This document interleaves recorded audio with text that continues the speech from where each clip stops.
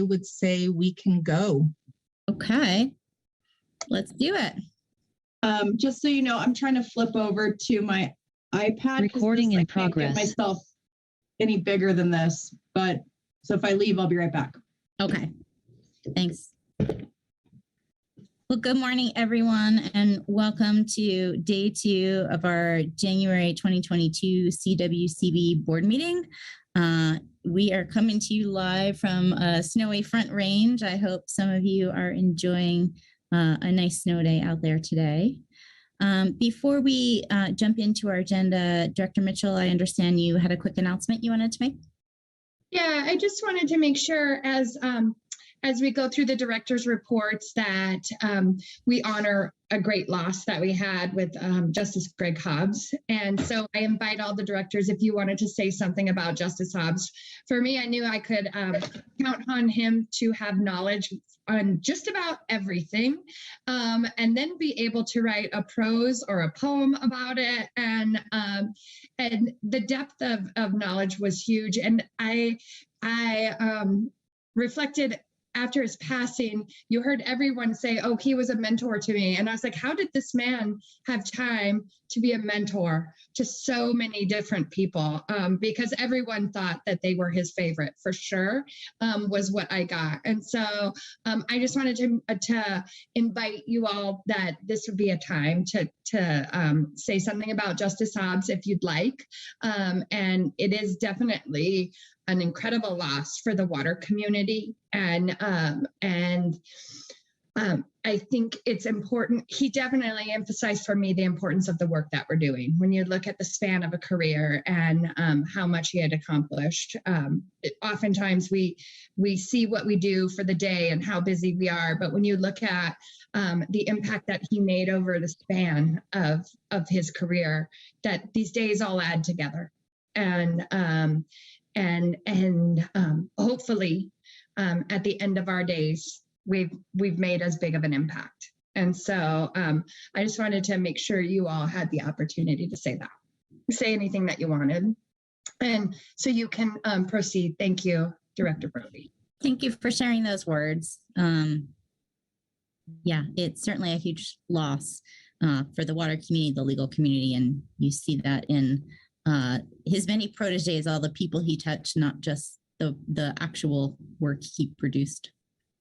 So, all right. Well, with that, let's jump into agenda item 20A. We are on our basin director's reports, and we will start with the Gunnison. Director Anderson. Thank you, Madam Chair, and good morning. I had not heard that, Becky. That's kind of a shock to me that we lost a great leader and a great man.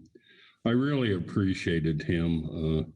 The last time I saw him, it was at the ag seminar that you and I and Russell George spoke at. And what a great individual and very personable. I'd only met him a couple of times, but he'd recognize me and come out of his way to greet me. And I certainly will miss him. He's definitely an institution that we lost. As usual, I start with the drought map. It continues to improve some. I was thinking about the travesty that we suffered with in Boulder County with the Marshall Fire. You know, that was really set up last winter or late winter with that snowstorm we got, and that provided the moisture to grow the material for the fire this winter. And my heart goes out to the people that lost their homes there. And I know, they talked about the wind being almost like a tornado. And my experience burning farm rubble is that there can be no wind at all, and you start a fire and it's like it creates its own firestorm. So again, my sympathies to them. The next slide I have is of the snowpack in the Gunnison Basin. Currently, we're at 129% of the median for this date. and 70% of the seasonal median. The snowpack in the Gunnison is better than it is in Uncompahgre, which is some concerning to the irrigators in the Uncompahgre Valley, but we have a long ways to go. If we could just get normal snowpack from here on out, we'd be in great shape in this part of Colorado.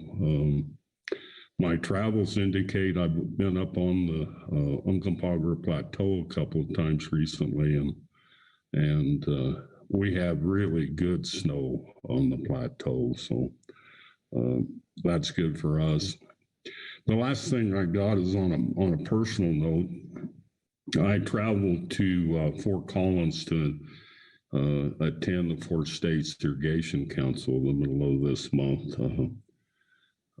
I really appreciate that council. It's by and large, the topics are operation and maintenance, and of course, most of the people attending are associated with relics that definitely need maintenance. But anyway, I went over primarily to present the Headgate Award to Dennis Beal. Dennis spent 34 years with the association and recently retired in January. He spent 17 years of that as a ditch rider on California Mesa, which is the real breadbasket on the Uncompahgre project. And if you know vegetable growers, you couldn't make most of them happy if you delivered the water, set it, and changed it for them. But Dennis survived all that and advanced to become the operational manager of the water users. And it was just a real privilege to present him that award. Just a little background, some of the recent past winners of that award were Dick Wolf and Eric Wilkerson and Travis Smith. All three of those gentlemen, past directors of the Conservation Board, have won that award. And I presented Dennis the award, and he gave a small talk accepting the award, and he said, turned to me and said, "Don't go anywhere. I have an award for you." And Dennis gave me the Headgate Award for Colorado, which was quite a shock and very much appreciated. A little background there. Dennis was the third recipient of that award from the Uncompahgre Valley water users. Jim Hokett was the second. He was the past manager, and I think many of you know Jim, a great guy. And my father was the first recipient from the association of that award. And I would venture to guess that we are the only father and son recipients of the Headgate Award for Colorado. And I was shocked, very much appreciated. I need to give a shout out to Brian Warner. I'm sure he was in the background orchestrating this. He come by the association's office last fall, and he told me at the meeting it was to make sure I was going to attend. Well, when he come by, I hustled him to get Dennis the award. So it worked out great and very much appreciated. And with that, I'll stand for any questions anyone might have. Thank you for sharing that, and certainly well deserved. I'm sure your dad would be proud. Any questions for Director Anderson? All right, seeing none, let's move on to agenda item 20B, North Platte. Director Trick. Thank you. Hope you can hear me okay. It's nice to see everybody. Good morning. Yeah, and thanks, Becky, for bringing up the topic of Justice Hobbs. I'm sure I can't say anything unique or original that hasn't already been said by somebody else to a better degree regarding his passing, but what a loss for the water community and a great legal mind for Colorado, and of course, a poet as well. So he will he'll be dearly missed by all of us. So for my report today, here in the basin, I think we're about at 122% of normal for snowpack. Director Anderson had the drought monitor map up, and I think Andrew had the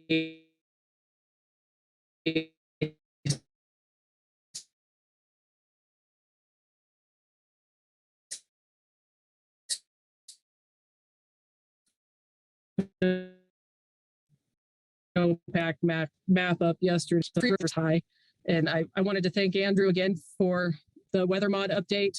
Oh, it's looking like my internet is kind of unstable, so let me know if you can't hear me or if I cut out.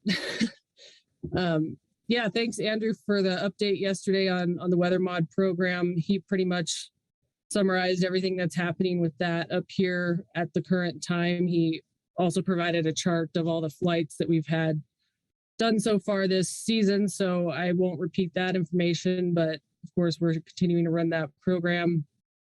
I get the forecasts every day from their weather person, and they tell us how likely it is for sleeting to happen every day. So that's always interesting to get an inbox. And I think this week wasn't looking so great for flight opportunities, but hopefully they get some more in the next upcoming months. Locally also, we're still watching and participating in the measurement rulemaking for Division 6.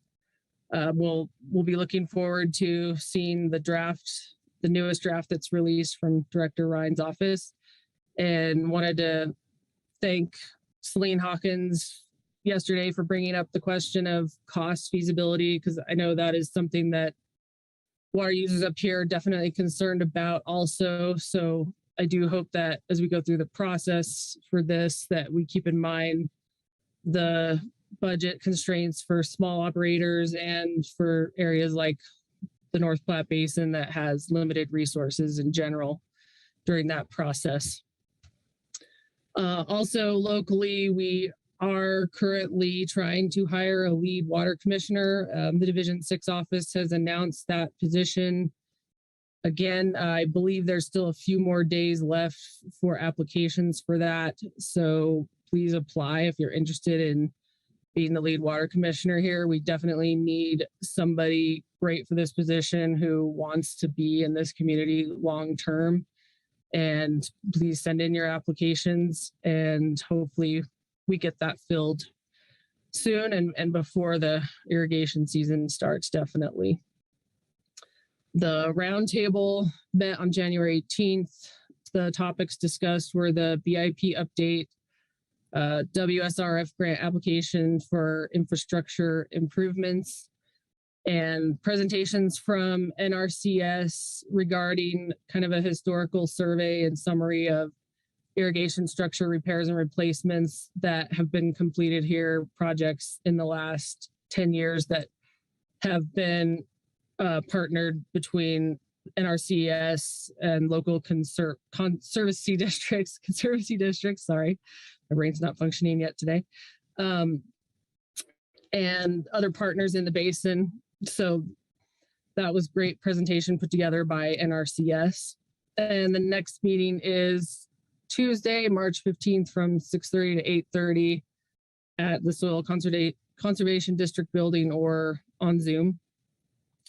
And just kind of locally as well, this is the time of year we generally have a few ice fishing contests available for people to participate in, to come travel up and kind of hang out and do some fishing. So we had one last weekend at Lake John and Cowdrey Lakes, and the Delaney ice fishing contest will likely be coming up in February. So if you're interested in that and coming to visit us and do some fishing, please check that in the local news.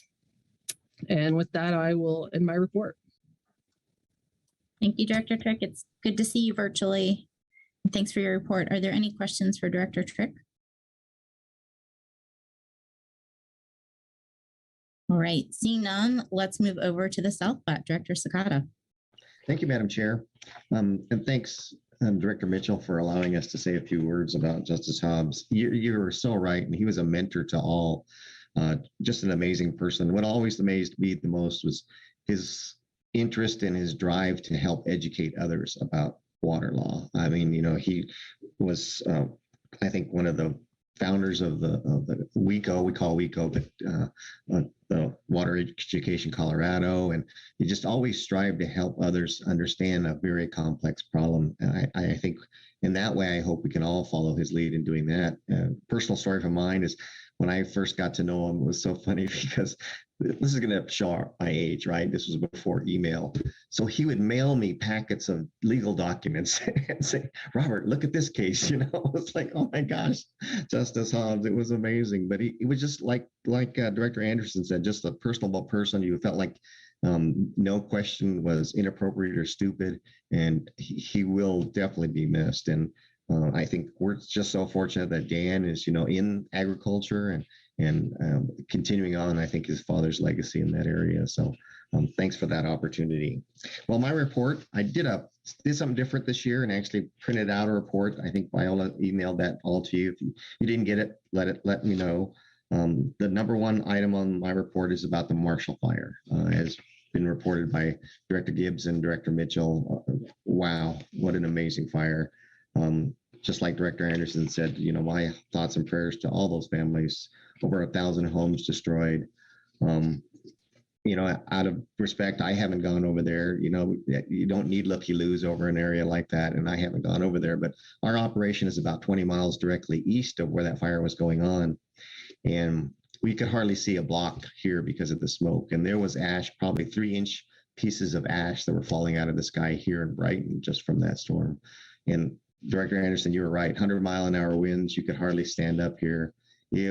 I can't imagine the fear of what was going on. And my hat's off to all the emergency responders, how they managed to get everybody out that they did as fast as that was moving was an incredible job that they did. So just some links there for websites on the Marshall Fire. And what's been incredible too, I think, is just the public outreach and support from the community after that too. It's been great to see how people really want to help support people in their community, and that's been good to see. Reporting on the South Platte Basin Roundtable, our last meeting was Tuesday, January 11th. We held it virtually. We do have a new change in leadership. We really want to thank Garrett Vara, who was our past chair of the roundtable. He did a fantastic job, but wanted to step down. And Sean Chambers from the city of Greeley is our new chair, and really look forward to working with him. Director Gibbs attended our South Platte meeting. Really thanks, Director Gibbs, for being there and introduce yourself as the IBCC chair. I think it's really amazing when people, just as I am learning now, everything that the DNR is involved with. So I think your update on overall DNR activities, I think, was important for everybody to hear. The roundtable is considering adding a seat representing watershed health, and the staff, CWCB staff, are going to report back with a kind of a legal review of how best to approach that issue.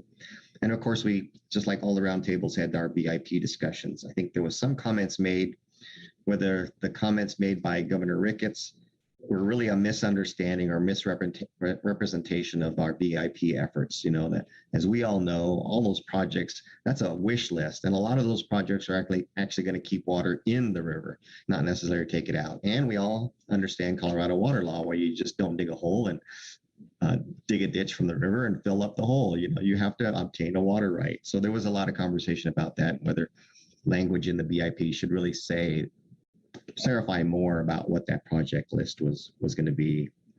Our next meeting is Tuesday, February 8th, 4 to 7, and it is going to be virtual. So anybody welcome to join. Thanks, Director Dutton. I think you joined us at our last meeting. And really thanks to all the staff I know it's hard. I know we all want to do in-person meetings, but I think I've shared with some of you that I helped take care of my parents. My dad's 95 years old. And, that responsibility, not only to my parents, but to my staff, to be a good example. I really, even though it's been really, really hard, because I love going to meetings, as you'll see in the next part of my report, I really stayed away from a lot of meetings because of the risk of COVID and getting COVID. And so thank you for allowing us that opportunity to participate virtually. So the next part of my report is just something different. Just a list of events that I like to attend. And there's links on there so you can take a look at them. Right now, for example, today is the Colorado Farm Show in Greeley. I've talked to Viola that maybe someday, instead of having our meeting in conjunction with the Water Congress, we can have it up in Greeley with the Colorado Farm Show as an idea. Today's produce day at the farm show, so I'm missing that. As Director Anderson mentioned, us vegetable farmers are a unique lot, and sometimes we get pretty particular about our water and give ditch riders a hard time. But we're doing a lot in the water arena there. Next week is a Southern Rocky Mountain Ag Conference in Monte Vista, and you can go through this list. What I learned with my time on the Water Quality Control Commission was that, sometimes I think we get so stuck in our own stovepipe of what our interests are. And being on the Water Quality Control Commission, boy, I got to learn about, the historic mining going on. I got to learn more about aquatic life. And I tried to attend some of the events that normally I wouldn't attend. So if there's events in your area that you see that you might happen to be in that area and drop in, I encourage you to do those if you're not familiar with those. So that's the end of my report. Thank you, Madam Chair. Thank you, Director Sakata. And I love that idea of maybe traveling around the state and visiting with folks beyond our little water bubble. Any questions for Director Sakata? All right, seeing none, let's move over to the Arkansas, Director Felt. Thanks, Madam Chair. And Director Sakata and our family, we use the same term, meeting season.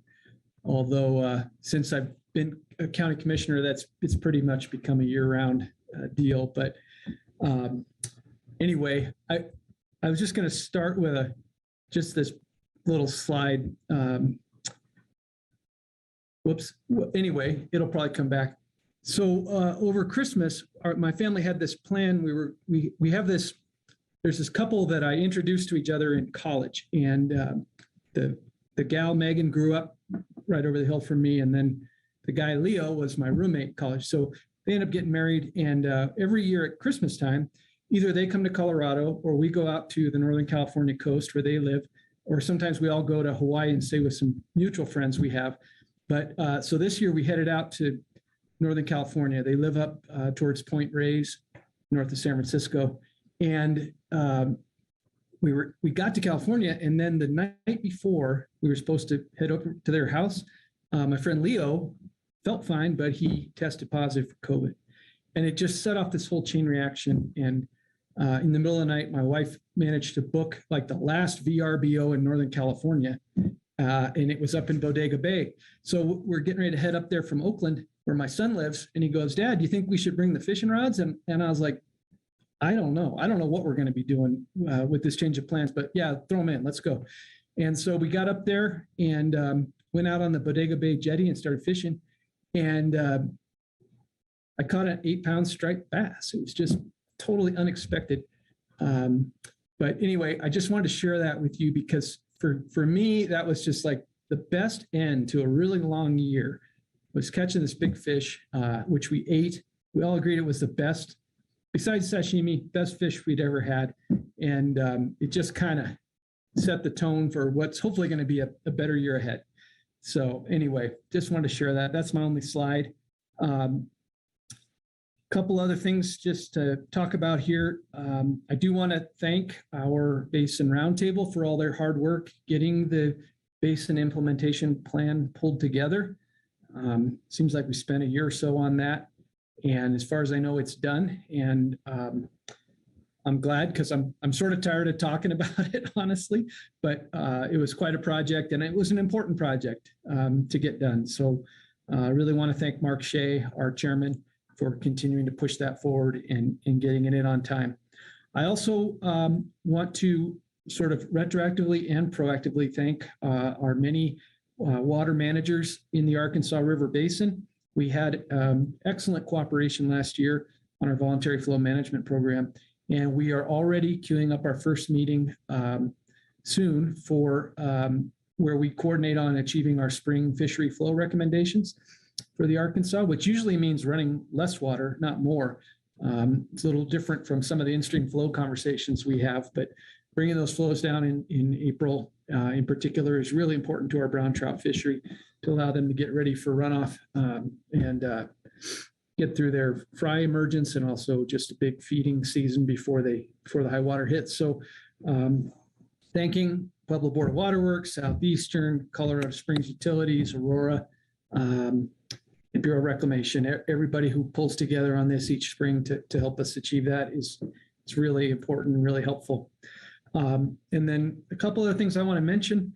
Back in right at the end of November, after Thanksgiving, we had the Colorado Counties Inc. CCI annual conference in Colorado Springs, and I got to moderate a panel discussion about sort of the Colorado River issues, drought, and the compact, and just sort of how that touches basically every part of Colorado. And it was the first real event of the conference. Normally, that one is sort of people trickling in, and I don't know, it's not that well attended, I found out later, but ours was. And we had, in fact, pretty much standing room only for this session. So we had Becky beaming in from tropical location to kick things off. And then Kevin Ryan did a really great job also of kind of helping people understand his role and how Water Rights Administration can be impacted by issues on the Colorado River. And then Andy Mueller also did a great job talking about the Colorado River District and just sort of West Slope issues and sort of maybe how the West Slope looks at the Front Range and expectations or hopes that they might have for both water use and conservation, but also kind of land use planning and things like that that tie back to water usage and shortage in the Colorado River. And then Kyle Whitaker from Northern Water talked to us about Trans Mountain diversions, kind of how that works. So we had a really well-rounded group, great discussion. And I can tell you that it set the tone for the whole conference. People talked about it for the next 3 days. So really, really grateful to Becky for taking time out of her vacation. And I don't know, 3 or 4 hours time change. She had to get up early to get on there. But that went really well. And then I wanted to wrap up with another event that happened. Kate Greenberg talked about it. Commissioner Kate talked about it yesterday. But you know, one of the three sort of legs of our stool down here that we work on, we have wildfire mitigation and forest health. We have trying to address impacts of outdoor recreation on the environment. And then we have trying to protect working lands and support our agricultural economy. And, you know, we had that really powerful discussion. I can't remember now if it was at our September or November meetings, but I think between Kate and Robert, it just really touched all of us and kind of helped me realize that those first two legs of the stool had been doing a lot of work on, a lot of planning and things, and that we'd done some things for agriculture early on in my commissioner career. And then it was time to circle back to them. So we invited about 60 ranchers. These are all production ag ranching community or families. We invited them to a big dinner put on by Envision Chaffee County and our community visioning group. And after that meeting, I invited Kate and said, man, I think you would really benefit from this. This is going to be an interesting discussion, a lot of brainstorming and that sort of thing. And then she called me while I was at that CCI conference. It was the night after the session with Becky, and said, hey, you know what? We talked about this in our cabinet meeting this morning, and the governor would like to attend. And I got to admit, my heart sort of sank and my blood pressure went up because, you know, he's had some situations with the ag community that weren't altogether positive. And I was worried about somehow, you know, our participants in this event being sort of put off by the governor's presence. He came to CCI to talk to us, and I chased him outside afterwards and gave him some coaching. And he came on, he agreed, you know, to live by the sort of guardrails I was putting in place for him. And so he came down, and he was kind of the last one in. And I introduced him and in a way that kind of implored people not to leave, but to just stick around and let's have a great session, which they did. Nobody left. He was very brief in his greeting, and then we had dinner. And he came up to me with this plate of food and he said, Greg, where do you want me to sit? All these people around. I go, sit wherever you want. I don't want to have a table with you and me and Kate or something. You need to get out and talk. And so he wanders off and I'm getting my food and I look over and I see him sitting down at this table with the most hardcore cowboys in the whole place, and I thought, wow, this is going to be something else. He did fantastic. I really got to hand it to him. He talked to every single participant at that dinner. I know because I stood at the door and talked to each of them as they left, and they all just said, I really had it in for that guy, and I actually had a good conversation with him. And he definitely reflected back to everybody that he had learned a lot. And so what ended up being a source of, a lot of middle of the night worrying for me turned out to be kind of an amazing experience. And did not detract at all from our core mission that night, but kind of added this other dimension that was really unexpected. And so I do want to thank him for making that effort. I've had a lot of feedback on it since. And I also really want to thank Kate, both for that effort and also for this work she is doing with OEDIT and Colorado Tourism Office to try and work sort of a awareness and understanding of agriculture into our messaging to visitors.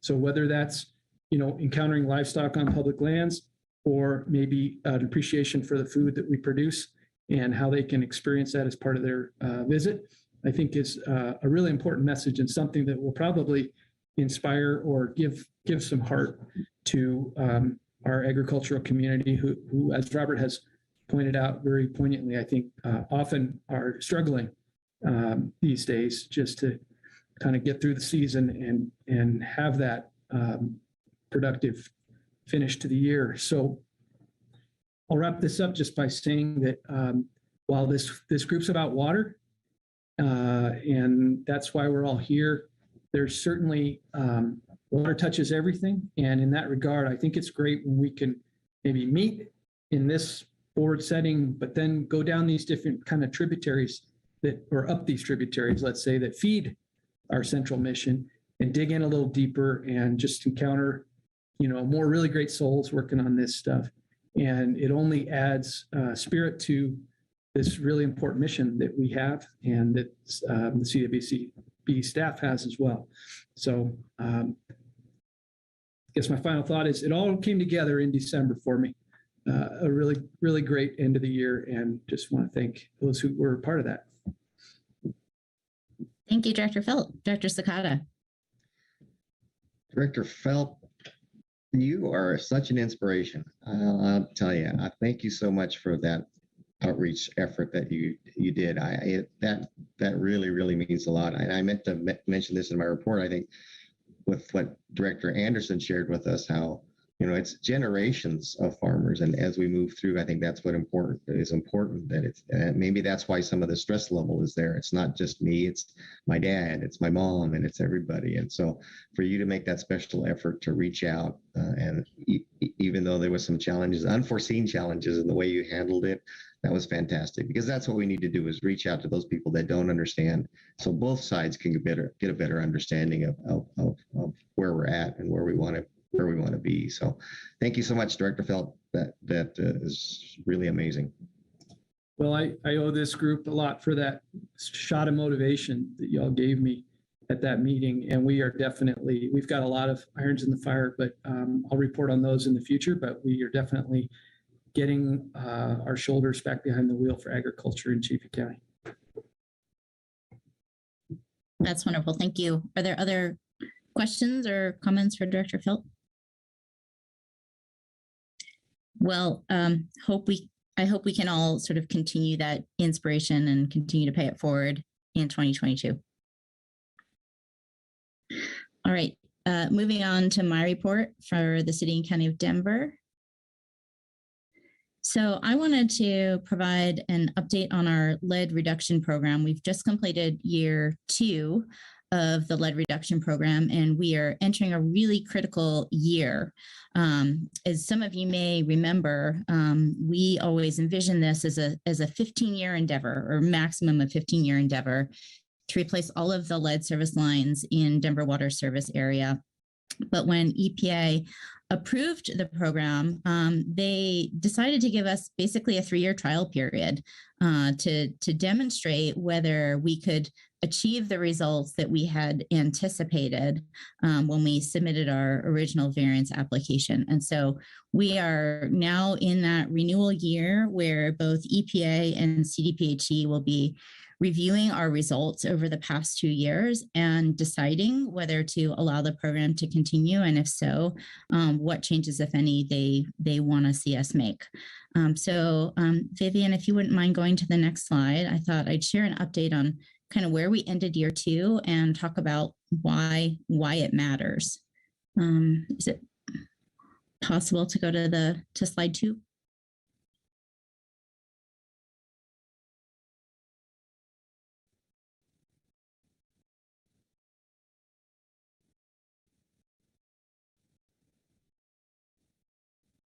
Thank you. So this is our dashboard. This is our snapshot that provides kind of a high-level overview of our results. So you can see in the top left, this is as of the end of December 2021, we had replaced 10,308 service lines. So we're a bit ahead of our schedule, which is great. In 2021, we exceeded our annual target. Our annual target of lead service line replacements was 4,477, and we ended the year at 4,794 replacements. The next tile over, we also have a requirement to continue to build our lead service line inventory. So as we're replacing lines in 1 year, we are also in that same year doing further investigation to help refine our model and determine where we need to focus our lead line replacement efforts in future years. And that's essentially what that lead line inventory does.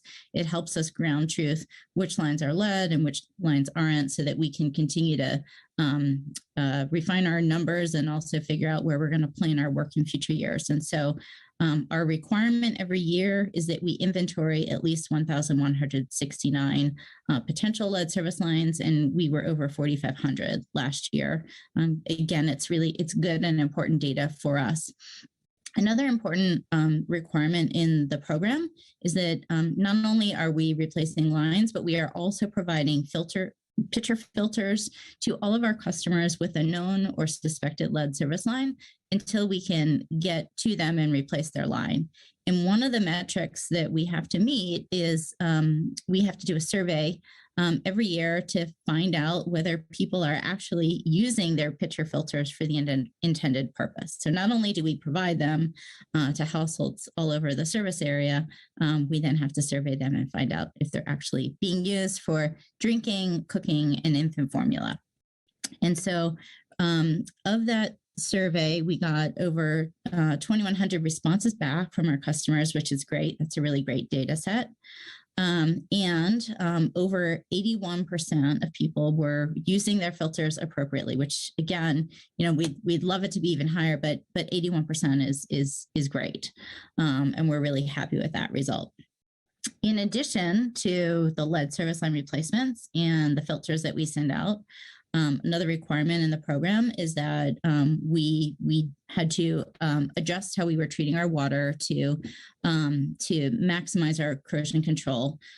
As you may remember, the reason we started down this path was that we really wanted to avoid having to put orthophosphate into our water system, because while that can be effective at reducing the corrosivity of lead service lines, it also has potentially really detrimental effects to our watersheds and to those water users downstream of us. And so the impetus for this program was to avoid orthophosphate. And so instead, what we are doing as part of the program is a pH adjustment.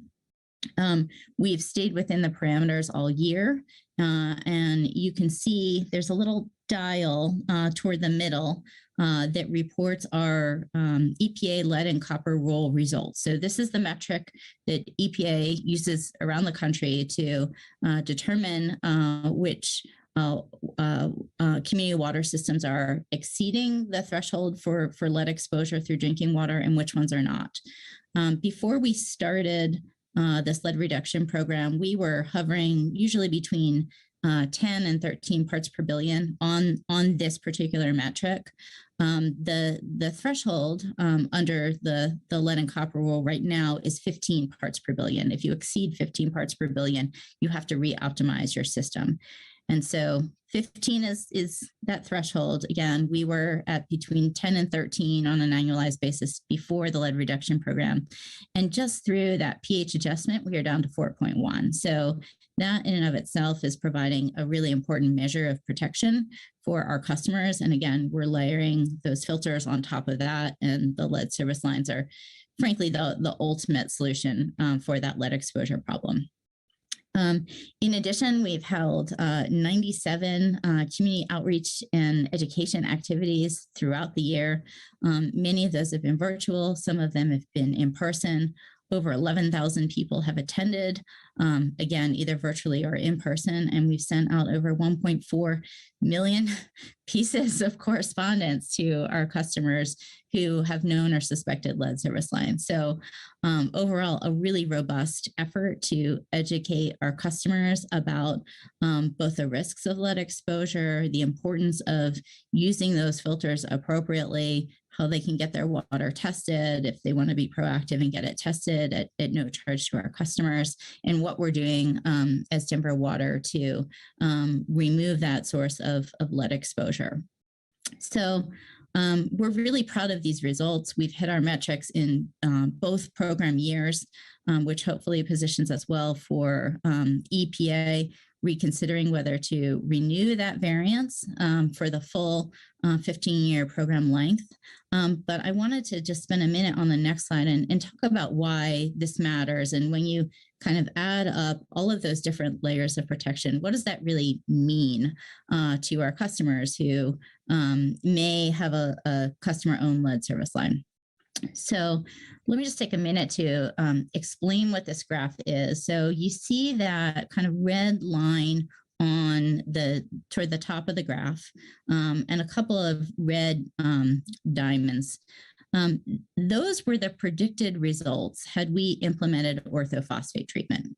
So had we implemented orthophosphate treatment, it would have taken a couple of years to really even, actually more than a couple of years, would have taken several years to even have much of an effect on our water supply system. And in the meantime, we would have been putting all of that nutrient loading into the water system, which then would have had to be treated by Metro Wastewater and through the stormwater system, et cetera. So that was sort of our baseline.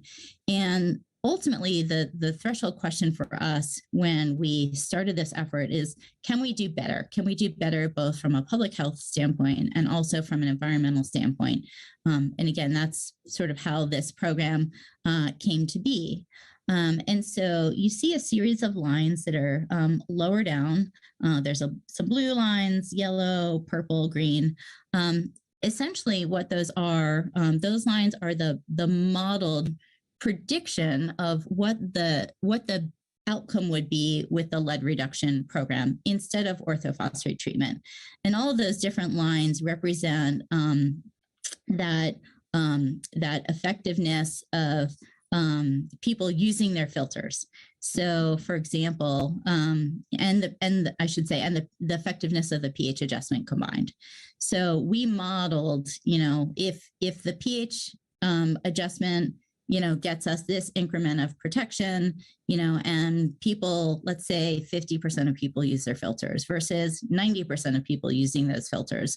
Here's what the predicted results were when we embarked upon this process of seeking a variance from EPA.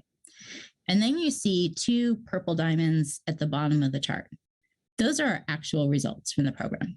So not only did we predict that the lead reduction program would be more effective at reducing lead exposure through drinking water, but we've actually done far better than even our modeled results would have suggested. So instead of having lead exposure rates, again, this is that 90th percent lead level that EPA looks at, instead of being, let's say, call it 13 in years 1 and 2 have we implemented orthophosphate.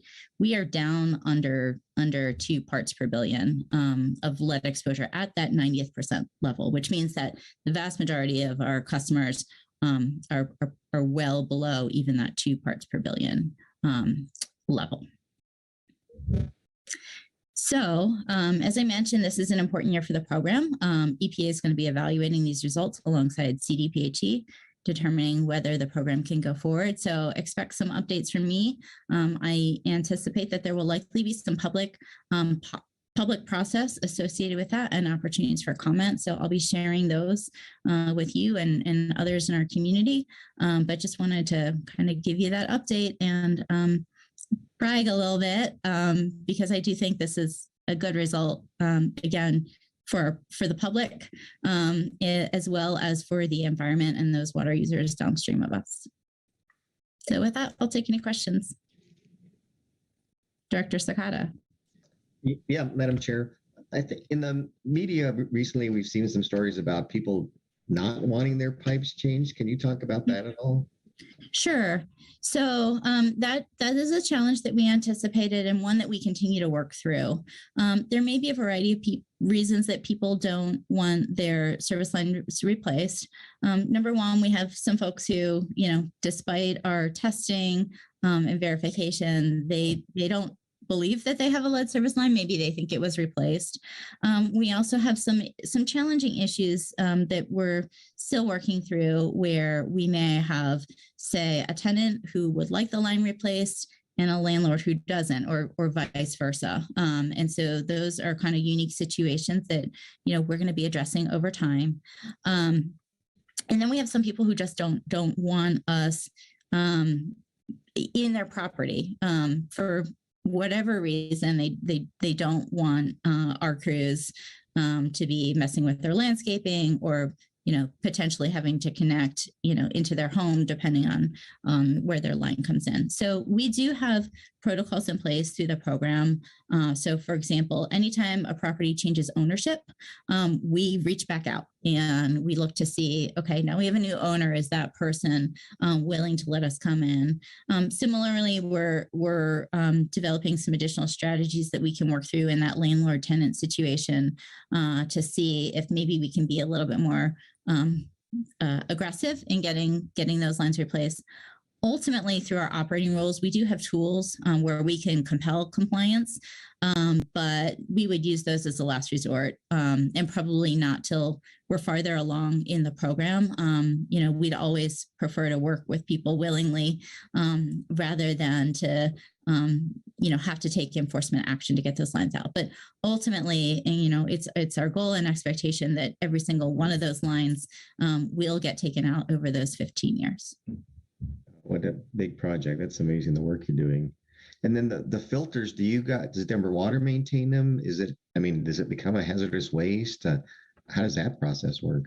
Yeah, so these are Brita pitcher filters. They don't become a hazardous waste. They can be disposed in your household trash. But yes, we do have a contractor who, on a 6-month schedule, sends out new filters, reminders to people about how to use it. Again, if we have a new tenant who contacts Denver Water or a new property owner, we'll go ahead and send them out new pitchers and filters. So again, that's something that we report routinely to EPA and CDPHE, and that they track to make sure that we are getting all of those filters and those replacement cartridges out there per the schedule. And again, if we get calls from customers that they're having any issues, we'll of course replace them. Thank you very much. Any other questions? Well, thank you very much. And let's move on to Rio Grande. Director Dutton. Thank you, Madam Chair, and thanks for that update just over the past few years with your predecessor and then with you. I just think the lead service line issue and then the way that Denver Water is going about it, I think it's just fascinating, and then just think it's really impressive. You guys are really thinking through and being really strategic and thoughtful about your clientele. And so I really enjoy your updates on that. It's so interesting. So thanks for sharing. I also appreciate Director Mitchell highlighting, the water community's great loss and Justice Hobbs. I can echo some others in saying that I probably don't have anything new to share because Justice Hobbs was just so kind to everybody. And so I think, like was said, we all thought we were his favorite, and he created such a nice, culture around him. And I just found that he was always so supportive and welcoming and just willing to share knowledge and such a high priority on getting factual information out and really bringing people into the circle. I can vividly remember my first water congress about 10 years ago, or a little more than that now, I guess. Geez, I'm getting up there in my years. But just, I can remember standing on the wall and being like, how do I even talk to this? Here are 600 people that know each other and I don't know anybody. And, Justice Hobbs and Ralph Curtis were the types of people that would grab the wallflowers and start introducing them to people. And I just think that's really special. And that's a characteristic that I hope we can all, keep moving forward and keep bringing people into the circle and welcoming more and more people. And so, great loss, and he will be missed, but I think we can continue to carry on his legacy. Steve, that was a really cool report, and congrats on your award. That's so just special. It sounds like you were totally caught off guard, and just the fact that you share that award with your father is really cool. I can identify with that, having my family been in water in the Rio Grande Basin, and that's really special. So thank you for sharing, and congrats again. If we were together, we would high five and have a cupcake, but virtual high five. That's really, really cool. I did also just want to take time to acknowledge, again, these virtual meetings, they kind of just go off and we have all these presentations and everything seems so easy. But thanks again to the staff for everything that you do, because even though you're sitting at a computer screen, we all know you've done all the diligence. The loan folks have reviewed the feasibility reports and done all of the financial analysis and all those grants. I mean, Chris, congrats on another year of getting through those watershed restoration program grants. I was just so pleased, and our chairwoman really summed it up well, but it's really impressive how you were able to thread that needle of getting, so many applications. I think it's just so great to see that program oversubscribed. It shows how critical it is and what need there is in Colorado, but then your ability to work with the grantees to find ways to adjust it to where we can still do really, really good work within the budget that we have. And so thank you so much, because that's a heavy lift. And so it does not go unnoticed for sure. And then, everyone else just continuing the good work. You guys make us all look good. It's a pleasure to be on this board, because, you just leave such a good feeling with people around the state as we're going around doing this great work. So thank you for that. Okay, I have so much to say, as you all know, all the time. I could just go on and on about this beautiful place that I get to live in, but I'm going to talk about two things today.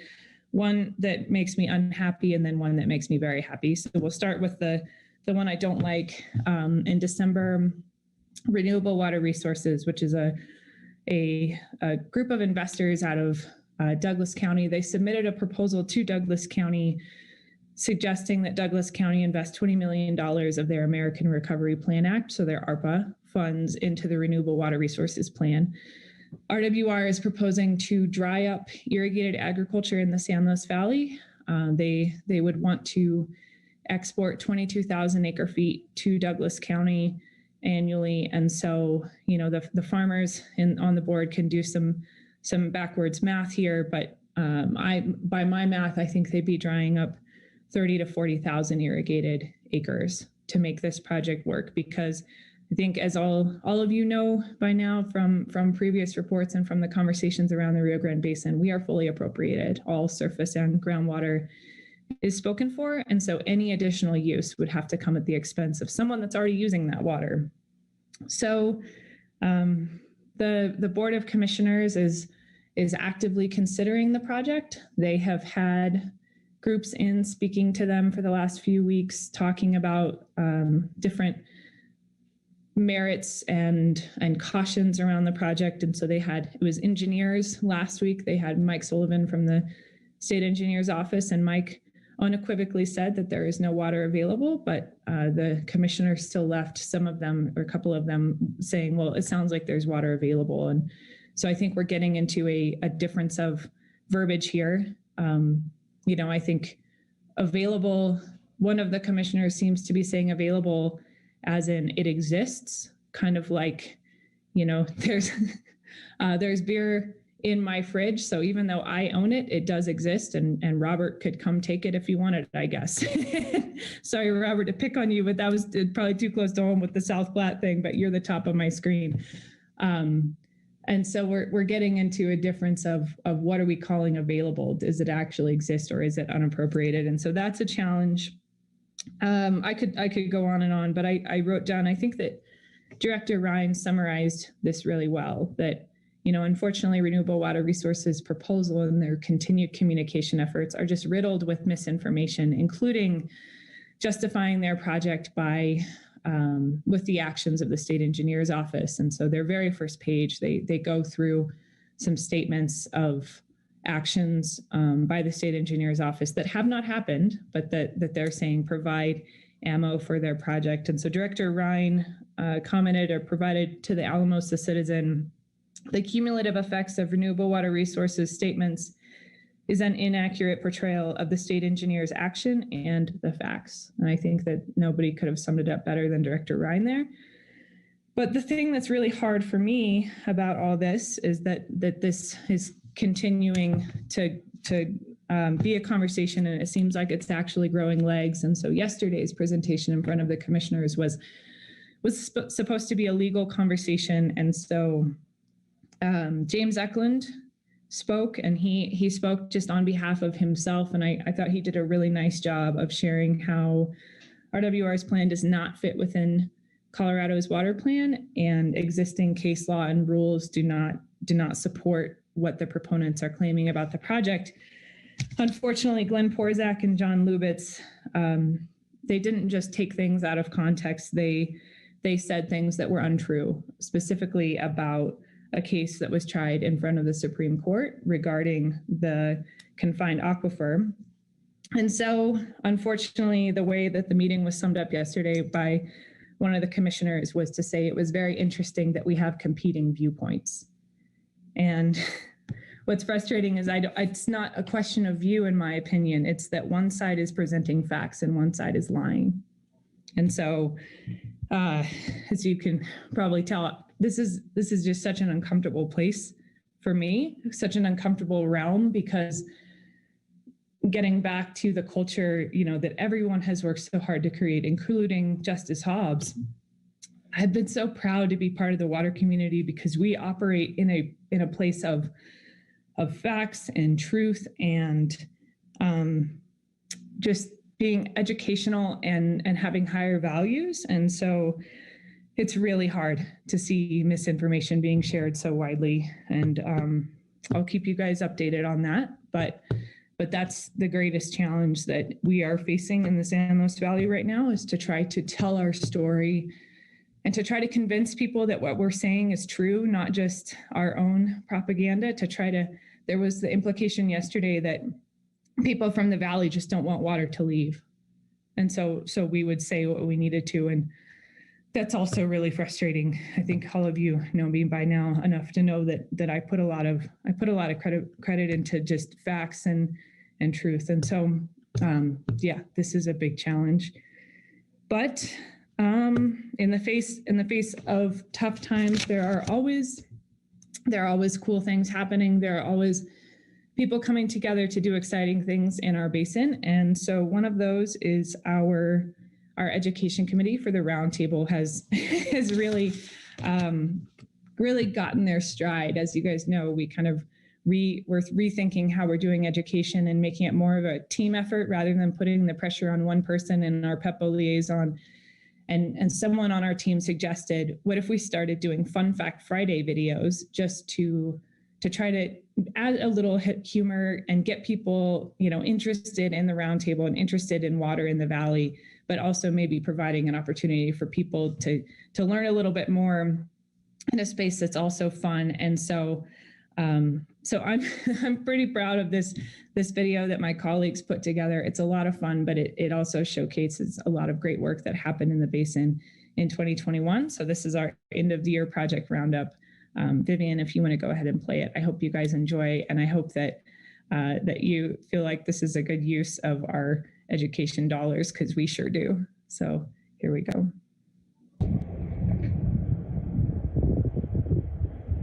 Okay, guys, anything else before we call it a year? We still need to do one more Fun Fact Friday. I had an idea for that, actually. What if we went around and visited all the great projects that were completed this year? I love that idea. I'd love to see how each project fits into the new Basin Implementation Plan update. Ooh. But those are all over the valley. We don't have time to get that done. We could if we all split up. What about a relay? Hey. 1, 2, 3, 4.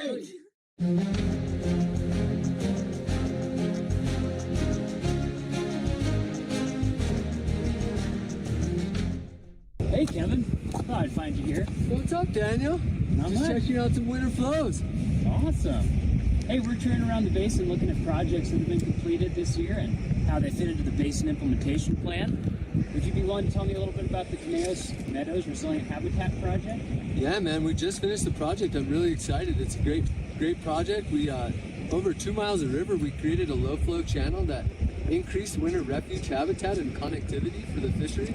And it also increased the delivery efficiency for downstream irrigators during low flow events. That is awesome. Well, I better get going. Gotta meet Emma at Del Norte. Dude, where's your car? That's a sweet ride. Thanks. Yeah, I got dropped off here with my paddleboard. See you later. Later.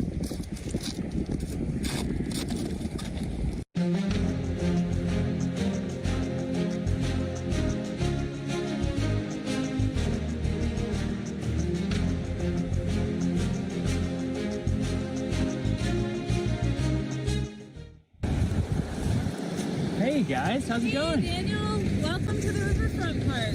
Thank you. This is beautiful, and the play wave is a lot of fun. Yeah. Emma, can you tell me a little bit about this whole project? Yeah, I'd love to. So the Del Norte Riverfront Project was a community-led effort to improve river recreation and connectivity here in Del Norte, as well as improving fish habitat.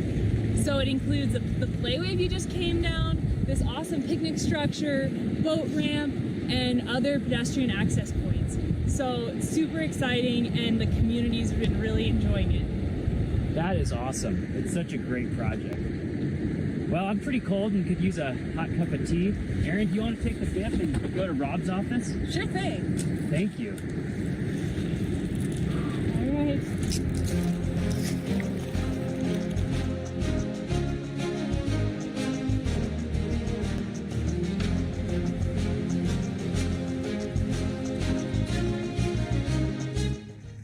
Hi, Erin.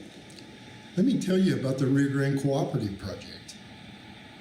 The Rio Grande Cooperative Project included financial support for the San Luis Valley Irrigation District's Rio Grande Reservoir rehabilitation and Colorado Parks and Wildlife repairs to the Beaver Park Reservoir. The cooperative project's objective was to repair both pre-compact reservoirs and develop a partnership between the state and the San Luis Valley Irrigation District to provide opportunities to achieve multiple benefits through coordination of Rio Grande and Beaver Park Reservoir releases. This will enhance the environment, provide recreational flows, increase water supplies, and utilize the state's share of Rio Grande water while assuring compact compliance deliveries to New Mexico. Huh. Where's Connor? Oh. Hey, There you go. I'll take it from here.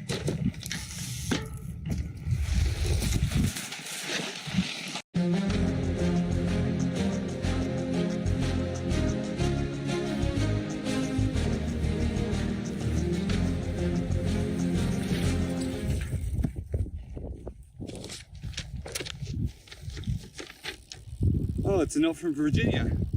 Dear Connor, sorry I couldn't make it.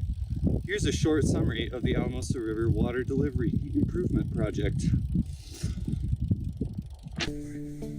The The Alamosa River Water Delivery Improvement Project was a collaborative effort between the Terrace Irrigation Company and the Alamosa-Lahara Water Conservancy District. Many diversions along the Alamosa River are manually diverted with headgates that are out of date and deteriorated. This project replaced one and improved 5 additional headgates, resulting in more accurate administration for the benefit of stakeholders and water users along the river.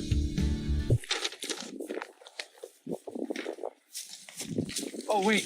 Dang it, I have a flat tire. These dang goat heads. Oh, hey, Peyton. Hey, what's up? I can't make it to the Sabine. I'm actually on my way there right now. Do you want me to take that for you? That would be great. You're a lifesaver. Hey, right on. We'll see you later. See ya.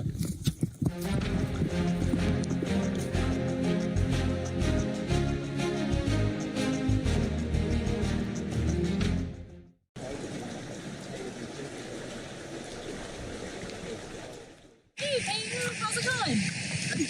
Doesn't the new Sabine Ditch diversion look awesome? It really does. And I think it was so cool how we at the Kennesaw Conservancy District were able to team up with you guys at the Headwaters Restoration Project to improve infrastructure and efficiencies on the Kenness River and the Sabine school section ditch like this. It's pretty awesome. Yeah. Also, here's the bit. Yeah, had that for you.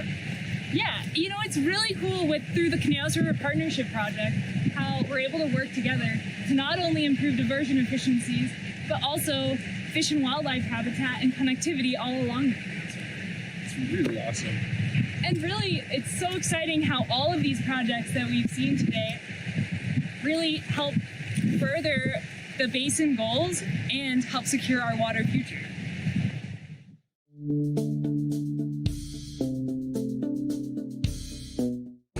Wait, weren't you in Del Norte before? How did you get here so fast? I drove. I've been waiting here for you for 3 hours.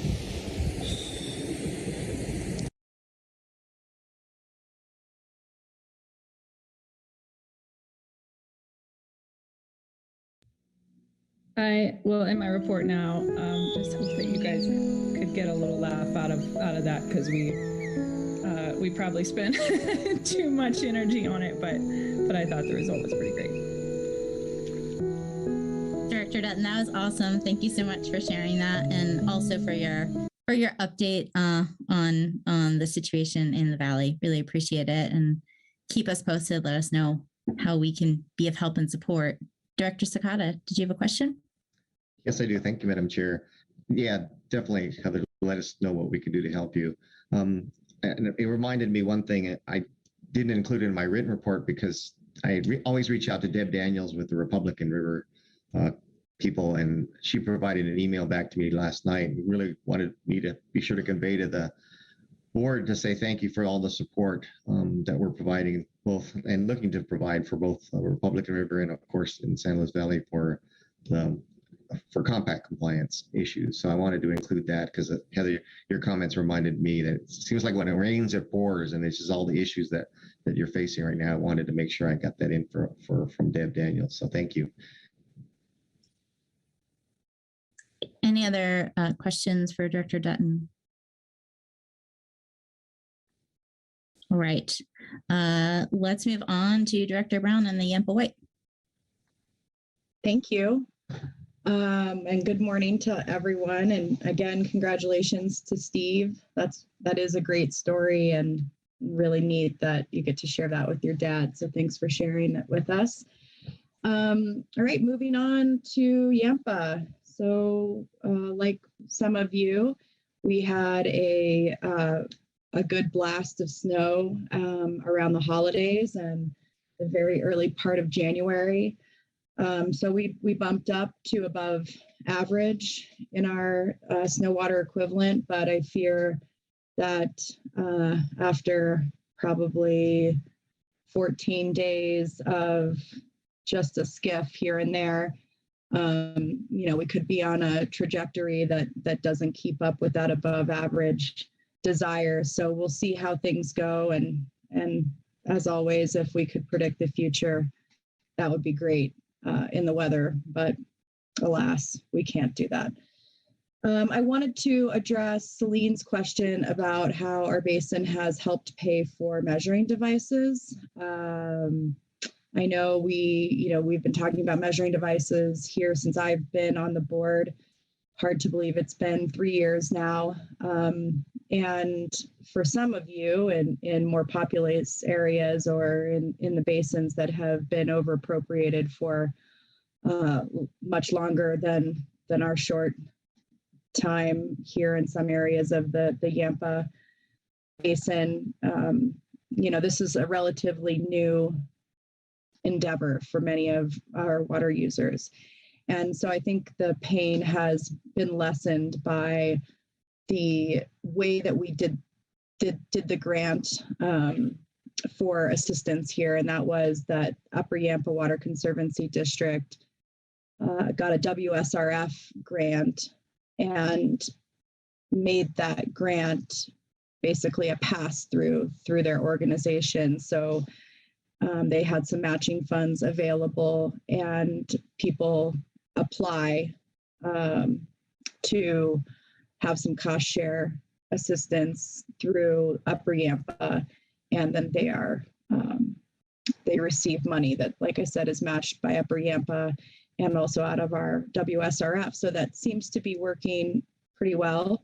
Not everyone takes advantage of it, but some do, and I believe they are looking to implement a similar thing on the White as well. So I think it works. I think it works well. It offers something to take the pain, lessen the pain a little bit, and allow people to do the best job they can installing that. And in some cases, like many of you rural folks, those head gates can be quite far away from the operation. So when you're able to automate that and make it a little bit simpler, you may as well in these times. So that's how we have done it here, Celine. I hope that's helpful, and glad to connect you with some other folks offline if it's something you're interested in looking further into.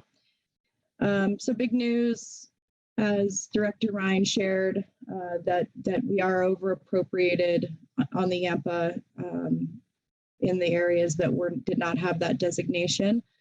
So, I think, in my opinion, it's been a long time coming, and if we didn't do it now, we would do it next year or the year after. So it's time to face reality and deal with it, right? That's what we're good at in the water world, is we look reality in the face and we figure out a way to keep operating. So I think we will probably see some augmentation planning in the lower basin, which we haven't had yet. And thanks to the Colorado River District for their help in holistically, looking at this new challenge of over appropriation in the lower basin, and helping some of the local water users start to troubleshoot that, because we don't have a lower Yampa Water Conservancy District. In fact, we just have a few very small unfunded water conservation or water conservancy districts in Moffat County. And so that is probably the biggest challenge that we'll face is who will coordinate and organize that. And so I thank the River District for stepping up into that role, even if temporarily. Big news out of the Yampa River Fund. So we met our $5 million endowment goal recently, and that is just an amazing accomplishment in the 3 short years that we've been fundraising for the Yampa River, and the goals of this fund, which really match the basically the work that we've done through our BIPs, and then some of the stream management planning documents and some of the other management docs that we have here in the valleys. That's how we award our funds out of that, which will be about $200,000 of disbursement a year, which is just amazing that we were able to do that even during COVID time. So really proud of everybody that's worked on that, Friends of the Yampa and the Nature Conservancy especially, and the ski resort. Also, gave a big donation. So it's been very successful, and I encourage anyone in areas that are looking for match funding like that to think about a river fund. It's just done wonders for us, and I'm really excited to see what kind of projects we'll be able to make happen in the future. So that's huge. I also had the great honor of attending the Cattlemen's Association's annual meeting, their water committee meeting, I think it was last week, and listening to some of the challenges from around the state and your basins there, and just hearing folks talk about everything that probably we don't all get to talk about because we're so far away from each other, but to have those voices in one room and discussing the challenges and hardships. And I'm very grateful to Russ Sands and Nate Pearson, who's the new Department of Natural Resources Infrastructure Liaison.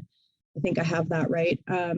They presented on what the infrastructure funding could bring to Colorado and what Nate's doing to organize that effort, which is a pretty big lift. And then Russ talked about the water plan and where we're at there and what kind of funding could look like coming out of that, and where the BIPs, landed and how we're in the planning process now, as we'll talk about this afternoon. So as per my comment yesterday about just making sure we take a good look at, equalizing funding across the state when we have these influxes of funding from the federal realm, and making sure that it's not all going in one place when we put our funding towards the water plan, I think was my important takeaway from there, along with a couple other things. So that was great fun, and I wish I could have been there in person, but wasn't able to. So just a few other things out of the roundtable. Thanks to Director Gibbs for coming and speaking with our roundtable on IBCC issues. I think it's really fun that he is leading this group, and it's fun to have a refresh, new face as a leader there. And I think our IBCC members in out of the Yampa Basin and White Basin are looking forward to taking on some challenges in the near future. So I really look forward to seeing where Director Gibbs takes that. And also we had a great partner in the Colorado State Forest Service come and talk to us about wildfire planning, and, just really interesting to see how that conversation has taken off over the last decade from, barely ever talking about wildfire to just really ramping up almost in equal measure with how we talk about water too. So glad that we're doing that. Our integrated water management plan, which is a stream management plan grant from CWCB, is really moving along. We're going to be completing that and highlighting some projects that look to be priority projects, also shared in the IPP list here soon. So a great lift out of our basin, and tons of participation from all ends of the Yampa on that one. So that's great news. And finally, last but not least, we had Eric Kuhn come and speak with our Big River Committee a couple weeks ago, and that was really neat. He did a great job, as he always does, with his vast knowledge on the compact, of describing how the interim guidelines came about, and sort of, in his untethered role as a freelancer, discussed, his thoughts on Colorado River issues in general, and it was a great perspective to have. And I was, very pleased to hear him just pour compliments on Becky and her leadership and the team that is supporting her. So I think that was really wonderful to hear, and great that he shared that with folks from my basin, how proud he is of the leadership in Colorado. So thanks to him, and thanks to Becky. And if anyone's looking for a speaker to come talk on Colorado, historic Colorado River issues and give a different perspective, I think he would be happy to come and join you. So we really enjoyed it. That concludes my report on water issues. And I just want to say, after all these years of COVID and all of the different repercussions that I think we've individually felt and collectively felt, that I hope everyone is practicing good self-care and being kind. You know, I feel myself sliding into some depression from time to time, just, you know, really feeling the impacts and trying to remind myself to stay positive and, you know, live in the moment. And I know that it's can be really hard. So I hope that you're being kind in your communities, which I know you all are, but I guess to the general public, you know, that we're all just continuing to give each other grace as we hopefully pull through this last year of COVID time. So I really appreciate all you, and I look forward to the time that we get to spend in person, I hope soon. So thanks. Thank you for that, Director Brown. Director Dutton. Thanks, Madam Chair. Thanks, Jackie, for that heartfelt report. I mean, congrats on the endowment for the River Fund. That's bonkers. I cannot believe the momentum you guys have for that. And thanks for your vulnerability there at the end. I think, you know, we're all trying to be tough, but it's true that this is hard. And so I appreciate your courage and just bringing it up and checking in on everybody. And I just really love you guys. You mean a lot. And so I think you're right, Director Brown. We have to continue to be there for each other. Thanks, Director Dutton. Any other questions or comments for Director Brown? All right. Well, again, thank you. Unfortunately, Director Schwartz was not able to be with us today, so we'll skip over agenda item 20H and move on to our final director report, which is agenda item 20I, the San Juan San Miguel Dolores River Basin. Director Hawkins. Thank you. Director Brown, I had written down something so similar to the way that you ended your report. So instead of repeating it, I'll keep it short. It's been a really hard few months for caregivers. It was hard for me as far as away as I am from the Marshall Fire to see that occurring in the state. And so, yeah, let's be kind. Let's take care of each other. This is, I think, time for Coloradans to, again, come together. And I hope that the staff in particular hears that. There is a lot going on. All of your work is important, but families and self-care should be a priority throughout the agency. And I wanted to thank staff for their incredible work. I wanted to thank Megan Holcomb for her service. She was my Basin Roundtable rep at one point. And to welcome the new staff coming on board to DNR and to the CWCB. So I'm going to get the emotional stuff out of the way first. And I'm going to start with extending my just deepest condolences to the family, friends, and county for Commissioner Stevenson, who passed away this month. That is a really hard loss for our basin to lose a county commissioner. And I was just so deeply saddened to see that news. We also have been talking about Justice Hobbs, and that was a hard day for me as well to hear that news. I am definitely amongst what seems like a large cohort of younger water attorneys who had some mentorship with Justice Hobbs. And, you know, he's the kind of person that you know of when you're a young water attorney, but you don't necessarily know. But every time I met him in person, we had interesting conversations. We disagreed on some things, and he was so polite to let me, you know, disagree with him given his legal stature. But I just think it's incredible how much joy and beauty that man shared, you know, with all of us. And I have emails with pictures from his vacations and poetry that he had written. And, you know, I'm going to have to archive those and save them. And they always brightened my day. So I think it was a huge loss for our community. And I think all of us grieve with his family. So moving on to our basin. We had our Basin Roundtable meetings and our Colorado River Committee meeting.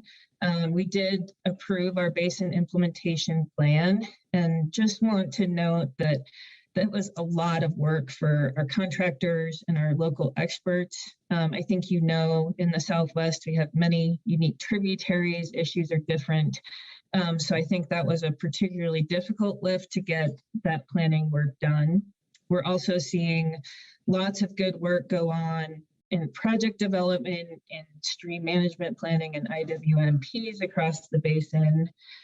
And I think that all of us, celebrated that last week of December when we got so much snow in the San Juan Mountains.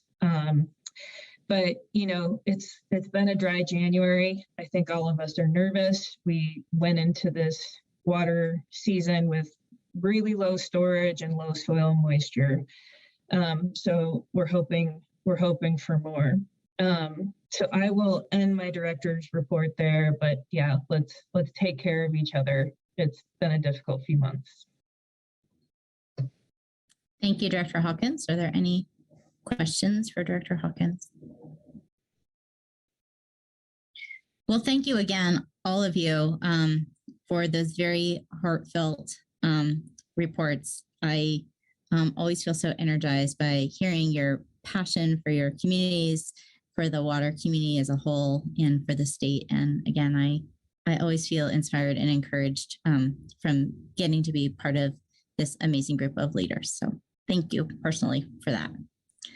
All right, that brings us to our morning break, and we are right about on schedule. So let's go ahead and take our break until 10:45, and we'll come back then. Thank you. Recording stopped.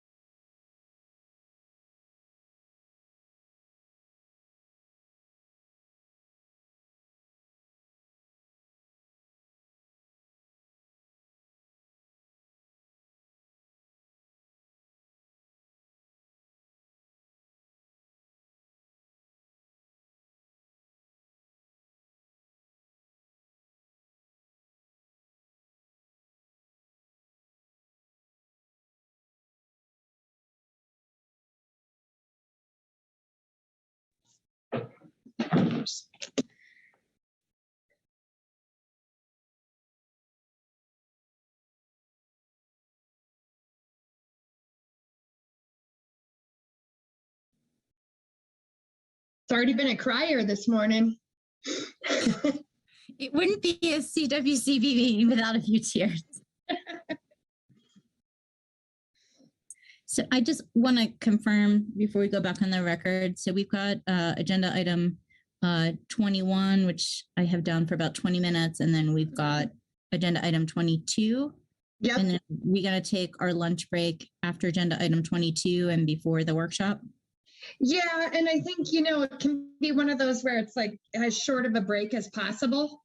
And then we can finish early, like if we need to, but if we can, it's a workshop, so staff can kind of lead, and we could go off camera and eat a little bit if you needed some food in front of you.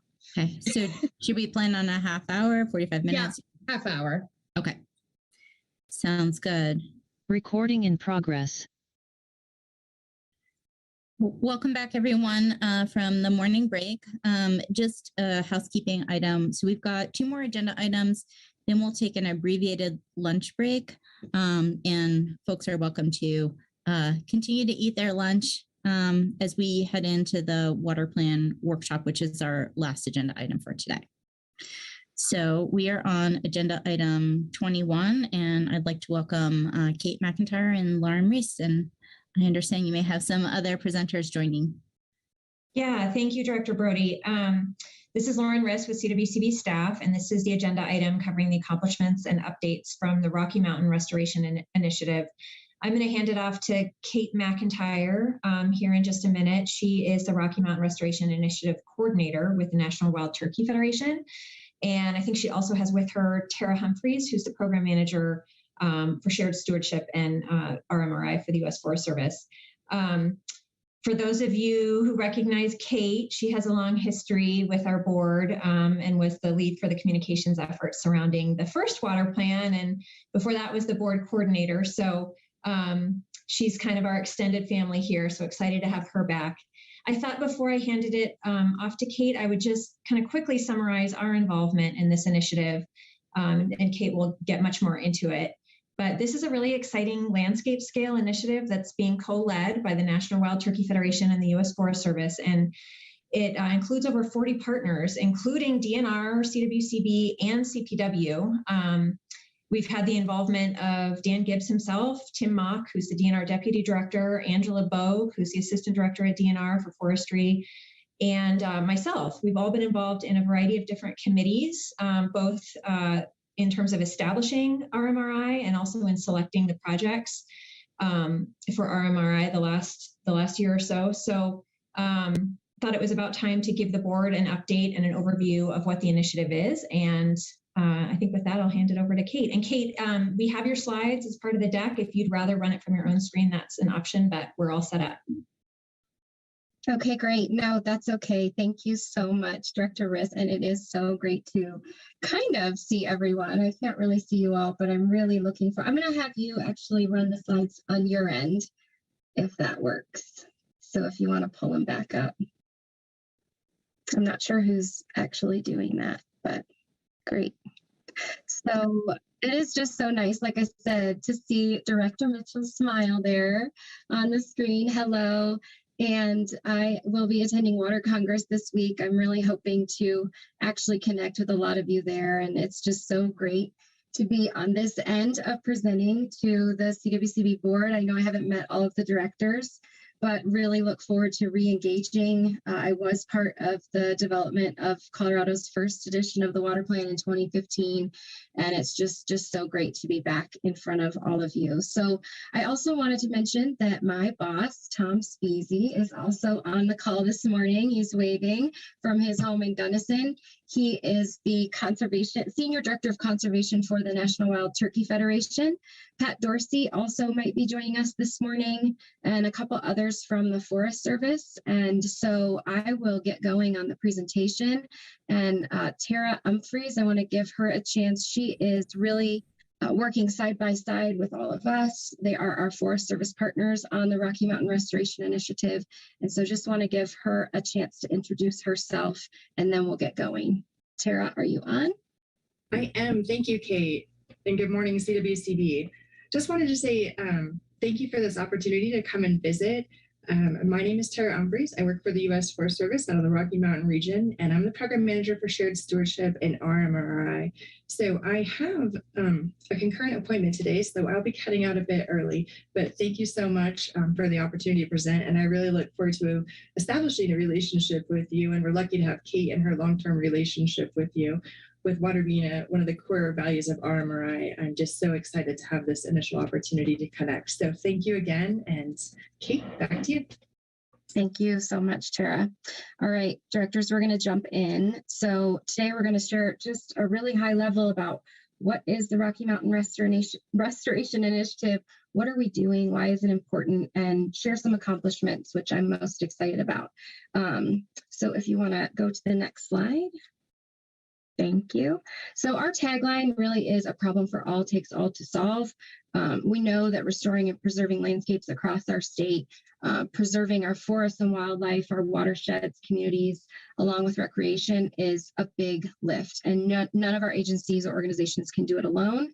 We've got to work together. And that's what we're really focusing on, is bringing a whole diverse set of over 40 partners, over 170 partners, and 40 folks who are agencies and organizations that are a part of this together to really work collaboratively and maximize the work that we can do across the state. As I mentioned, we're working side by side with the Forest Service. This program really is co-convened by the National Wild Turkey Federation, who I work for, and the United States Forest Service to do all of the work that we're going to talk about in the next 20 minutes. So thank you. Lauren Riss has also been involved with this and CWCB from the very beginning. RMRI was formed in 2019, and we're really excited to talk to you more today about how we're going to stay engaged with water being an important value that we all share. So if you want to go to the next slide. Thank you. So like I talked about, we're really working collaboratively with all of our partners across the state.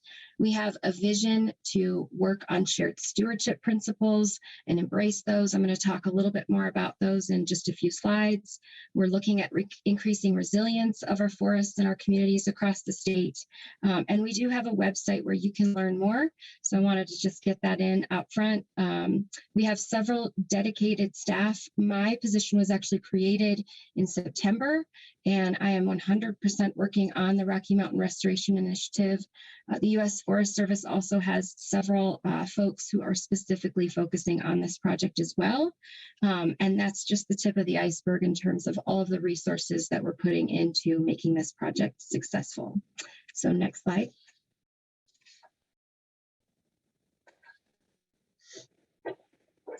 Thank you. So this is a map of the state, which you are all very familiar with, and I know that you have directors representing each of the water basins across the state. We have 3 priority landscapes that we are focusing on with the Rocky Mountain Restoration Initiative, and those are in the southwest corner of the state, which we call our Southwest Project Area, the Upper Arkansas Project Area, as well as our Upper South Platte Project Area. And I'm going to go into more specifics on what's happening in these landscapes in my presentation, but all of these landscapes are working on treatments, and there are a few criteria that I'm going to run through in terms of how we selected these projects. All of the communities chosen for these 3 focus areas have a vision for clearly identified outcomes, which we're going to get into. They've demonstrated science-based prioritization and methodology in the work that they've been doing in their landscapes. They have identified measurable outcomes that they're working on in each of their landscapes. They are identifying barriers and solutions that they need to focus on to overcome those. They're really showing local investment on shared outcomes. They have an urgency, which we'll talk about in terms of a need to really focus on forest health and our other values for RMRI. And they have the potential to have a real big landscape level impact. So if you want to hit the next slide, please. Thank you. So just a little bit more about our values. One of them, which is very important to you, is ensuring clean drinking water is available. All of you know that that does not start when you turn the tap on. There is a lot of work that goes into making sure we have clean water.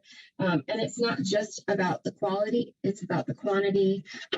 Working for CWCB in the past, I know that was a focus of mine, so really excited to get more involved in making sure that we're addressing our water supply challenges in the future.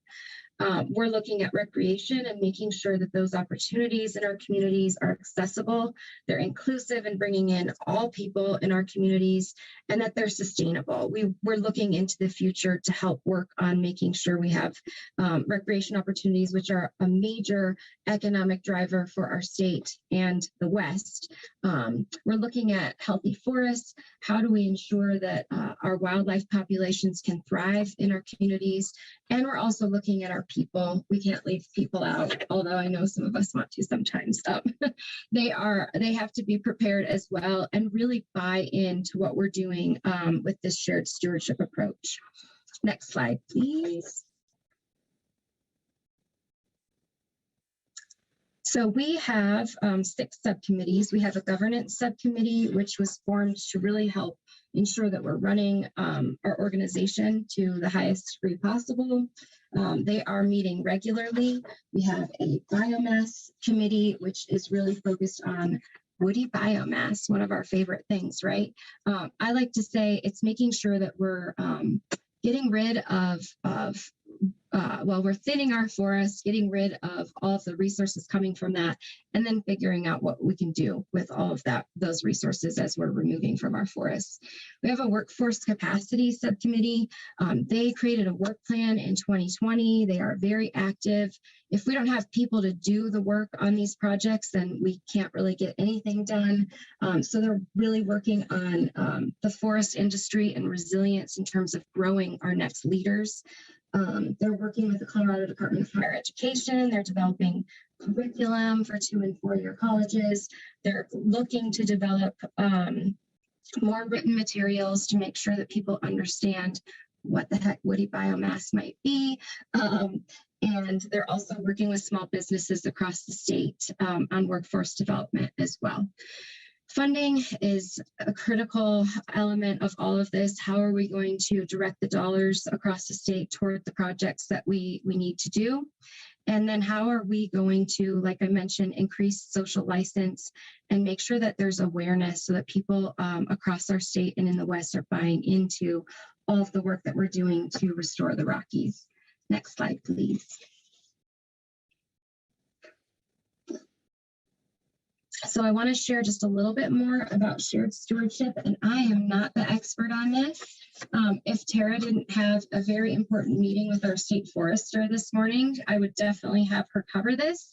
So I'm going to do my best. But really, if we break it down to its most simple concepts, it's about getting a lot of partners together to do the right work at the right place at the right scale.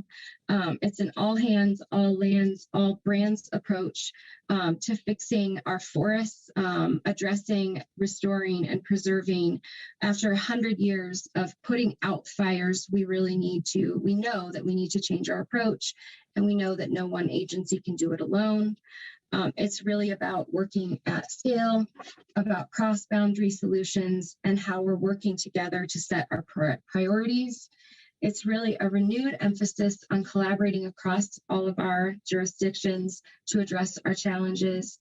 We're using science and planning tools to identify our priorities and those cross-boundary strategies. We're looking at various avenues to ensure that we're engaging tribal nations and supporting tribal sovereignty. Every single dollar that is spent on collaborative projects has an economic multiplier effect, especially in the rural areas across our state. And I know that the directors, CWCB directors, know that because I'm familiar with a lot of the other projects going on. So we're just excited to share in helping increase the funding and the projects. Next slide, please. All right, so now I'm going to transition just a little bit and go into detail on what our Southwest landscape has accomplished. And there are some really exciting things going on. They, at the beginning, set some really key 10-year commitments. And as you can see on the slide here, that they set out and are working toward treatments on 20,000 acres of private lands and 290,000 acres of national forest lands. As you know, especially the Southwest Director knows, there's some really key rivers, the Dolores, Animas, Mancos, Florida, and the Los Pinos rivers in the Southwest landscape, as well as some key reservoirs, the McPhee, Lemon, Jackson Gulch, and the Vallecito Reservoir. There's some really important work to be done and to build on for preserving the diversity of wildlife habitat, growing the wood products industry, and maintaining our economic viability in the Southwest, in addition to statewide. So this is really our marquee landscape. This was selected as the first place to focus our collective efforts. As you know, there are about 750,000 acres in the landscape that we're focusing on along 120 miles of Highway 160, Cortez, Dolores, Mancos, Durango, and the San Juan National Forest, which you probably knew most of those things, but you didn't know that I got the start in my career working on the San Juan National Forest. I worked down there out of Durango, the Public Land Center right outside of Durango, 20 years ago, and it was the summer of the Missionary Ridge Fire. And that's another reason this project is so important to me personally, because 20 years ago, that fire whipped through. And I was actually working for the Forest Service, helping shuttle things around, living with rangers and hotshot crews. And so a lot has happened in 20 years, but I'm not sure that we've done all of the work that has needed to happen to make sure that we're addressing all of those fire impacts. And we have the 416 fire more recently. Those are significant impacts to our, not only the communities, but our fisheries, our recreational areas in that community, the tourism economy. Over 20 years, though, the forest products industry in the Southwest has increased substantially. It is a viable economic driver for forest restoration. We know there are critical water resources in the Southwest landscape supporting fish and wildlife habitat for 6 Colorado communities, 3 tribes in 2 states, and all kinds of numerous downstream communities in the Colorado River watershed. So it's critical that we're working in this landscape. I want to talk a little bit about the water nexus. As I mentioned, water is a core priority for RMRI, but especially for the Southwest landscape. They are now able to quantify the number of acres that are seeing a benefit from their projects, and they are starting to refine their priorities specifically around water because it is a core value. They've completed a stakeholder assessment in the Southwest landscape so that they can understand and prioritize their water values alongside all of our other values that we talked about. And we're really looking forward to working with the CWCB on a watershed analysis tool to look at where we can focus our efforts in the Southwest so that we have an all lands water condition improvement plan moving forward, and we know which projects to prioritize. So that's something that we're really excited about with the CWCB specifically. And hi, Chris Sturm, if you're listening, I can't wait to work with you on that. I know you've been in touch with the folks down in the Southwest. So if you can please go to the next slide.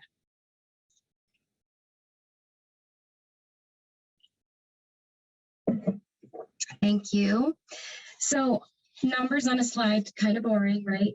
But actually it's really exciting because they have done a lot. So our landscapes are right now getting together and putting summaries and really looking at overall what they've achieved in the past couple of years.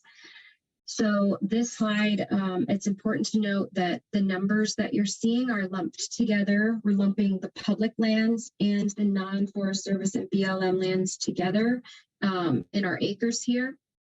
Public lands are including our city, county, state, tribal, and federal lands. and our private lands include our non-forest and BLM lands. Those lands were over 4,000 acres impacted by the program for the community in 2020 and 2021. And also just to note, this does not include the numbers from 2019. So there are some additional numbers to add here. So the community's breaking their outcomes down by value. So as I mentioned on the previous slide, it's 15,440 acres specifically treated with a water value in consideration. So if you can move to the next slide, please. I'm going to go into a little bit more detail. If you remember, the Southwest Landscape has set some pretty lofty 10-year goals. And so these next two slides, I'm going to talk about where we are on meeting those 10-year goals so far. So if you go to the next slide, this one is actually just going to smoosh to the left a little bit. So you will see that the partners across the past couple of years have completed 53 projects and generated and invested over $4.2 million on federal lands and completed 37 projects and over $3 million on state, private, and tribal lands. We are on track to meet our 10-year goals in the Southwest Landscape. At the beginning of the program, they estimated what they would need to accomplish on an annual basis in order to achieve those goals over the 10 years. And that was treating 30,000 acres of federal land on an annual basis and treating 4,000 acres of non-federal land per year. So they are on track with, they are on track with the federal lands, and actually they exceeded the goal for what is the national average for lands treated on federal lands is actually 33 acres, and they exceeded that over the 2 years shown.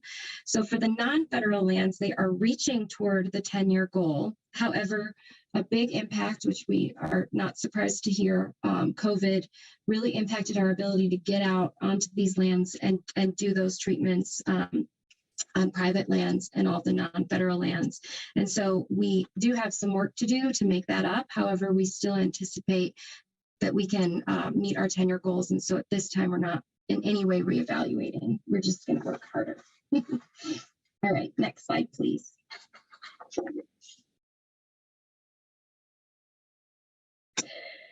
So I just want to pause real quickly and see. I know I've been going fast and furious this morning. I want to make sure I'm answering any questions. And then I'll jump into our other landscapes. And I just have a few slides left after that. And we will do more discussion and questions at the end. But I know with our 10-year goals and progress along there, I just want to make sure I'm pausing for a moment. Okay. All right, I'll zip through the end and then we can, oh, if you go back, sorry, to our Upper Arkansas. Thank you. So we have a process with RMRI where we are meeting on an annual basis with our leadership. We're definitely checking in with them very often, but we have a formal leadership meeting coming up. And that is really our target date for all of our landscapes to produce kind of a presentation around all of their accomplishments. So our Southwest Landscape was able to get us that content, and they are really working fast to get everything finalized. So you're one of the first groups to hear about the accomplishments coming out of the Southwest Landscape. Our Upper Arkansas and our Upper South Platte landscapes are right now, as we speak, putting their presentations together. Our leadership team meeting is going to be February 9th.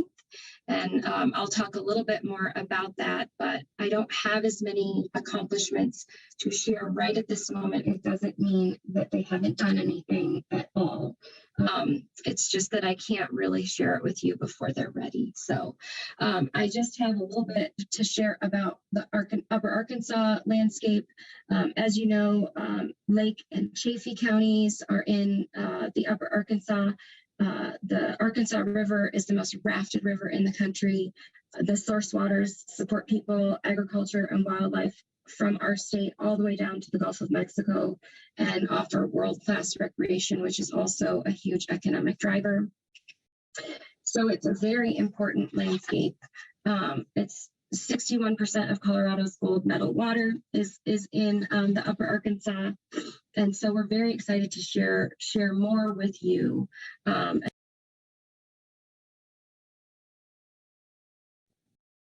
Kate, I think you're muted. Oops, sorry about that. All right, next slide, I'll talk about the Upper South Platte. All right, so the Upper South Platte has also made some exciting 10-year commitments. They're looking to restore and maintain 75,000 acres of private lands, 75,000 acres of public lands. As we know, there are a lot more residents in the Upper South Platte community. There are over 2 million residents in the Denver metro area. There's a big wild WUI, right? We say wildland urban interface with over 32,000 residences and structures that we need to protect. We know that there is a major urgency to address wildfire prevention, getting our communities involved. We all saw the unfortunate consequence of what can happen for example, the Marshall Fire. There are over 3 million visitors to the Upper South Platte landscape annually, which again is so important to our local and statewide economy. So it's really important that we're working toward achieving these 10-year goals and commitments, and we'll be excited to share more with you about what's happening in the Upper South Platte as soon as they wrap up their presentations for our leadership meeting. Next slide, please.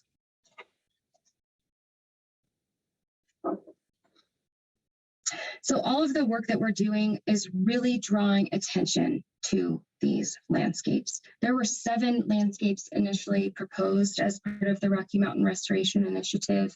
We are right now focusing on 3, but we are having really exciting conversations about how to expand the work that we're doing, not only across this state, but I can tell you that the National Wild Turkey Federation is really looking at this program as a model for how to implement shared stewardship across the nation. We are active in every single state and communities across the nation. We're based in South Carolina, and I know I can speak for the Forest Service as well when I say that they're also looking at this program specifically as a national model. So next slide.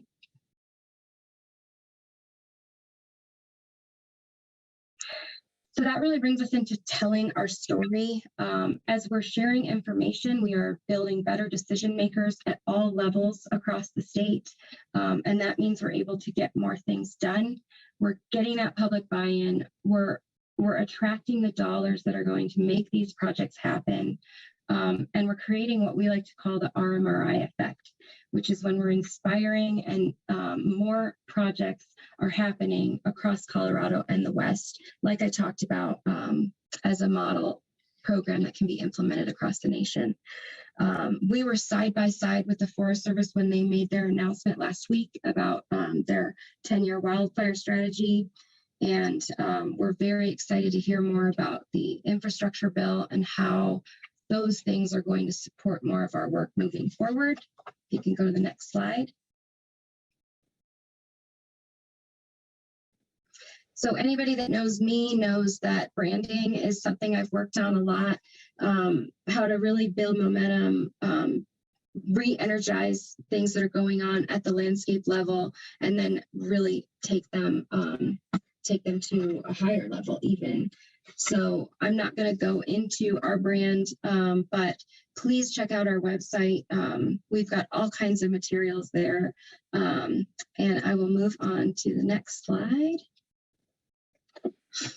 Before I go into our discussion and questions portion, that's the last slide that I have, I just want to reiterate that I'll be attending Water Congress along with a colleague of mine who you might know, Travis Smith.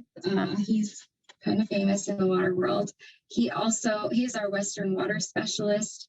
works for the National Wild Turkey Federation. I get to work with him every day. How lucky am I? And Liz Dowling will be at Water Congress, and I'm so excited to introduce a lot of you to Liz. She is our development director, and she was just hired on. She works in Colorado, Wyoming, Montana. And I also wanted to reiterate that we do have a leadership meeting coming up on February 9th. We're so thrilled that Director Gibbs he participated in our partnership meeting where we shared out the work of all of our subcommittees, and really looking forward to working more with the Department of Natural Resources and CWCB on all of these projects. We have a National Wild Turkey Federation conference coming up in mid-February. We'll be sharing more about RMRI there. You can register and attend virtually if you're interested in turkeys, wildfire habitat conservation, and the water nexus. There's going to be a lot of great talks there. And really, I'm channeling Travis with my last comment. I wanted to really think about what our ask was for the CWCB, and Travis said it very simply: we want to come back. So that's really what we're asking of you today is engage with us. We're so excited to share with you what RMRI has done in the past few years, and we're excited to link arms and work with you more. So that's all I have, and we'll move into any questions you might have this morning. Thank you so much for that great update. It's great to hear about the work. Any quick questions? All right. Oh, maybe I'll. Yeah. Yeah. Thanks, Kate, for your presentation, and just want to thank you and Wild Turkey Federation for all the great work that you do. From my perspective, this relationship that the state and the feds have with Wild Turkey Federation is very, very unique nationally.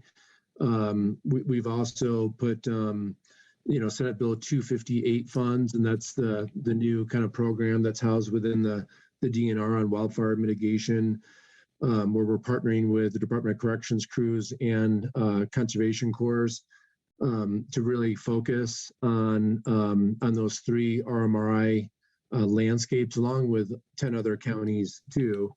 But really exciting. You need a lot of local support to get projects off the ground, and just appreciate having nonprofits be kind of a unique leader with working with our federal and state partners. So just a big thank you, really. Thank you so much, Director Gibbs. And you really said it. Our local communities and the partners that we have within our landscapes have really been the main, drivers for making all the things that have happened so far happen. So we're just excited to continue to support them and appreciate all the support coming from DNR. Thanks. Director Hawkins, did you have a comment? I did. First of all, Tom, Liz, Kate, and Pat, thanks for sharing your time with us today. I think that the work that has been done through RMRI in Southwest Colorado has really been a game changer for how we're thinking about forest health across many of our collaboratives. We've seen people sort of moving into the area to help advance the work at scale. And as someone who lives in the WUI along Highway 160, I personally am going to see benefit from this work. But, I think a lot of us are watching. And so I think my question back to you all is there anything specific as the Southwest Basin rep that I can do to support your work? I have been watching, a bit from afar. Well, thank you so much, Director Hawkins. And it would be great for you to attend one of the partnership meetings. I know how busy you are, so I'm happy to connect with you offline and see if that might work and how we might ensure that that goes effectively, given all that you have going on. That might be one way. And then I'd also be happy to just chat with you about what's going on and connect you with Jason Lahan. He's the U.S. Forest Service representative that's really leading that effort alongside Pat Dorsey, who I know you know. And so it would just be fantastic to connect with you offline and plug you into things a little bit more. Thank you. Director Philp. Yeah, thanks, Madam Chair. I just wanted to say a few words on behalf of the Upper Arkansas region in terms of appreciation for RMRI's efforts and for being selected as an RMRI landscape. You know, I think two things that have been just really helpful to us as sort of, I don't know what you call us, but secondary landscape or you know, not the initial focal landscape, let's just say. But the first was just being involved in that selection process and having a sort of an event, a deadline, a show to put on that kind of galvanized our team into really thinking about how to present our goals and ambitions and objectives. And RMRI created the venue for that and a great audience, great questions and criticisms, and really helped us kind of sharpen our focus. And then once we had been selected as sort of one of those three landscapes, I think as Director Gibbs sort of mentioned, it helped. That designation has then been used by other funding entities as sort of a criteria or a recognized quality and designation that has helped us advance our projects and our whole program. So even though we are not at your focus right now, nevertheless, RMRI has had a real impact on our motivation, energy, focus, and success. And we're zooming ahead, and we'll look forward to getting you those comments and updates soon. And just appreciate being a part of it. Thank you so much, Director Felt. And I have really enjoyed working with Cindy so far. She is just fantastic. And one of the things, you know, we've talked a lot about, are we looking for real consistent reports from each of our landscapes? And I think even though it is helpful to have numbers and ways that we can sort things consistently, it's so great that each landscape, and we should expect, they each have their own character. And the way that Cindy's reporting on all of the things that you have going on in the Upper Arkansas is just fantastic. So maybe that's another opportunity if you're able to plug into our leadership meeting coming up on February 9th, you'll hear some of those reports out. I don't think it's going to be anything you haven't heard, though, because I'm sure you're pretty connected to Cindy and all the great work she's doing. So thank you. Yeah, I talk to her most days, honestly. But I do have that meeting on my schedule and hoping to be there. So thank you. Well, thank you again. Let's move on to agenda item 22, which is the 2022 Species Conservation Trust Fund eligibility list approval. Amy. Thank you. This is Amy Ostick, CWCB staff with the Interstate Federal Water Information section for the record. And I will keep this very brief. I'm here for agenda item number 22, the Species Conservation Trust Fund eligibility list approval. Just by way of some quick background, so this fund is really important for our recovery programs and really just generally for research and studies that support projects and programs related to the listing or downlisting of protected species. So every year, the executive director of the DNR consults or coordinates with CWCB and CPW and creates an initial eligibility list that identifies the programs that might be eligible for funding. And this then goes to the General Assembly to review before their annual bill is passed. So what is in front of you is a list that would go to the General Assembly as our suggestions. There is a total proposed of $6 million, $3 million of which would go to CWCB priorities, and those are listed here. Many of these are things that you all are pretty familiar with, but I'm more than happy to take any questions you might have on any of it. Any questions on this agenda item?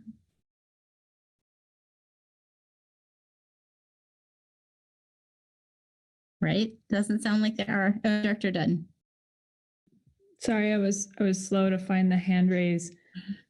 Sorry, Amy, if this should be obvious, but the Rudy Reservoir release for $250,000 that doesn't seem to match the number that was presented to us yesterday for that lease of water. In my mind, again, I just looking at that and not thinking to look at this ahead of time. Can you explain? Thanks, Rob, for jumping in. Can you kind of explain how that adds up to $250,000?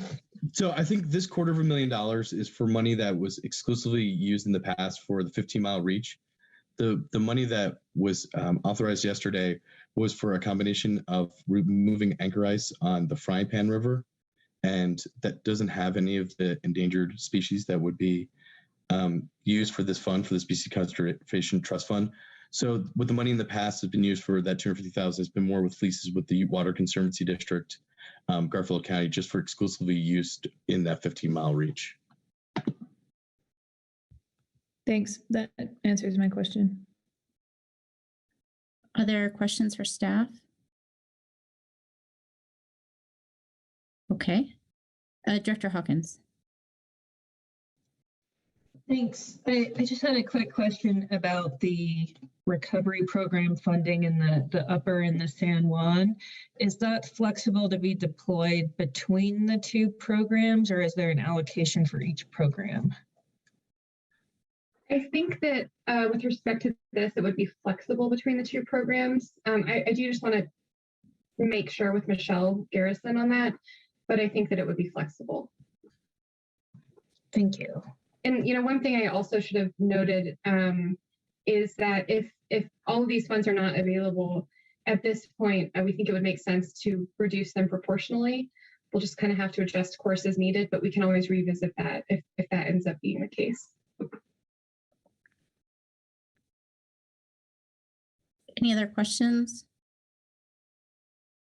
All right, so I think we're ready. This is an action item, correct? It is an action item, and the staff recommendation is up on the slide. Okay. Would someone like to move approval of staff recommendation on agenda item 22?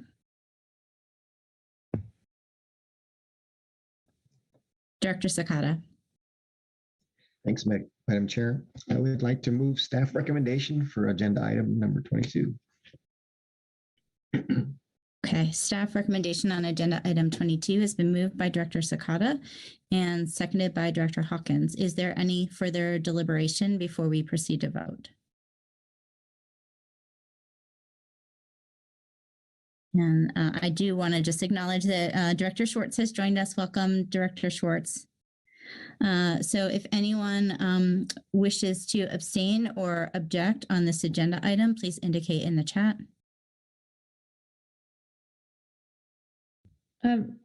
Madam Chair, yes. Sorry, before we get the vote, just one final piece of discussion. Amy, I appreciate what you noted too about the funds might be reduced proportionally if they're not available, but I'm also wondering if it's worth just maybe not having that the only thing that's set on the record, because I would also suggest that it maybe be either brought back to the board or kind of staff's discretion, that if there is a lot of interest or need for one project or one category, but not as much need in the other and funds aren't available, maybe it shouldn't just be a matter of proportionality. And so just anyway, wanted to make sure that if there was a need to reduce funds, that it wasn't just, oh, wait, that's the only thing we said to the board, so now we're stuck with that proportionality thing. So thanks for letting me jump in there. Thanks, Director Dutton. And I think that's a good point to make on the record. Okay. So if that influences anybody's vote in any way, please indicate again in the chat if you wish to abstain or object to the staff recommendation. And seeing no objection, staff recommendation on agenda item 22 is approved. Thank you. So I believe that brings us to our lunch break. We are gonna do a relatively short lunch break today with the understanding that participants should feel free to continue munching away and turn their cameras off if they wish as we move into the water plan workshop. It is 11:28. Let's go ahead and come back on the record at noon. And Director Felt, don't rush on that forklift. Be careful. And we'll see you when you're able to join us. So thank you all. See you in a bit. Recording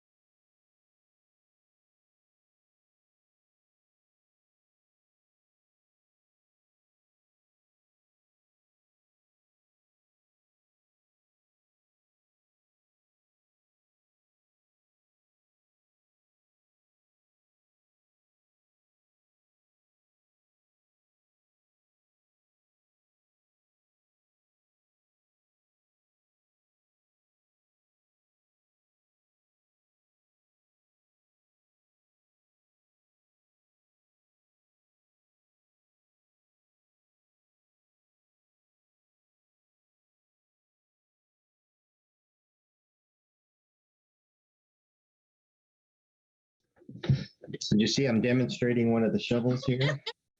I want to take you on FaceTime out to see my front walk because it looks fantastic. But that's what I did. That was my lunchtime therapy. I was like, I can Robert, you are my snow shoveling hero. Yeah. I was like, I can eat while I'm in the meeting. I can't shovel while I'm in the meeting. I'm gonna be thinking of you later when I'm shoveling my walk.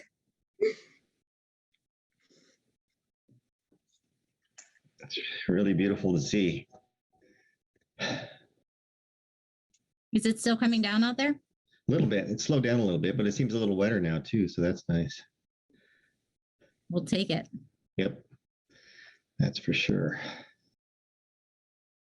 Recording in progress.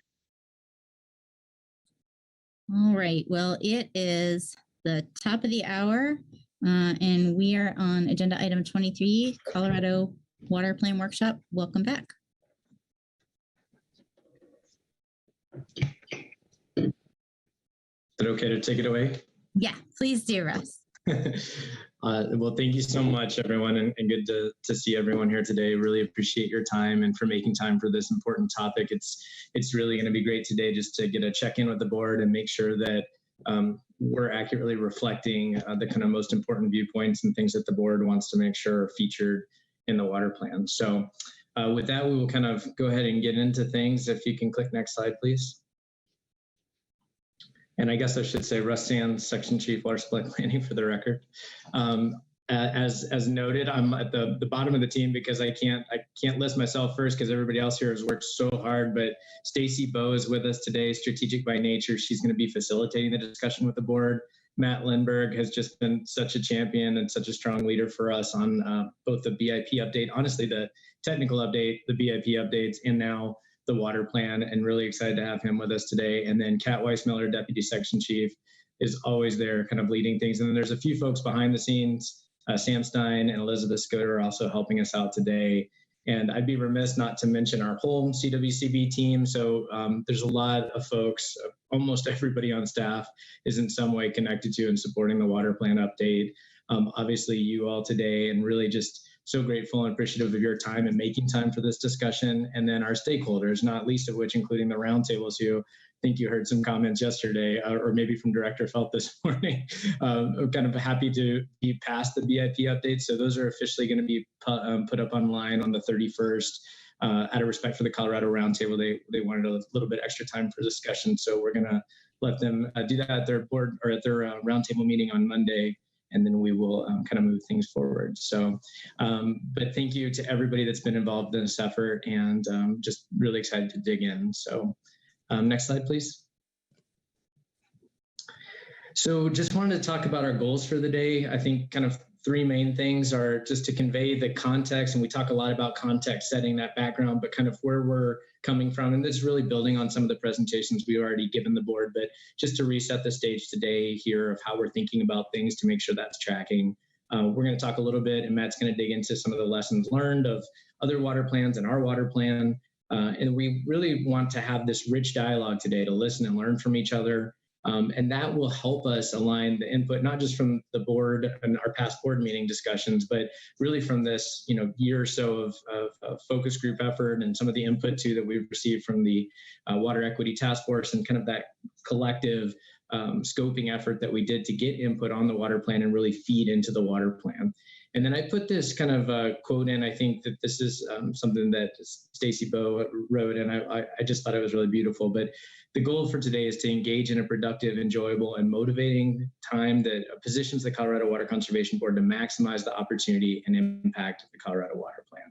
So that's really the spirit of how we're doing things. I imagine some of these topics will be interesting to dive into, but as we're doing it, I think that we're all mutually aligned and just trying to really put our best foot forward and make sure that we're doing the things that set Colorado up for success. So with that, I will turn things over to Stacy to take it away. Great. Thanks, Russ. Hi, everybody. Nice to see you all. I'm excited to be here today to help you with this conversation.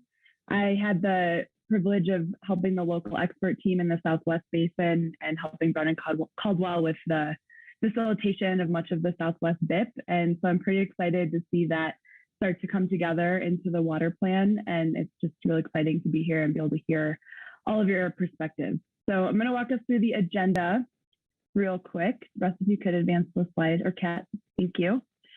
So we're going to start off with setting the context for this meeting. Russ and Kat and Matt and I are going to just kind of throw a bunch of information at you, some of it that you've heard already, but it's going to really help us set the stage for the conversation that we're going to have in the second half of this session. We're going to start with the structure and the sideboards of the planning process, reviewing lessons learned from the current water plan and also from other states that have gone through similar efforts. And then we're also going to hear and recap what the stakeholders have said so far, and then take a listen to what we heard when we talked to all of you individually ahead of this meeting. And then we're going to build on all of that for our afternoon discussion. We will pause along the way through these topics so that we can check in with you, make sure we don't have questions, and do a couple clarifying exercises. And then we will have like a full discussion with all of you after the break. So that's kind of the sequence that we're looking for. And I'll be facilitating the first part of the meeting and the main discussion. And then when we get down to public comment, I'll turn it back over to Director Brody, and she'll close us out with public comment and the wrap up and next steps and where we go from here. So any questions on the agenda? Okay, all right. So a couple things to just kind of set the tone agreement-wise or meeting agreement-wise. We're going to use, obviously, the Zoom protocols you all are used to, I'm going to adapt to. So if you have a question, raise your hand, wave, chat, we'll get you in the queue. Russ and Kat and Elizabeth and Sam are all going to help make sure we don't miss anybody and I don't go out of order. We're going to practice skillfully using the mute function and being patient, knowing that we're all practicing this. I know that happens a lot when we get into these like brainstorming type of meetings. And we will do a short break midway through, but obviously want everyone to be comfortable. So if you need a break, just turn your camera off and feel free to go do your break. We have structured this workshop to support equal opportunity of participation from all of the board members, including ex officio board members. And so I will be paying attention to that, but if I call on you, you've been quiet, you really don't have anything to add, just feel free to say pass. You don't have to add something just because we're giving you the opportunity to. I will ask that you keep in mind the outcomes for today and the focus. We're trying to stay high level and provide this overarching guidance to best position Colorado and the water plan. And I'm really hoping that you'll all challenge each other, obviously in a respectful way, but there's a lot to untangle here and a lot of ideas and a lot of different perspectives, and we want to capture all of that. So don't be afraid, and let's do what I know you all do as CWCB and really like put the opinions out on the table. And I'm recognizing that you're all in day 2 of a very long virtual meeting. So I'd like to think about what you can do to be successful in this.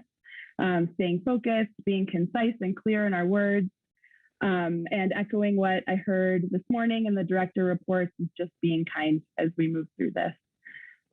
So with that, are there any additional agreements or anything that you think that you'd like to contribute that would help set the tone for today's conversation?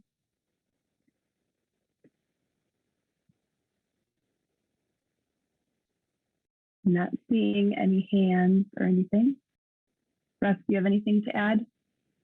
Well, I think we're good to get into it. Okay, great. All right, so we're going to start off with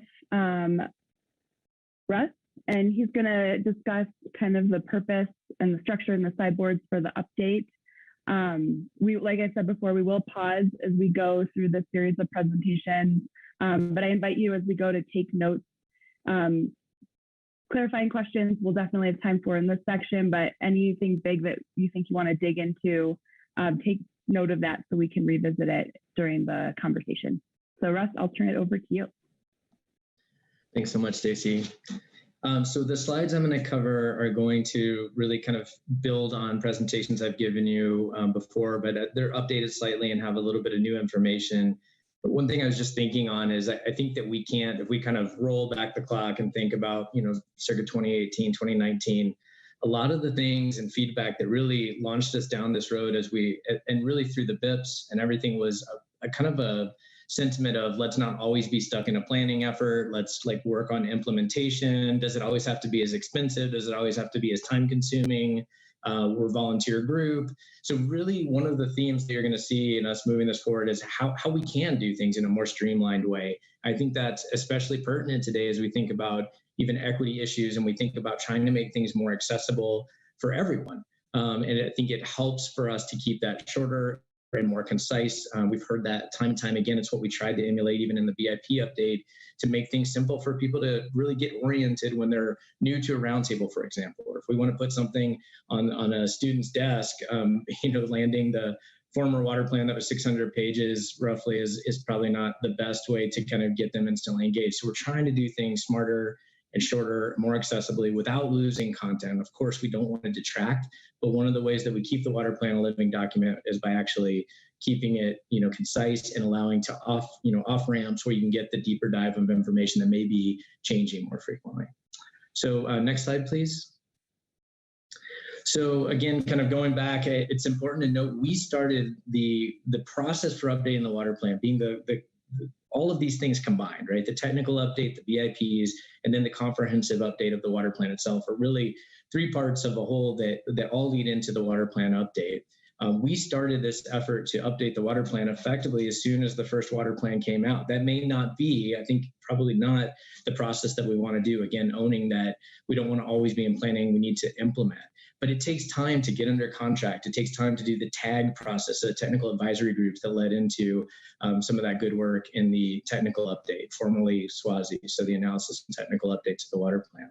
And then really these things you're seeing are overlapping. As soon as we got the data out of the water plan, we led into, or out of the technical update, we led into the BIP update process.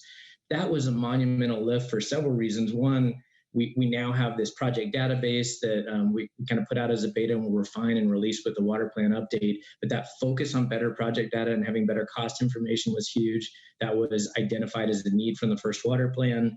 And then again, same issue as the water plan itself, and that previously the BIP update documents were all really lengthy. Some of them were approaching 500 pages, some of them 100 pages. Now these kind of volume 1 versions are all, you could print them out on 20 pages back and front. So again, kind of making these increasingly accessible and easy to get into was a big focus. And then all of that information, so a couple thousand pages, all folding up into the water plan update itself. And I will note here that we kind of have, and you've heard this, the kind of a WIG to finish the water plan by the end of the year.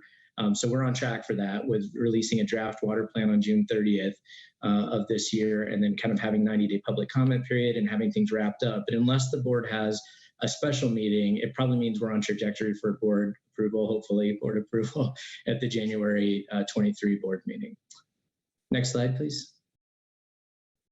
So one thing I've been thinking a lot about, and it's an important question, is what is the water plan? And the truth is it's a lot of things to a lot of people, and it occupies different spaces at once. But I think those two biggest ones, if I could just break it down, is that yes, it's Colorado's plan. It's the people's plan. It's the state's plan. It's a policy document that sets the stage for our expectations around wise water use in the state. And it sets that stage for collaboration and mitigating risk.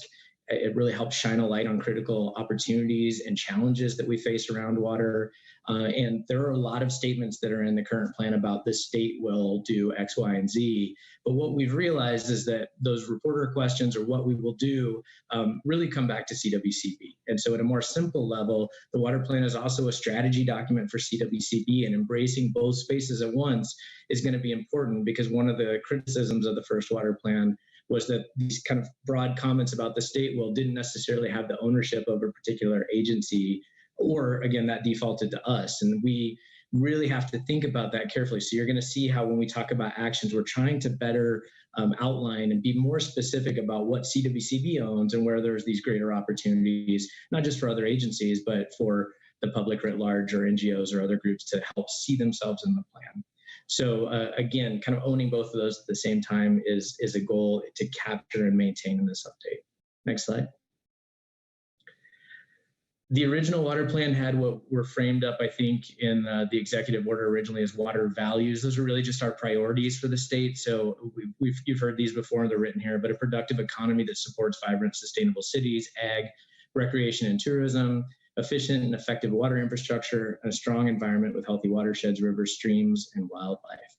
Underpinning all of that, and really the roots of the water plan, as kind of stated in, this is a quote from the 2015 water plan, is that, you know, it's all effectively fed and fueled by this need to be more resilient to, at that time, the Hayman fire was the largest fire we had, and then of course extreme drought, and that's the same cycle, flood, fire, and drought that we see ourselves in again, and with even more devastating effects. So to that end, next slide, please. You know, we're really seeing a need to kind of own that as a fourth priority area.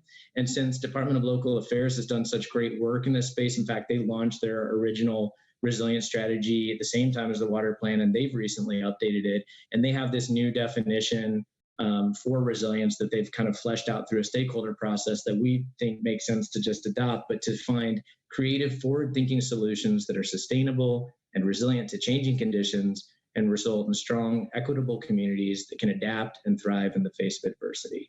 We think that captures it pretty well and really pays homage to the intent behind all of our founding legislation for the roundtables, for the original statewide water supply initiatives, and ultimately the water plan. So we're trying to own these priority areas and really create a better line of sight down to the actions. Next click.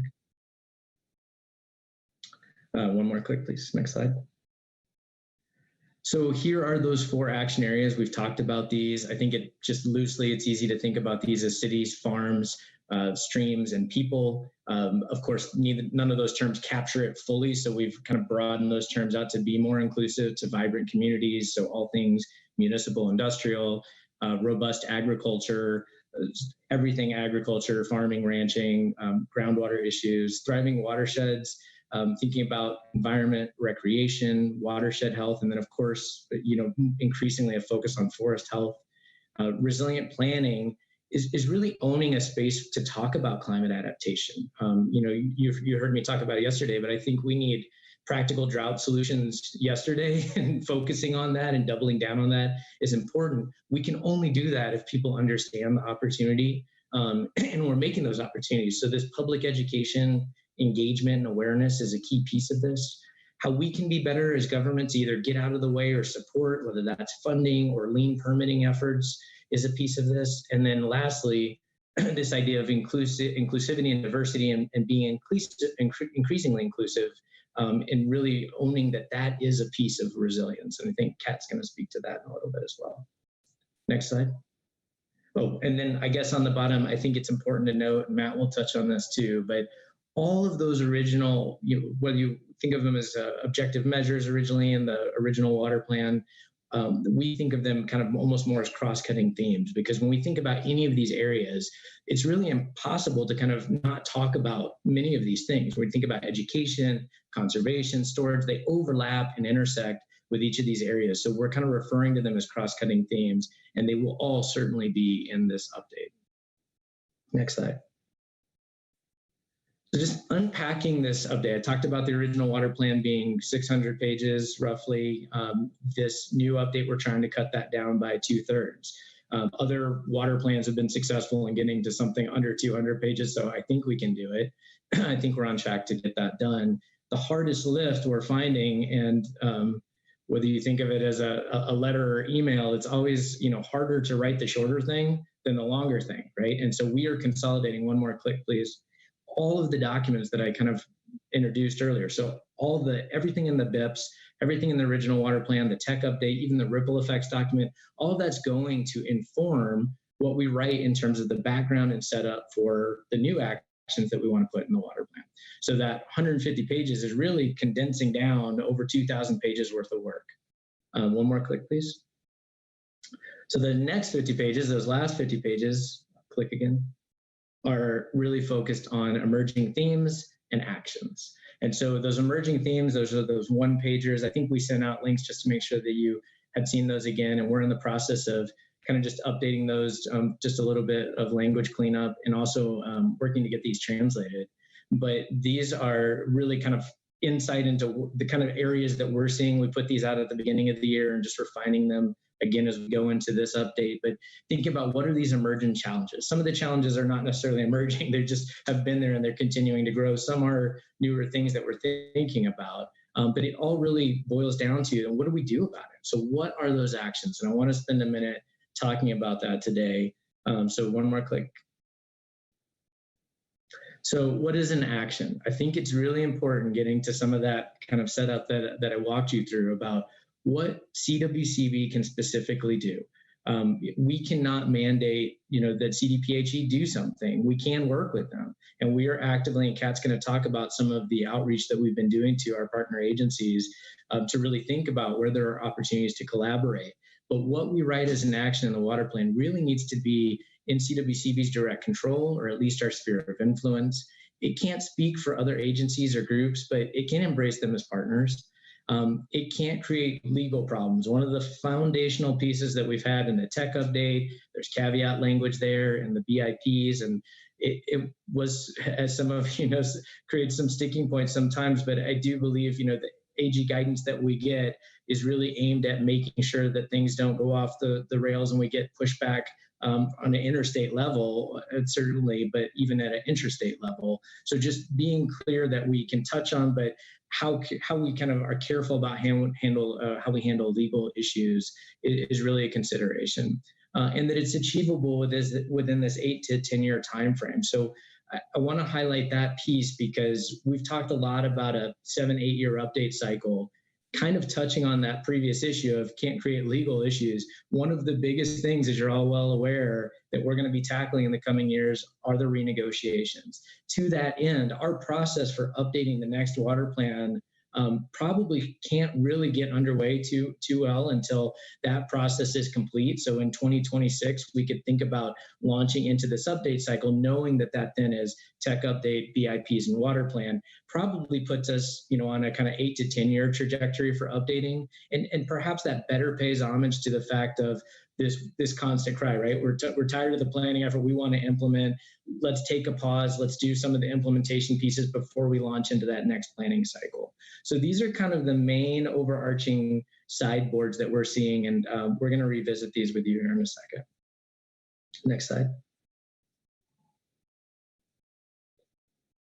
We know that not everything that we want to get done, all the critical conversations we want to have are probably going to fit neatly into those sideboards I just mentioned, right? They are going to touch on maybe tougher subjects, or they are going to require more than CWCB's input, support. It might require legislative support. But we know we have to get there, right? We know we need to make a meaningful advancement in some of these conversations, perhaps even create interim actions, or certainly tee up actions that are in the next water plan, but we don't exactly know what that's going to look like or how to get there. We probably know we can't do it alone. One more click. So we are calling those areas horizons, and I'll give you an example that is one that the board actually teed up nicely in the July board meeting. But when we think about landscape change, so I've just kind of called it transformative landscape change. It's a critical issue to Colorado. I think you could argue it's something that we needed to do yesterday. Certainly a lot of push to do something today. Challenges are that it's multifaceted solutions. It needs additional research and input, most likely. When we think about turf replacement, for example, there are myriad issues that pop up in terms of what do we replace it with? Are we actually fixing and addressing the underlying irrigation challenges? When we think about things that have been pitched to us of having a landscape certification program, that has broad implications. What's it cost to run? What's it cost to do any of these programs? What's the return on investment? Is that the biggest and best value for our money to be putting into something, or is there something else that we should be thinking about? What we replace turf with, what we set up in terms of these programs, how those impact people. Are they going to impact the smallest mom and pop businesses? These are all things that it's not that we can't get into these conversations. They just need to, those conversations are important. We don't want to have negative impacts to stormwater. We don't want to have negative impacts to urban settings where we're talking about green space and equity issues that might be there. So there are a lot of pieces to these issues that we need to tee up and we need to advance, but we may not have a specific, we're going to do this action by this date around it because we don't know exactly where we need to go with it. So again, these are things that are bigger than CWCB often. We certainly have a policy role in teeing up the conversation, but may require the legislature or others to help really advance this. So these horizon areas are another space that we're thinking about in the water plan. Next slide. So, and one more click too. Got it, thank you. So there's kind of these 4 things, and I'll just call these out, and I think that this is, I'm about to turn it over here in a second, but as we think about the water plan and as you're kind of processing, it's not so important that you really think about where does this fit right now, but just be aware that there are pieces that are that history, the things that we need to tee up that are important for folks to understand. And some of those things, we don't need to reinvent the wheel and say all of it there, right? We can actually send an offshoot, send a hyperlink to the webpage where CPW or CDPHE or whatever that topic is, or whether CWCB says it the way we want to say it and has the most recent information. So when we do a new ATM report, we can post that on the website and have it ready. And we're again paying homage to the water plan and really doing what it was intended to be, keeping it a living document. There are statements, there are any number of things that we can say, and I think Matt's going to unpack this, but there are many actions in the water plan that I would argue aren't really actions in terms of they don't really have an end date.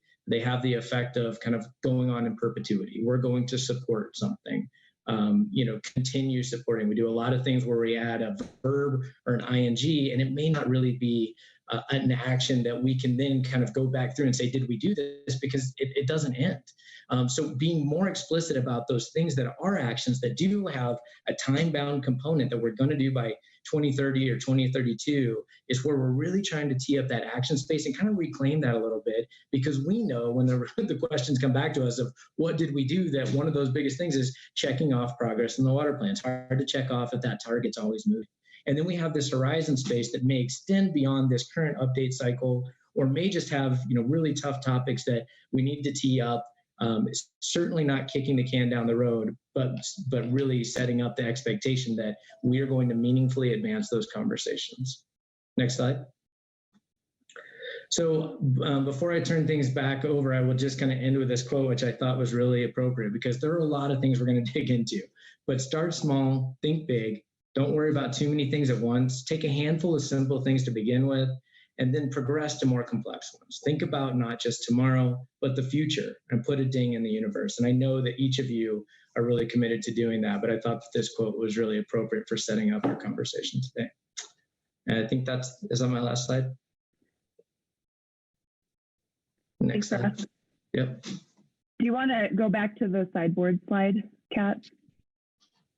So before we move on, just kind of wanted to check in with you all. Russ laid out the outline of what they're thinking this is going to look like. You don't have to worry about what buckets things are going in today. We just want to get your input. But one thing we do want to check in, maybe 2 more back, I think. There we go. We just wanted to check in with you all to see if the sideboards for these actions and the way that Russ framed it up makes sense. If you have questions, and kind of get your nod of approval that this is the planning parameters that you're working within in terms of the action items. So with that, I will just leave it there and see if people have questions or anything for Russ. Jessica. So thank you. I guess I do have some questions or maybe concerns about a couple of these constraints. In terms of the first one within CWCB's direct control or sphere of influence, it'd be great if we could stay within that, but I do worry that there are other agencies such as CDPHE that really have a big voice and a big role to play. So for example, gray water rules, direct potable reuse, those are things that I think CWCB certainly has a lot of interest in, but we directly control. But if those things are off the table, if those things are not things that we can consider, that those are some pretty significant constraints, I think. So I want to make sure we're thinking that through. Similarly with legal problems, I mean, yes, there are things that we likely are not going to change in terms of, let's say, the Constitution and the basic framework for Colorado water law, but there may be things that we can change if we're willing to work with the legislature.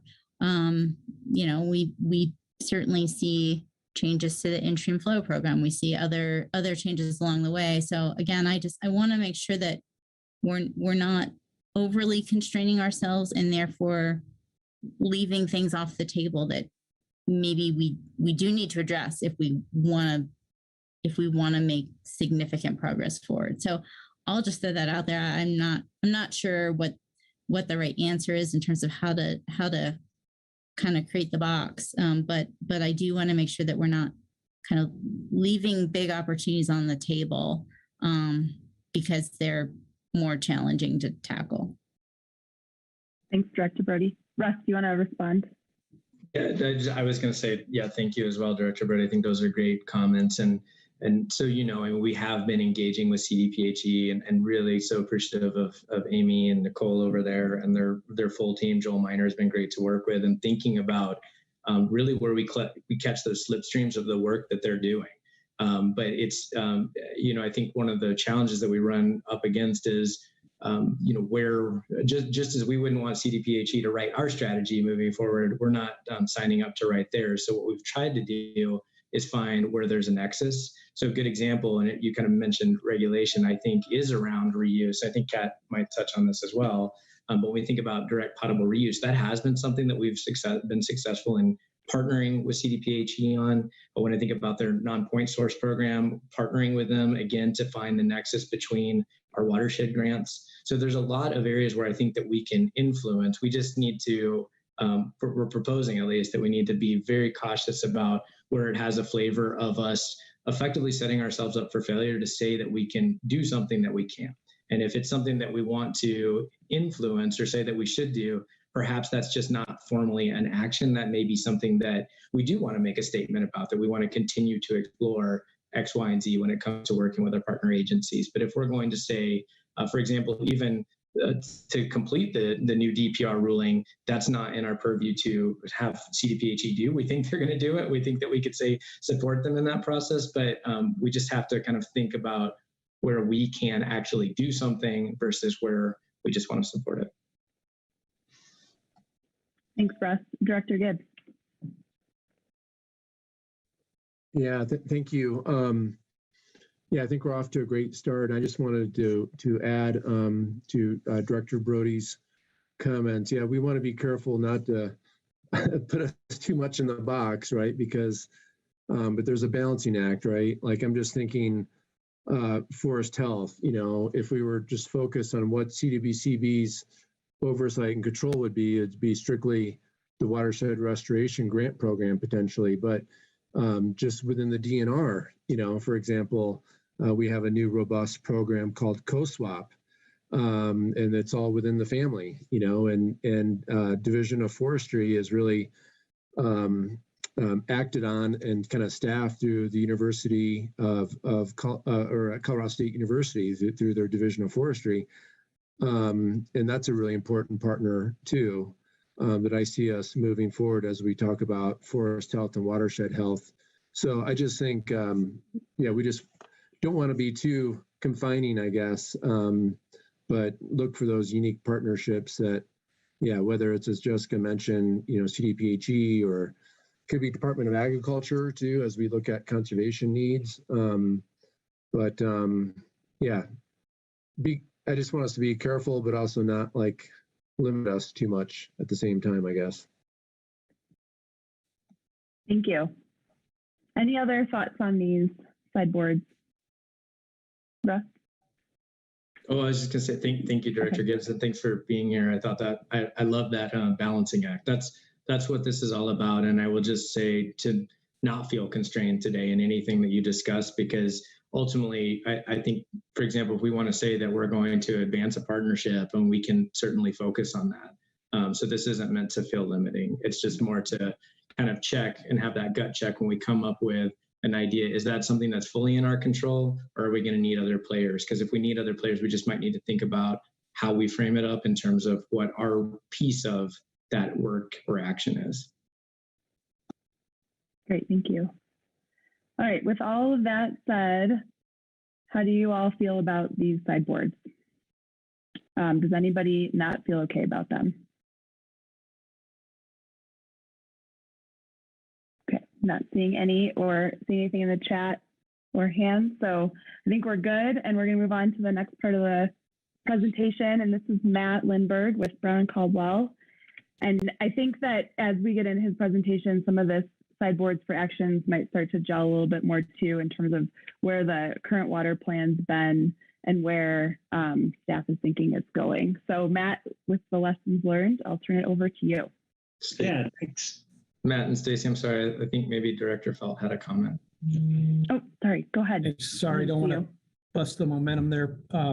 You're good. But I mean, I do have a comment on the does not create legal problems point. I mean, sure, ideally doesn't create legal problems, but I don't think that should be a goal to avoid legal problems. Just like, you know, maybe you don't want to fight anybody, but if you need to fight somebody, let's go, right? So I mean, I think that that can be sort of aspirational, but some things may require us to assert ourselves. I'd rather be more trying to inspire others and use the carrot and bring them along. But I just wouldn't rule out, going to the mat legally, so to speak, to do something that's really important for Colorado. I mean, that's all. Great. Thank you, Director Felt. Sorry for missing you there. Great, all right, great Russ, anything else? Director Felt. I was just going to say that maybe adding the word needlessly might be I think it's just going to be, as with everything, coordinating with AG's office on, how we say things is often maybe more important than what we're trying to get at. So maybe it's just, the unforced errors piece of that, but that's a really good comment. I appreciate that. Great. Yeah, thumbs up. Excellent. Thank you. All right, Matt, now we will turn it over to you. Thanks, everyone. All right. Thanks, Stacy. Well, I think Russ did a really good job of describing how we're thinking about actions in the updated water plan. As we've been thinking about how to approach that, we've been looking back at what's in the existing water plan. And if you can go to the next slide, Kat. We have this wheel that you'll recognize on the right side of the slide, and that represents those 9 different measurable objectives that were in the 2015 water plan. And there, as you also recall, I'm sure, there were a number of critical actions that were developed to help move those measurable objectives along. And then sprinkled throughout the water plan, there are numerous other actions.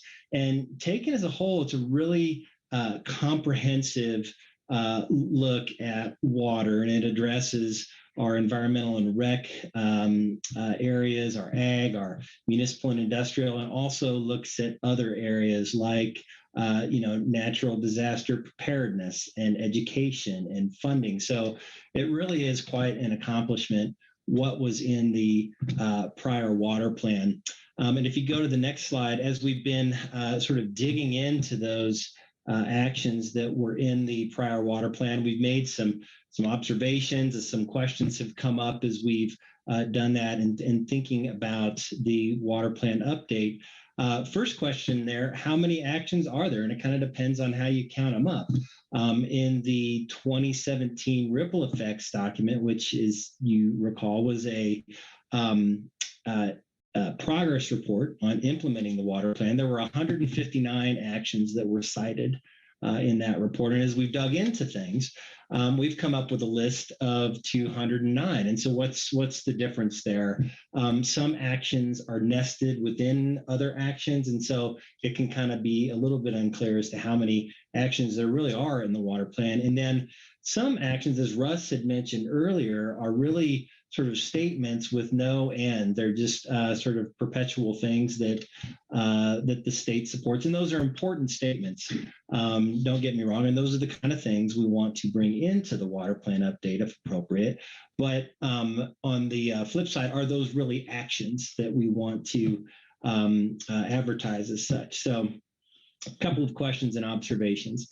Some of the static numerical goals that are in the existing water plan can become outdated. So, for example, the measurable objective to meet our municipal gap of 560,000 acre feet per year by the year 2030, that number, that volume of water, is an outdated number at this point. We did the technical update to the water plan, looking at our future water needs in the context of the 5 different planning scenarios. And so we have kind of a new set of numbers now that make those older numbers outdated. And then some of the measurable objectives in the water plan, we've heard from stakeholders, are helpful but not useful. And so let's unpack that a little bit. What do we mean by helpful? They set an ambitious vision for where we want to go as a state in those 9 different areas. And they're things that people can get behind, and they're inspirational. So like 400,000 acre feet of storage, or 400,000 acre feet of water saved through conservation by the year 2030. Very inspirational, very helpful in that regard. May not be terribly useful sometimes in terms of tracking. So, for example, our ATM objective, measurable objective of having 50,000 acre feet of water in ATMs. ATMs can come in different shapes and sizes, and so it can be difficult to quantify how far along that measurable objective we have gone. And so, that's kind of that part of that second part of the statement there. How can we make our actions more useful? If you can go to the next slide. So how can we improve? We've been thinking about that.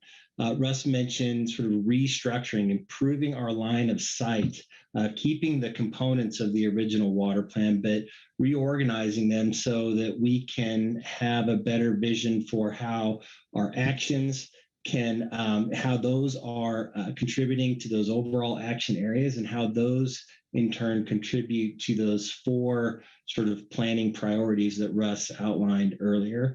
And then reframing some of our actions, maintaining that vision of the current water plan, but thinking about things like uncertainty and how some of that vision may change as we go through time, but at the same time focusing on how we can reduce our risks across all water sectors with our actions that we take today. So I think, and if you could go to the next slide, an instructive thing to do is to look at what other state plans are doing. And a nice reference for that is a document released in 2018 by the American Water Resources Association. It's a document that compares at a high level water plans from 17 different states, and they're listed there on the right side of the slide. It talks about their budgets, their cycle for updating, some of the challenges they've faced, and a number of different things kind of across the board. And a few recurring themes that it cites are the desire to develop interactive web-based platforms to help describe some of the technical analyses in a straightforward way, in a way that people can understand what's being communicated, and in an efficient way, and also using those platforms to describe policy recommendations in the direction that these different state plans are going. All the state plans have a written document that include their recommendations and actions, but then several of them have sort of extensive technical appendices and a lot of information that people can really dig into if they'd like to. And then there's kind of an interesting variation among the states in their geographic scope. And if you can advance the animation there, there are several states, and they're shown in dark blue, that have a state-focused plan only. And then on the flip side, there are in yellow a couple of states that only develop basin plans, and they don't roll those basin plans up into a statewide plan. And then sort of in the middle, and you can see Colorado in this category in the blue-green, are states that develop basin-focused plans, but then roll those up into a statewide plan. And one of my colleagues who's on the phone today, and if you could advance the slide, his name's Kirk Westfall. He has some experience in some of these other states, and we talked a little bit about some observations there. So Connecticut, for example, is one of those dark blue states with a state-focused plan.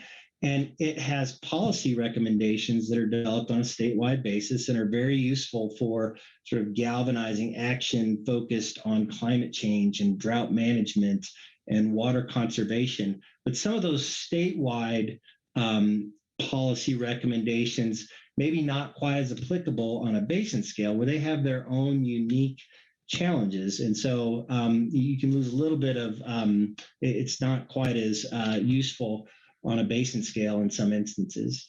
Texas, on the other hand, has a very robust and prescriptive process for developing regional water plans. They have 16 different planning regions. They pour a lot of effort into this. They have a lot of staff that at the state level that focus on this, but they develop these regional plans based on a prescriptive but sort of generalized process. And then they roll all those regional plans up into a statewide plan, which does a really great job of identifying potential future costs for infrastructure and moving their state along to meeting their future water needs. But one sort of challenge that they're working through is that those regional water plans, because they're so prescriptive, but yet sort of general, can, in some instances, not be that useful for local water providers as they develop their own specific plans for moving forward. And so you can get some inconsistencies with what local providers are doing versus what that regional plan is saying. So again, it's sort of another sort of lesson learned there. Kirk has participated in a water transfer adjudication in Oklahoma, in which Oklahoma City was looking for a 50-year water supply from a reservoir. The Choctaw and Chickasaw tribes were interested in maintaining water levels in that reservoir and protecting stream flows. And so this conflict went to mediation. Both parties sat down and thought really hard about their needs and what their risks were, and came out with a solution that in which they were able to meet most of their needs most of the time with some acceptable deviations from that. So it was a good exercise in collaboration and balancing risk among a couple of sectors of water use. And then finally, California has a water resiliency portfolio of actions. It's over 140 actions. It describes how California is going to become more resilient in their water resources management. And it does a really good job of listing out the actions, listing out and defining responsibilities of different state agencies. So it's very clear in that respect. One of the things that they have identified is that they may not have the staff time or the resources to implement all those actions. So maybe a little bit overly ambitious, but anyway, another sort of good lesson learned in maybe not trying to overpromise in what you can deliver. So if you can go to the next slide. So we're thinking about some of those observations in other states, thinking about our actions and our path forward. We're sort of reassessing our actions. This is exactly what the water plan forecasted that we need to keep this a living document and update it from time to time. So as we look at our actions, we're identifying ones that maybe complete or maybe need to be recalibrated to adjust to some emerging trends or challenges, or new actions to adjust to emerging trends. Or maybe there were some actions in there that were a great idea at the time, but are not as useful now. So we're sort of going through that process. And again, as we discussed earlier, restructuring for clarity and not losing sight, though, of the components of the prior water plan, focusing on reducing and balancing future risks. So, thinking about actions that reduce risk to environmental and risk attributes, looking at reducing risk of water supply shortages for municipal and ag users. So, identifying things we can do today that are going to reduce our risk in the future, and then thinking about SMART actions. And SMART is an acronym. And if you can go to the next slide, I have a little diagram that illustrates this. So actions that are specific, we don't want to have necessarily ambiguous actions. So specific actions that are measurable so that we know when we get to the end of those, actions that are achievable and have agreement, especially where we're looking at actions that may involve other agencies, making sure those agencies are on board with the direction that the water plan is going. Realistic, and then also actions that are time bound. Russ mentioned earlier, we're looking at actions that we can actually complete during this current planning cycle. And then I think my final slide here sort of outlines that structure that Russ alluded to earlier. So across the top, we have our 4 action areas of, as Russ described, cities, farms, streams, and people. And then we have actions that are within each one of those different areas. And you could probably anticipate there's a set of actions that are going to apply to all those. So looking at potentially 10 actions under each of the different planning areas, maybe 10 additional actions that span that those different those areas, but not necessarily being bound by that number, just thinking that's maybe an appropriate way to go. And then each one of those actions may have different steps that are necessary to fulfill that action. And then, as Russ described, some horizons that are associated with each of those different planning areas to incorporate that great vision that the water plan had previously, actions that we can't necessarily do alone, that people can sort of see themselves in, and making sure that those 9 different measurable objectives from the prior water plan are incorporated into this hierarchy, and we don't lose that ambitious vision of the prior water plan. So that was my set of slides. I think Kat is on deck to talk a little bit about some of the input that we've been hearing from stakeholders as we've been formulating our thoughts on updating the water plan. Thanks, Matt. We're going to pause before we go to Kat and to see if there's any questions. I know there's a comment from Director Brown. Do you want to go ahead? Sure, thanks. I like the acronym. I just wanted to make sure that as we are thinking about the vibrant communities, what do you call it, goal, I guess, that we make sure that we're not just talking about cities, but small towns as well, that can sometimes just get steamrolled in these planning processes because they don't quite fit in the farm or ranch category, and they don't fit in cities. So yeah, just whatever we can do to make sure that has an obvious space, so that when we're doing outreach, especially on the West Slope and over there on the plains, that we're able to speak to that as a priority as well. Thanks. Thank you. Any other comments before we move on? Or questions? Director Schwartz? Thank you. You'll have to forgive our noisy background. I did have a question or a comment relative to agriculture and aligning our water resources moving forward with food production. And this is really deferring to other directors, specifically Dr. Sakata, but this is not just a 6 to 10 year plan. This is a forever plan. How do we feed this population in Colorado? How do we make food production a priority and align our water resources with that? So it's a big picture agriculture question, and I'd like to just keep that on the table. Thank you. We'll definitely get into that when we get into our discussion later. Thanks for putting it out there. Any other questions or comments to make right now?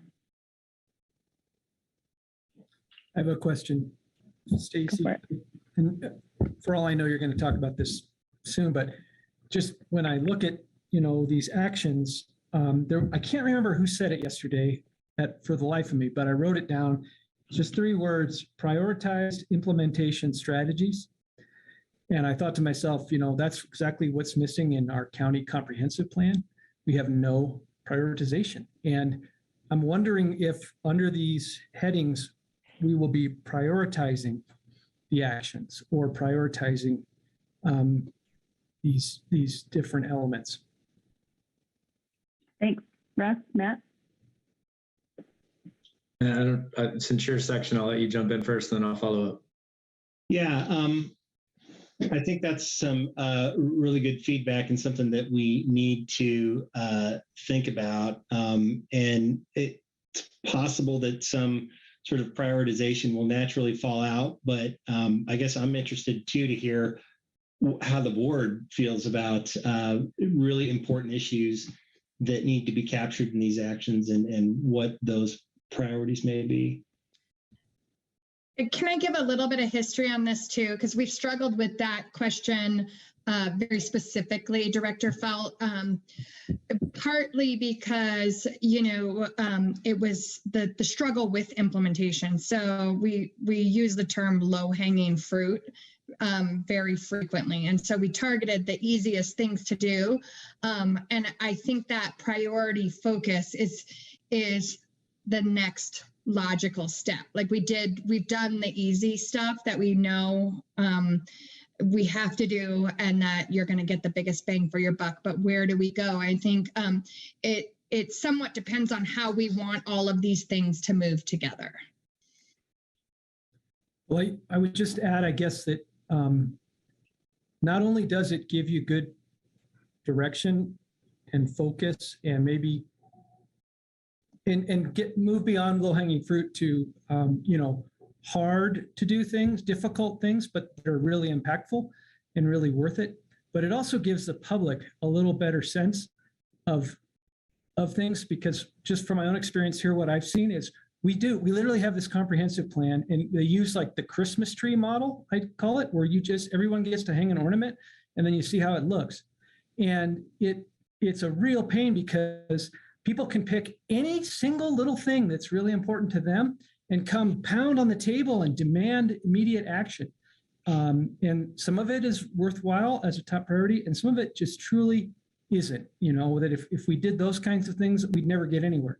And so I recognize there's a lot of challenges inherent in trying to do that, but I do think it's an important part of an actionable plan that really leads to the most important things getting done first. And I have to say one more thing based on that too. Sorry, Russ. I think that's where the base and implementation plans are so critical because we do have different views across the state. And so what may be a priority in one may not be a priority in another. And I think we saw the struggle that the basins went through as they were trying to figure out, okay, how do we prioritize these projects, and what is our basis for that? And I think not only taking that up to the statewide level, but also doing our own on a statewide level is going to be incredibly important. Awesome comments, and thank you, Director Mitchell, for jumping in too.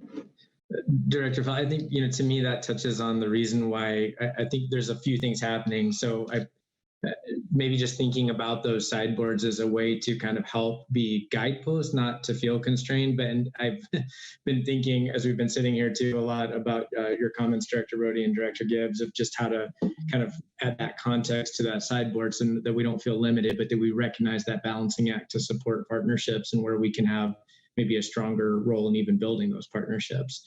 But I do think that if we are kind of looking at, what we may end up with in the water plan update is roughly 50 actions. And if we strip away all the kind of just statement pieces, which I think many of those we can carry forward, maybe all of those we carry forward, but the actions in the current plan are probably on par with that same number.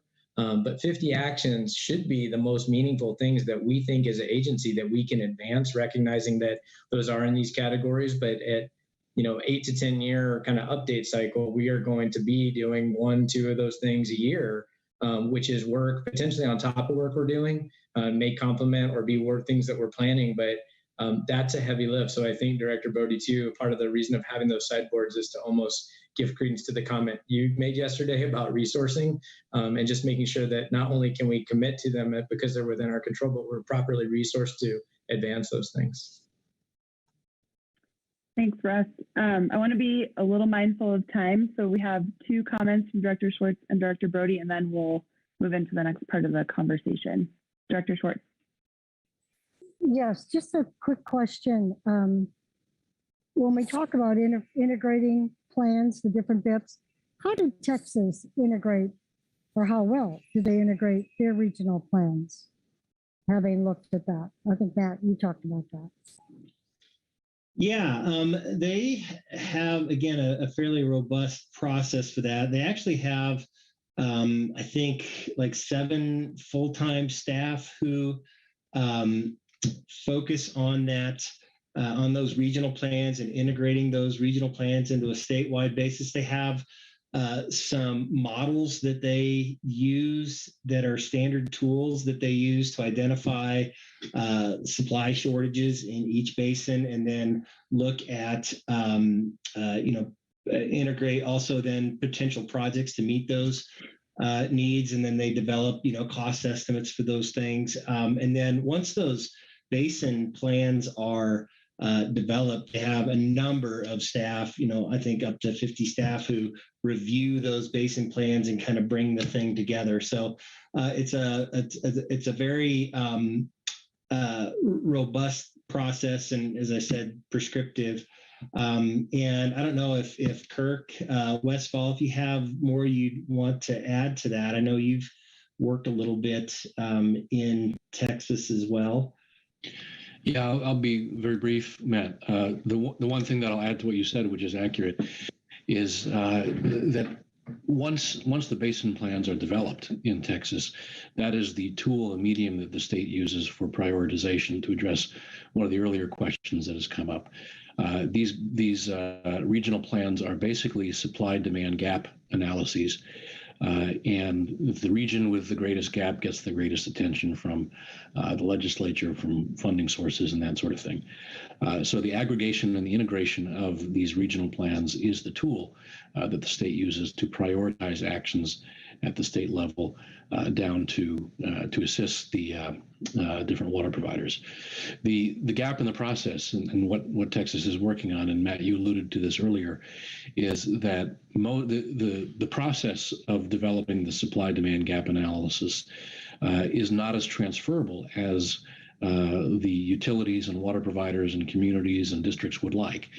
And the granularity isn't there to really give them enough confidence to spend the money that they see as needed to develop new supplies or integrate new supplies into their systems or reoperate their systems, as is often the case. And so they almost to an individual utility develop their own long-term plans that account for far greater detail for climate uncertainty, for resilience, for equity considerations, and regional potential for partnerships that is not included in the statewide guidance. So while there's some really good processes in place to integrate and aggregate the regional plans and prioritize effort at the legislature, the decisions are made on the ground by individual water providers. Thank you. All right, Director Brody. Thanks. I wanted to put in a plug for prioritization. There's going to be far more that we'd like to do in this plan than we have the resources to do, particularly within the time frame. And so to me, if we want to make meaningful progress, we really need to understand what are the priorities that we want to focus on in the 8 to 10 year time frame. Otherwise, we can continue to kind of dabble at the margins, but I worry that while it makes sense to focus on quick wins in the early years of a planning process, at this point, we really need to focus on what's most impactful and what's most important, so that we can make meaningful progress toward those goals. Thank you.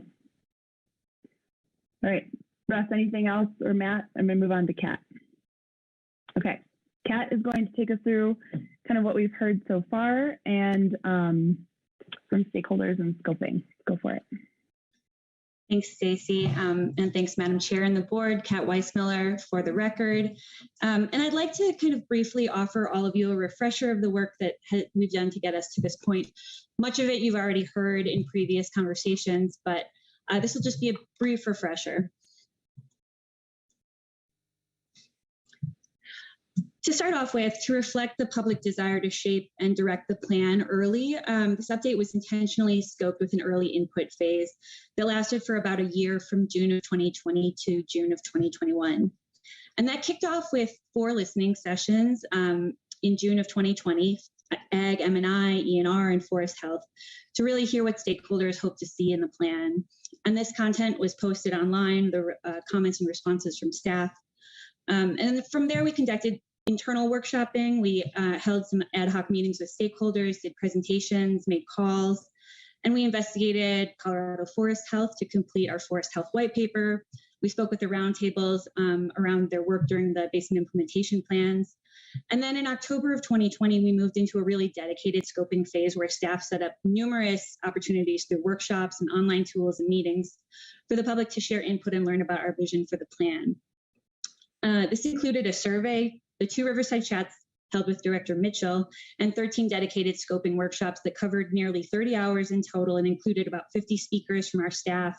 And we had 20 partner organizations that helped us organize those. And in total, we engaged over 1,200 stakeholders in that process. We also concurrently launched and facilitated the ongoing work of the Water Equity Task Force, a 21-member group that included 9 roundtable representatives, 9 community seats, 2 tribal seats, and an ASECIA seat. The Equity Task Force was scoped to work over the course of about a year to discuss and develop equity, diversity, and inclusivity concepts and principles specifically for inclusion in the water plan. And this work really functioned as another arm of our scoping process, which I will talk about a little bit more in a minute. But I do want to make the point that all of these conversations can and should advance beyond today, beyond the end of their their technical close on paper. There really is no finish line for these dialogues. They're really important and they need to continue. I want to touch back on the action areas that have been touched on numerous times. This repetition is intentional to just kind of drive home these action areas. But from October of 2020 to June 2021, we worked to draw from our stakeholders the things that they really wanted to see in the plan. And I'm going to walk you through some of the major themes that came out. In the space of vibrant communities, Director Brown, I wanted to just reflect that we heard, maybe that was your feedback early, because we had originally been thinking it might be vibrant cities, and we broadened it to communities, thinking we did want to make sure that we touched on smaller communities around the state. But in the area of vibrant communities, we heard support for increased outdoor water efficiency. We heard some excitement around turf retirement programs. We also heard support for better institutionalization of water and land use planning. And then we heard about better connecting and institutionalizing that connection between water and land use planning as a means to build resilience. We also heard that there's kind of a need for cultural change in those planning spaces to really establish the connections that have historically been pretty separate. And then we heard about the need for better and more consistent data in water conservation. We heard about storage, still a very important tool. And we heard the need to better manage special districts better between jurisdictions so that land and water planning in those areas can be really linked up. And we heard that water efficiency measures should be incorporated into comprehensive plans in a more established way. Then in the area of robust agriculture, we heard that climate change and the associated natural disasters that could come with it pose the most significant risk to the long-term productivity and resiliency of Colorado ag and food systems. We also heard that locally led solutions to water resource challenges, whether that's aging infrastructure or groundwater management, are really preferable to top-down solutions. However, those local organizations sometimes lack sufficient resources such as staffing or funding to scale programming and achieve broad impact, which really presents a role for some state investment there in capacity building. In the area of thriving watersheds, we heard about a commitment to really maintain public benefits of Colorado's quality of life and economy through healthy and functioning watersheds. We also heard about maintaining adequate stream flows to support fisheries, recreation, and habitat maintenance for water-dependent natural environments. And we heard that a healthy environment depends on good water quality, connectivity of streams, and robust in-stream and riparian habitats. We heard that long-term sustainability and environmental resiliency provide for a functional ecosystem in the face of a number of pressures from competing water needs to climate stress hydrologies is really, really important. And then lastly, in the resilient planning space, the main themes that we heard were to build resilience and adaptive capacity in order to respond to changing conditions. That might include things like storage, or it could include water sharing agreements or education. We also heard about a desire to really better support our PEPA coordinators to collaborate and educate their local communities as a trusted resource. And we know that's really important. That's something we've been thinking a lot about. And then we heard about the need for supportive government through funding, permitting, and removing red tape. The scoping efforts also really reinforced support for ever greater levels of inclusivity from different sectors, cultures, and perspectives in a way that can really reflect Colorado as it grows and changes. And I heard a quote recently that really resonated with me in this space. It was, "Without equity, there is no resilience." That was something somebody said at the Colorado Resilience Office event earlier this week, or last week, I guess. And so with that in mind, I'd like to review the work of the Equity Task Force. As I mentioned, during the scoping process, the first meetings of the Equity Task Force were held, and that process has been ongoing after the scoping phase ended. It will conclude next month with a final meeting on February 2nd, and then after completing its intended goal to identify these equity, diversity, and inclusivity principles for the water plan, it will kind of come to a close. Though it will end, these conversations and the dialogue that have occurred here and in the other action areas as well will not, those dialogues will not end, they'll be ongoing. It's really important work, as I said earlier, and it needs to continue. But the key principles the task force developed for inclusion in the water plan are here. They're to promote diversity and career pathways in water through student engagement, to promote the importance of collaboration and new voices in water discussions, to recognize and address elements of the rural-urban divide, and then really find opportunities there too. And then to expand grant opportunities to new audiences, and to encourage, support, and expand basin roundtable discussions to facilitate really broad community engagement in creating collaborative solutions.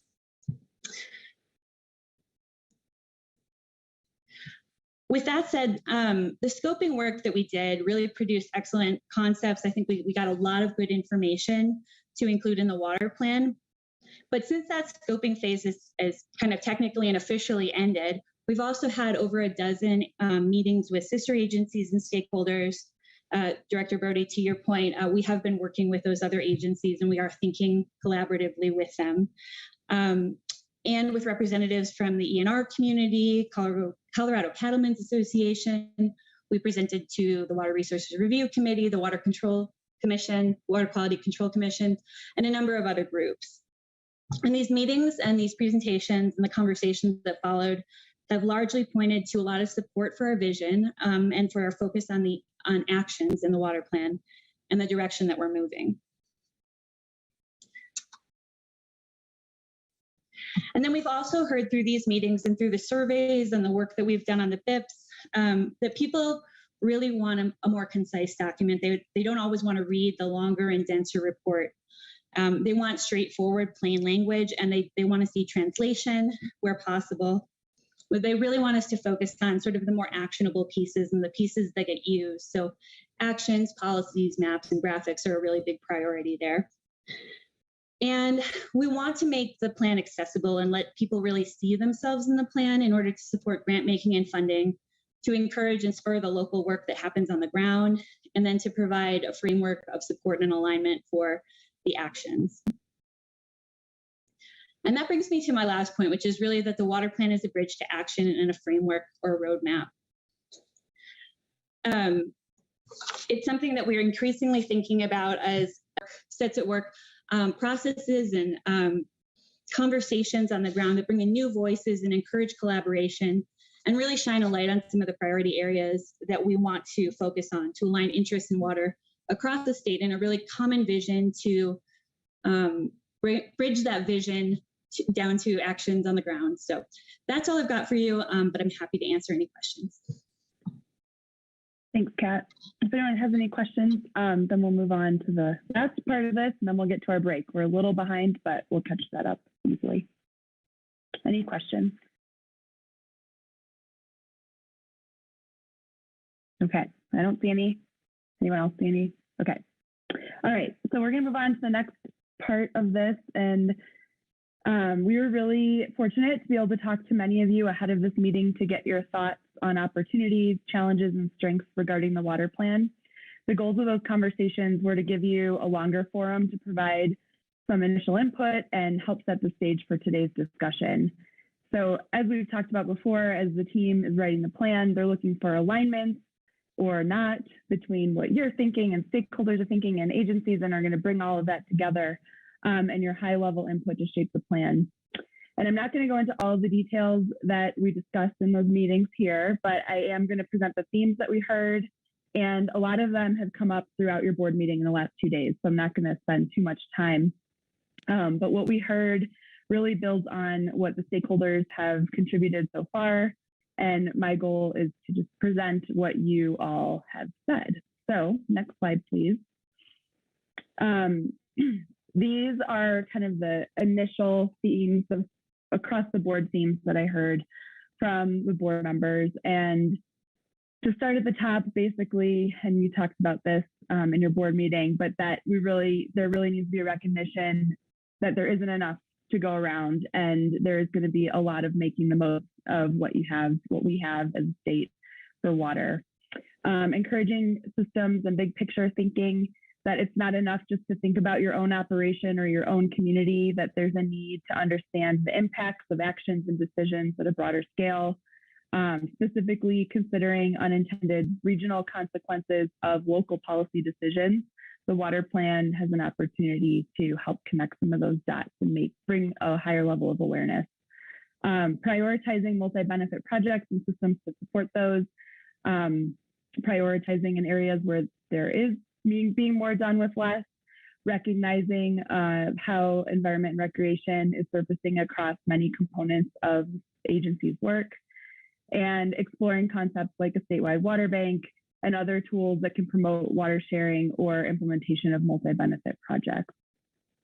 Strengthening partnership and collaboration.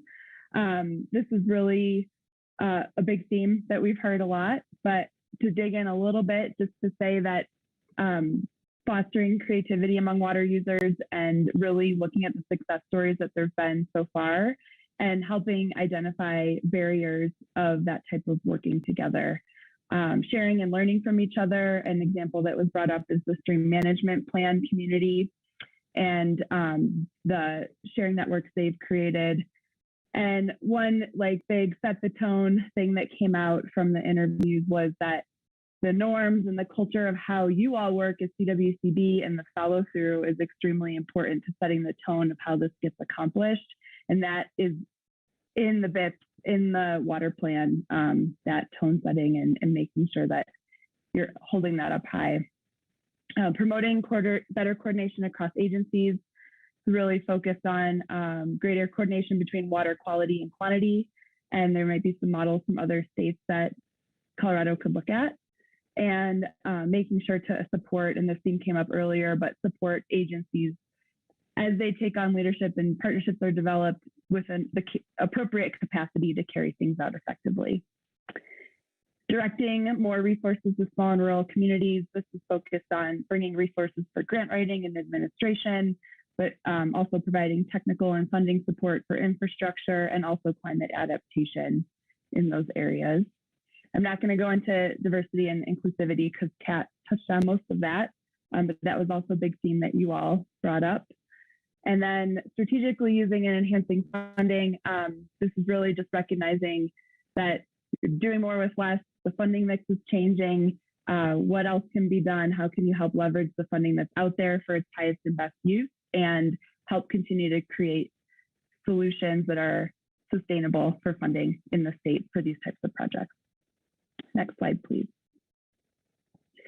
So we asked you all for your thoughts on strengths and challenges within each of the focus areas. And I'll just give a couple examples because most of these were repeated in what Kat presented.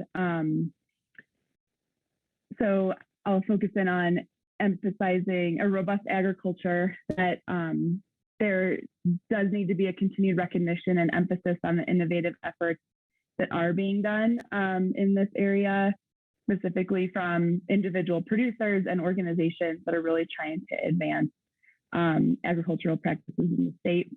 And then also the reality of a need for more storage, but understanding how to approach that with the appropriate checks and balances as that moves forward. For thriving watersheds, a lot has been discussed already about the forest health issue and how big that is. And there was some input and themes around just how to best leverage CWCB in that context, that there's a role for CWCB and a way to help extend maybe the reach into that broad geography and jurisdictional diversity that exists underpinning the forest health issue. And then resilient planning, I think the big thing there is that there's a lot of pride that exists among all of you for the planning structures that are in place and just being really thoughtful on how to improve those planning structures from the roundtables to the IBCC and to the board to just make sure they're being utilized in the best way possible. Next slide, please. And then we also heard input from you all on your on the structure of the water plan. We talked about this earlier, but ensuring that the board adheres to the role in providing high-level policy direction. The Colorado River renegotiations came up, and Russ mentioned this earlier too, that this needs to be addressed and recognized in the plan, but it's not an action item. And then clarifying and providing education on the CWCB role of really just helping position and using this as an opportunity for the broader public and everybody to understand how CWCB can help them and support what they're doing. And bolstering administrative capacity, being realistic about capacity versus activities, and you all touched on that during your prioritization discussion.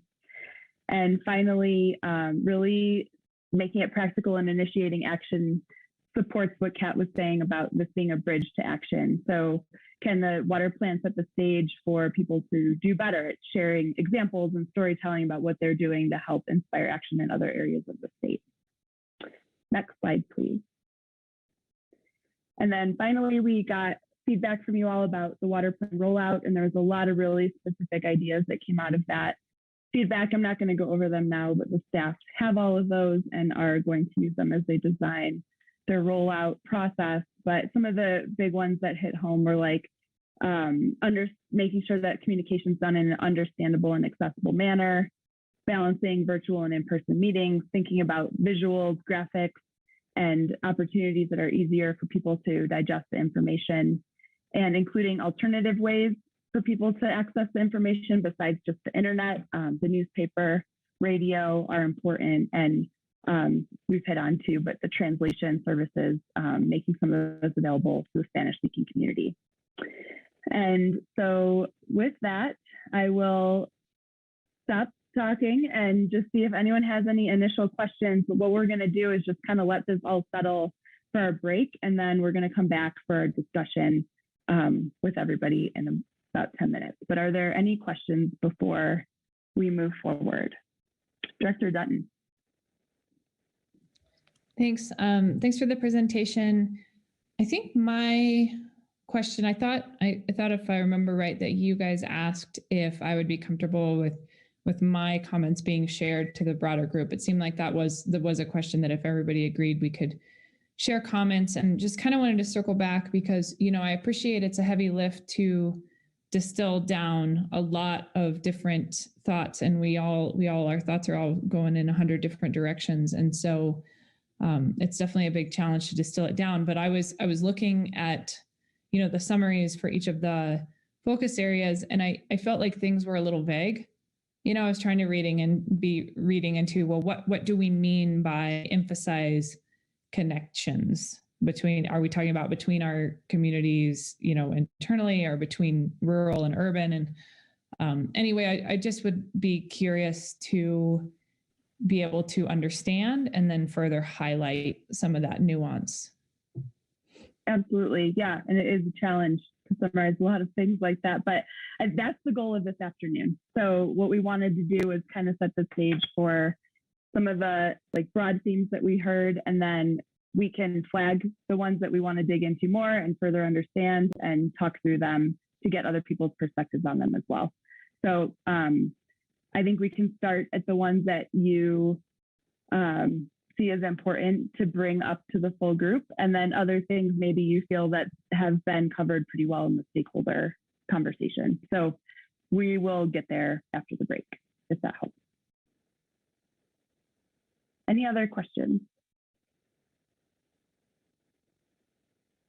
Okay, so think like Director Dutton is about the things that you wish had been articulated more clearly that you had to say, because we will be asking all of you for that information when we get back from the break, and then we will dive into discussion.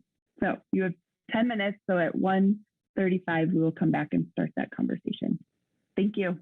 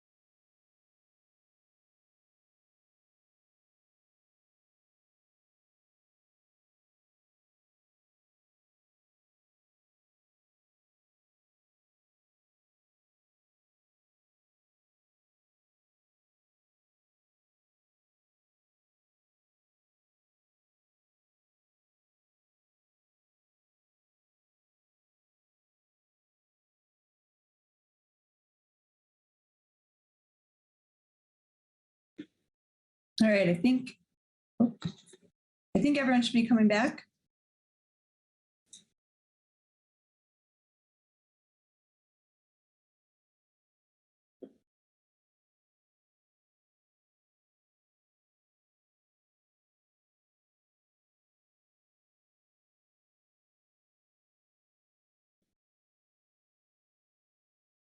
If you're back, if you could turn on your video, that way we will know.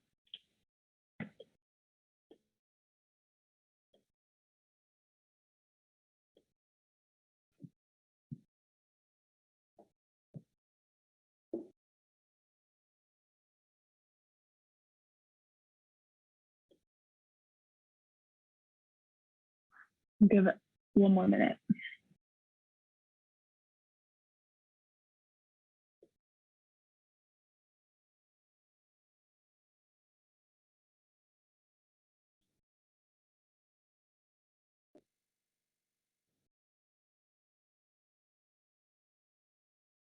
All right, getting some thumbs up.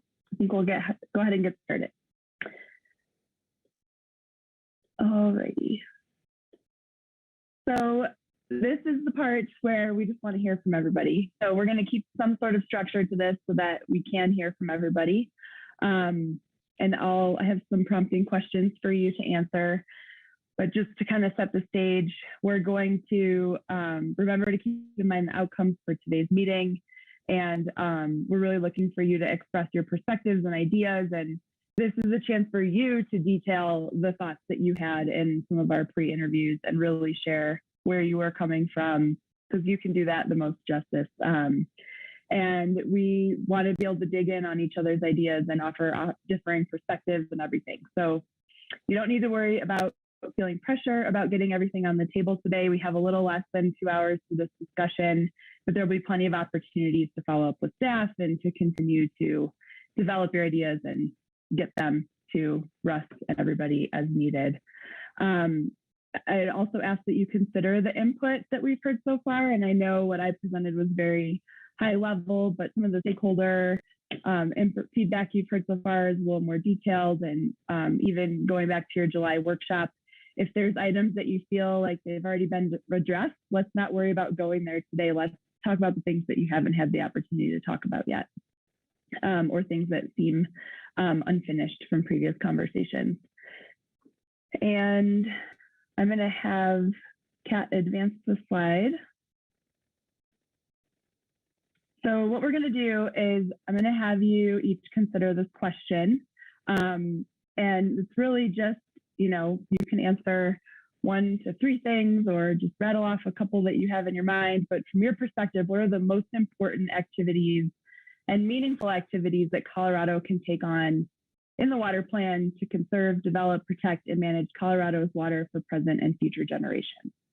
Keep in mind the sideboards discussion we had earlier. Again, you don't need to worry about where this fits into the plan. We just want your input. And what we'll do is go around and hear from everybody, and I'll take notes on your thoughts, and then we'll circle back and dig into items as people want to that have been discussed. So does that make sense? Think about this on your own, and then we'll go around. We'll take a volunteer who wants to kick us off, and just go around to all the directors to hear your thoughts, and then we'll circle back to discuss them more later. Any questions? Okay, so take a minute, and you might already have the answer. You might be repeating what we talked about earlier. That's fine. And we will go from there. And if anyone wants to volunteer to kick us off first, please let me know.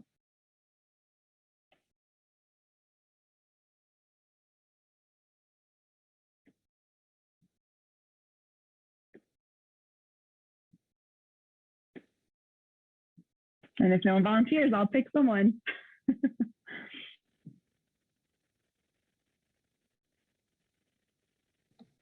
Stacy, I was just going to note that I'm about to hit send. I just made a PDF of the slides just in case any of you would like to reference something that we discussed while you're talking. So I'll hit send on that now. Great, thank you.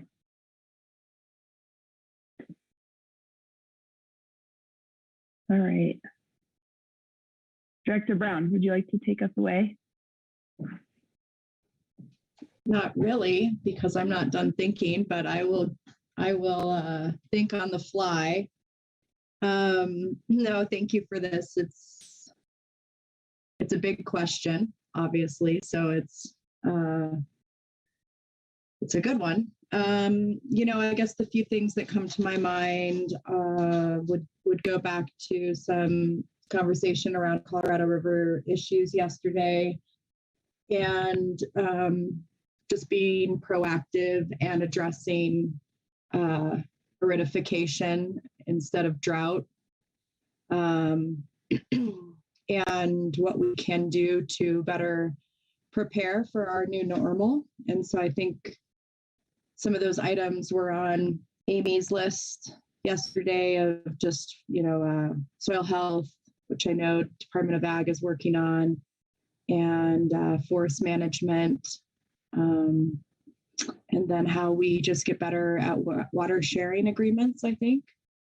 And then, I think secondarily, or maybe not secondarily, but different from that would just be, I guess, a riff on the comment I made earlier about rural versus urban planning, and just making sure that we don't forget about our rural residents, as the gap between the income gap gets bigger, and the impacts of the change of climate become more intense for people in rural communities. I think they're getting it from all sides. And so however we can continue to support and provide and prioritize projects in rural communities will be a big benefit to us.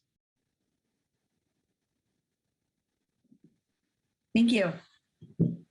Thank you. Want to go next? How about Director Feltz?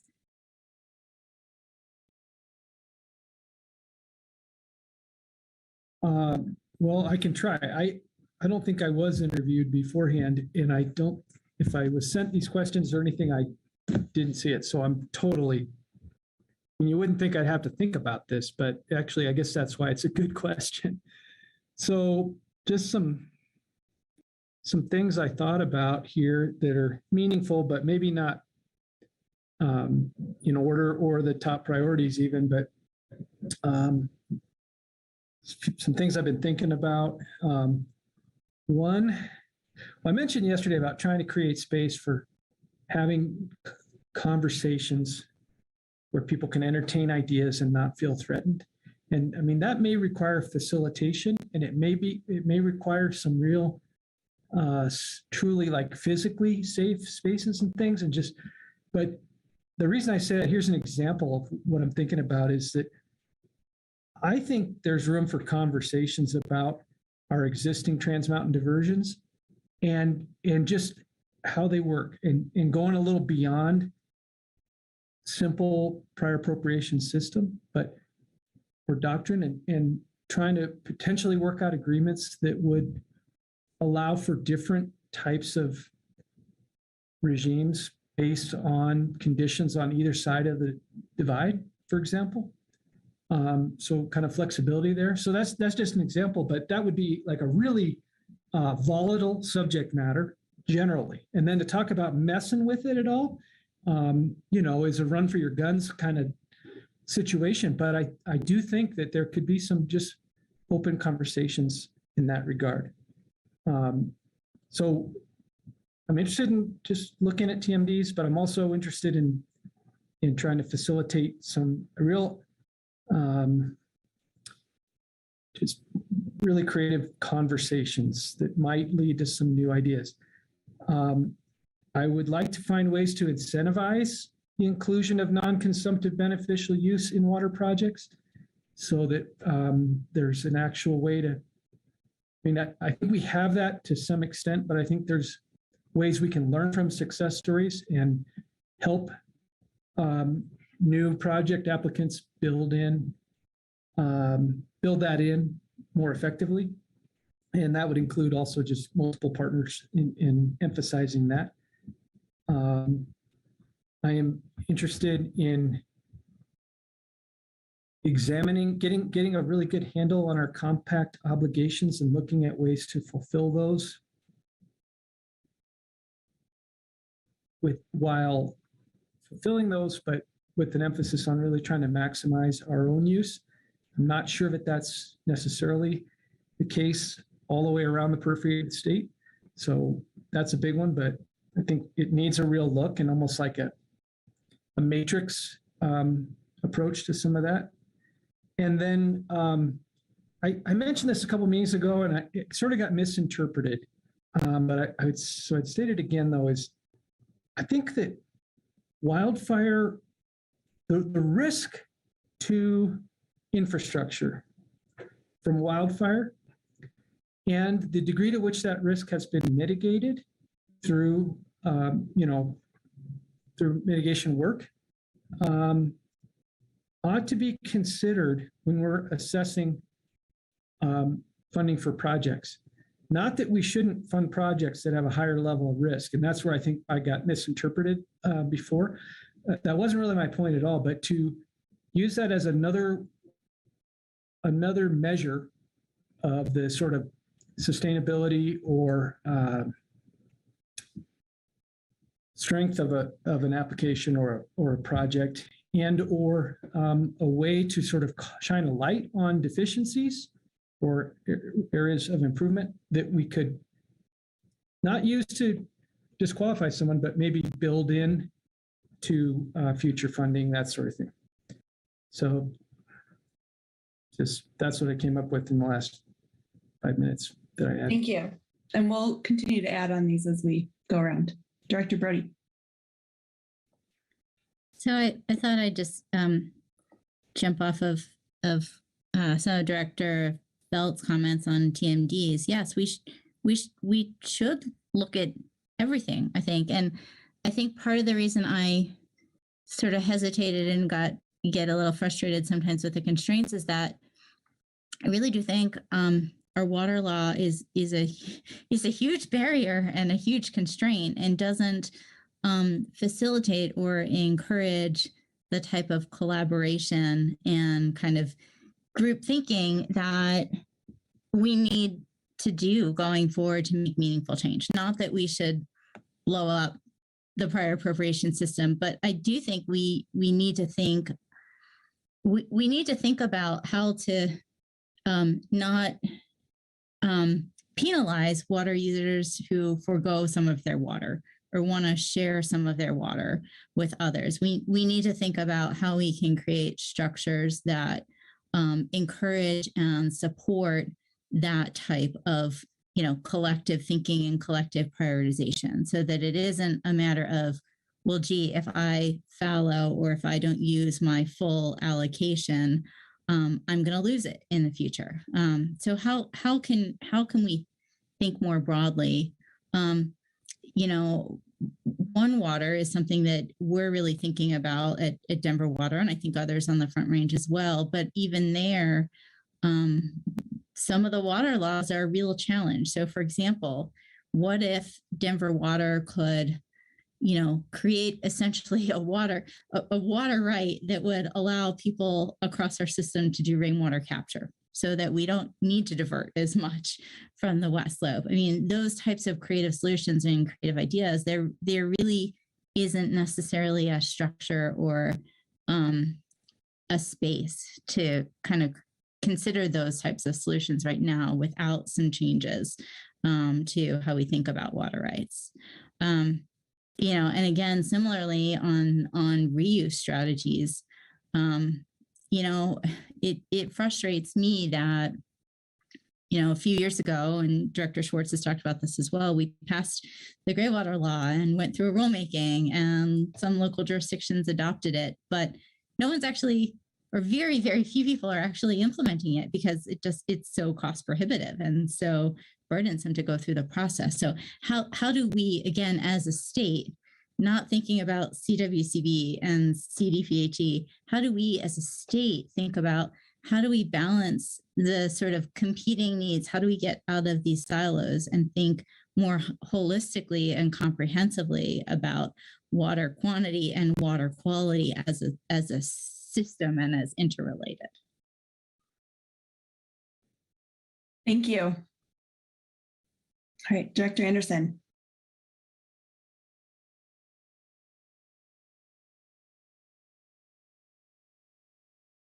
Oh, your mic is still on mute.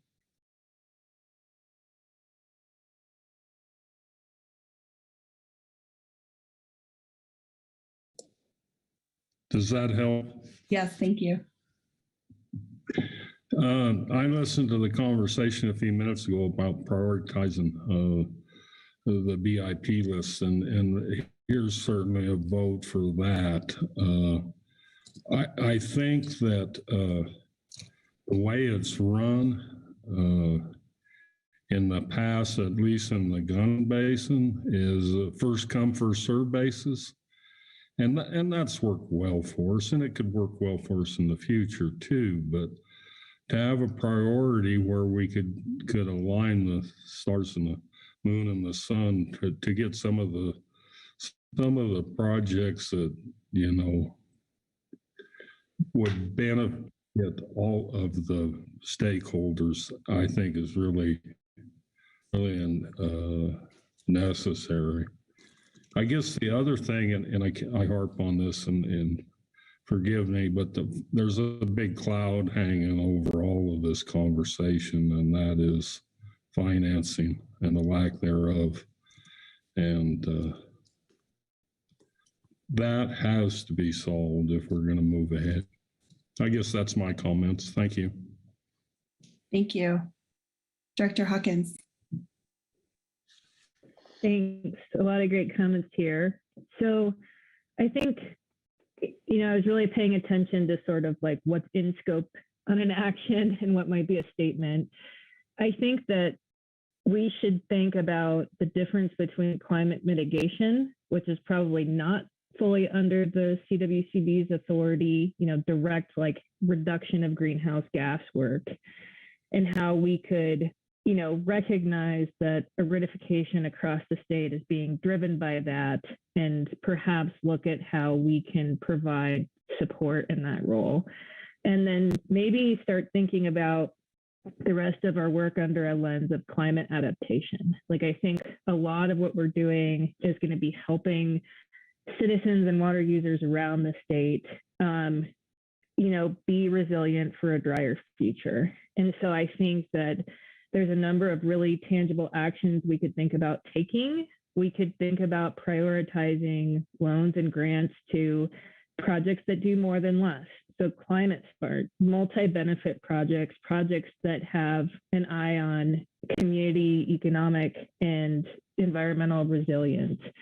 So I think that we're already doing some of that, but, you know, given how much money could come through the Water Plan Grant Program, really thinking about how we'll prioritize projects that do the most to help across the state deal with the problem of aridification. And when I say that, I think we need to have some sort of statewide goals, but flexibility for local design. I know things look really different even amongst the tributaries in my basin. And so I think there's going to be an element, you know, building on the basin implementation plans of saying, like, this is what we're working towards, but these projects could look really different in urban and rural in different parts of the state. And I think along with that, that we need to start thinking about how we'd empower rural, diverse, and tribal communities to design projects that are a fit for their own communities.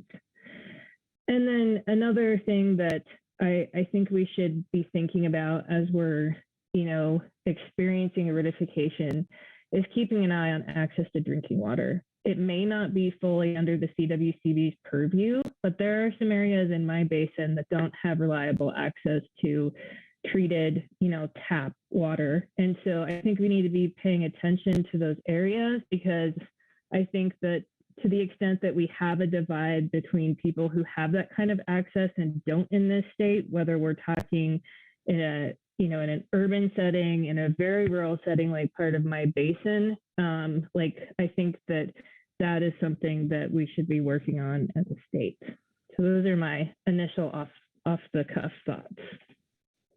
Thank you. Director Gibbs. Yeah, thanks.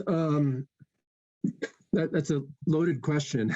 I know all of us are kind of struggling to think, wow, how big is this, or how do we narrow this in?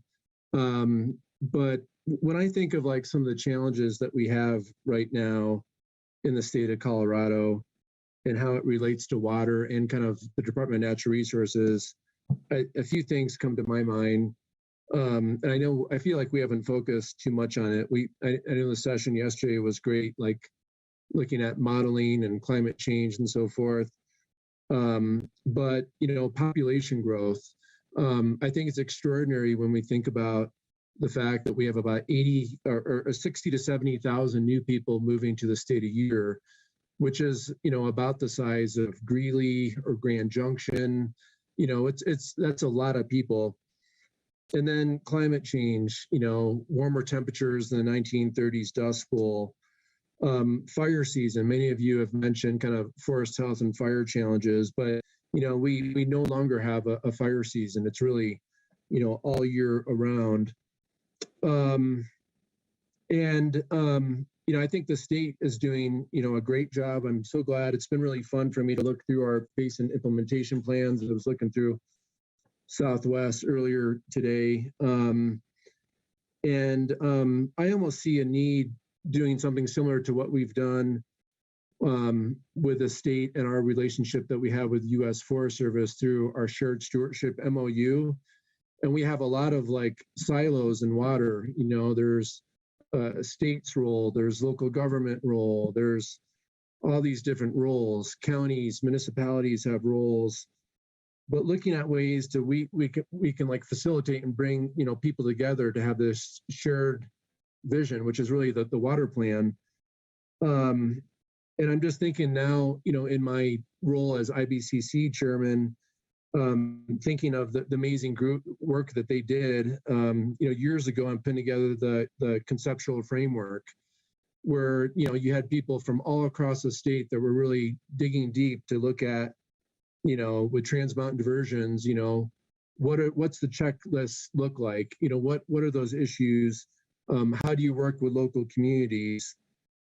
And so I just almost envision like a conceptual framework 2.0, you know, as we work, you know, to build all of our different partners, to look through that lens of how we deal with population growth, getting the water we need, looking at the conservation needs of the state of Colorado, recognizing with climate change, you know, it's going to be fire season all year round, how we work with all of our partners. But big picture, you know, breaking down barriers, figuring out what do we need as a state, how do we work with urgency?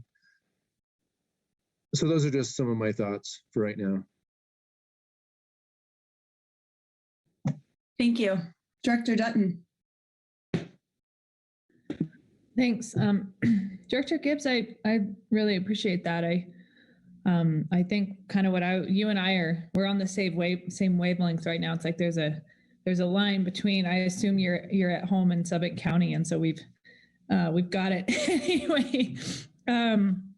You know, something that I was thinking about, and this definitely, this is so fun to go in the middle because this kind of leans on some of the other ideas, but I think really prioritizing and incentivizing creative projects that really stretch flows, and thinking about, you know, we're bringing up these things, climate change, aridification, scarcity. And so to me, it's really how we're going to do more with less, or how we're going to be resilient and live with less.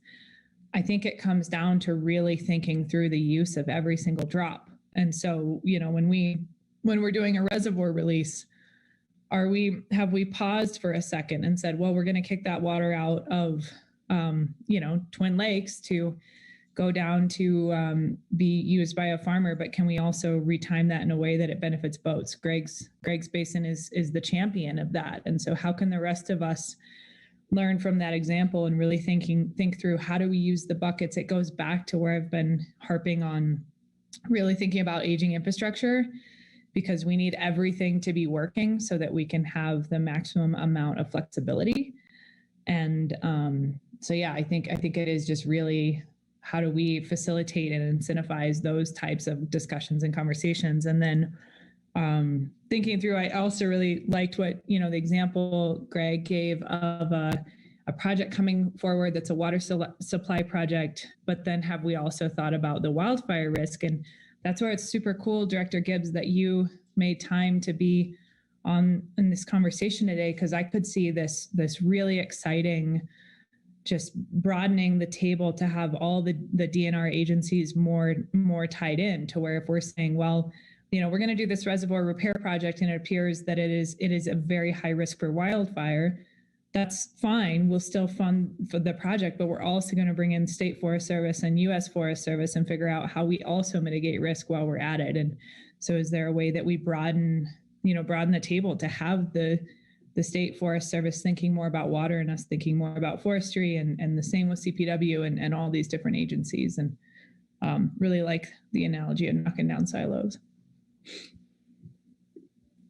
Thank you, Director Hawkins, and then we'll move on to those of you we haven't heard from yet.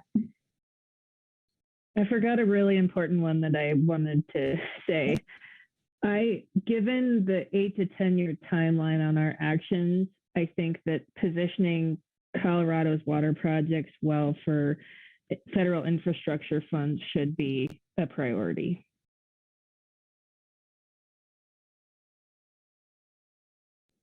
Thank you. All right, we haven't heard from Director Schwartz. Are you there? I don't see her there. We'll move on. Director Trick. Yeah, I mean, a lot of people have already covered a lot of the subject areas that, I would discuss, but I guess one thing I haven't heard yet is propping up rural economies and protecting them from speculation by hedge fund interests and those types of activities that seem to be a threat now. And we talk a lot about this, about how we're worried about it, but I don't see any real concrete steps to give small ag and rural economies better choices than to sell out to some consolidating interest that's just going to speculate. So that's my comment. Thank you. And Director Sakata. Thank you. Really appreciate the comments. I would build on, I had written down same thing Director Anderson had mentioned about funding, but in that I wanted to include really broadening that scope a little bit. I think we talked about this and we've supported some of the efforts, but really, at least on the ag side, I see, and a lot of the ditch companies, they just don't have the expertise of how to plan for the future.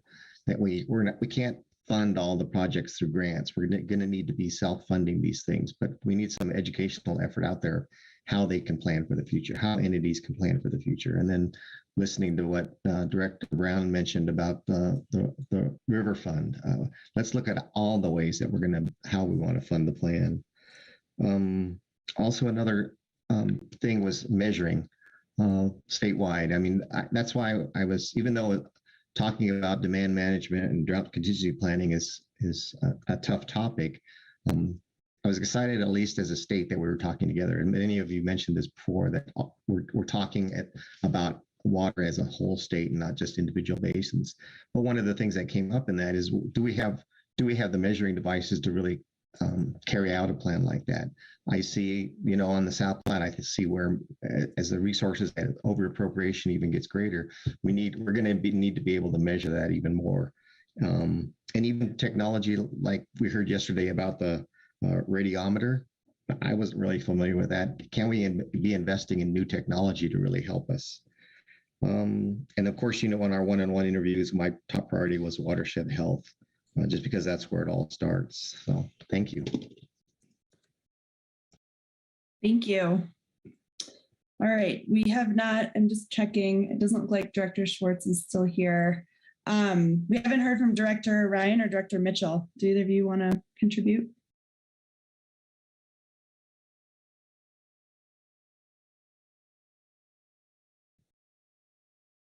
I was going to let Director Ryan go first, but if he's not going to, I think obviously one of my focuses, and I think, and part of this comes from the direction of the board, is that the certainty and resiliency component and the security for Colorado.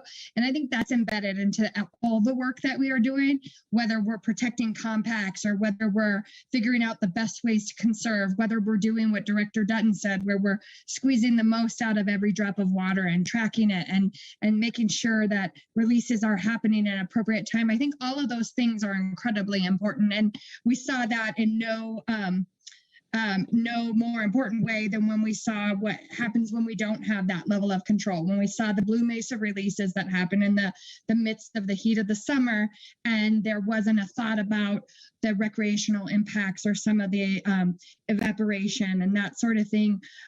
Knowing that we have to be thinking about all of these things at the same time makes our job most critical. So when we talk about the we here, I think it's important that we remember that we are the we are the thought leaders in this, and that right now is the point where we're thinking about, okay, what do we do so that the we's in the future don't say they wished we had done this or that or protected us more. I think we always have to continue to have our eye on the prize of security, not only for the state of Colorado, but for all of our surrounding basins also. Thank you. It doesn't look like Director Ryan's on the call anymore, so we'll just keep moving. Does anyone else have anything to add that they forgot or that their brains didn't know to say until now after hearing everybody else, or anything? I'm going to share, Kat, can I share the screen? I'm going to share my notes real quick.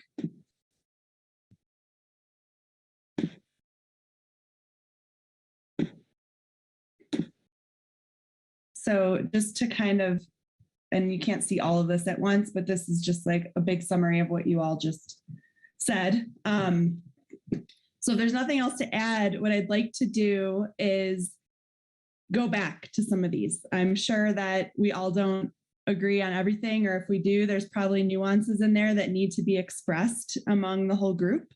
So maybe we can just start, if anybody has anything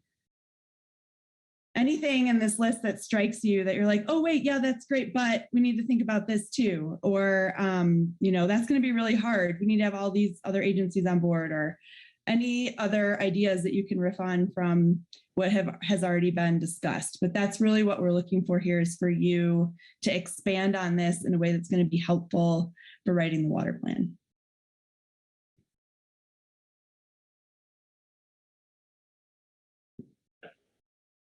Like, what are the unintended consequences are there of new technologies and pushing infrastructure improvements? Or how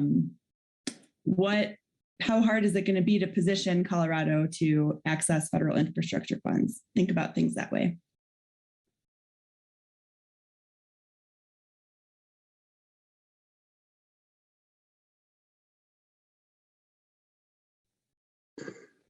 I may just jump in with infrastructure. Obviously, that's on our minds, of course, and it could be huge for the state of Colorado. But I do worry, and I think we need to be, the state and local communities need to be as much in line as possible.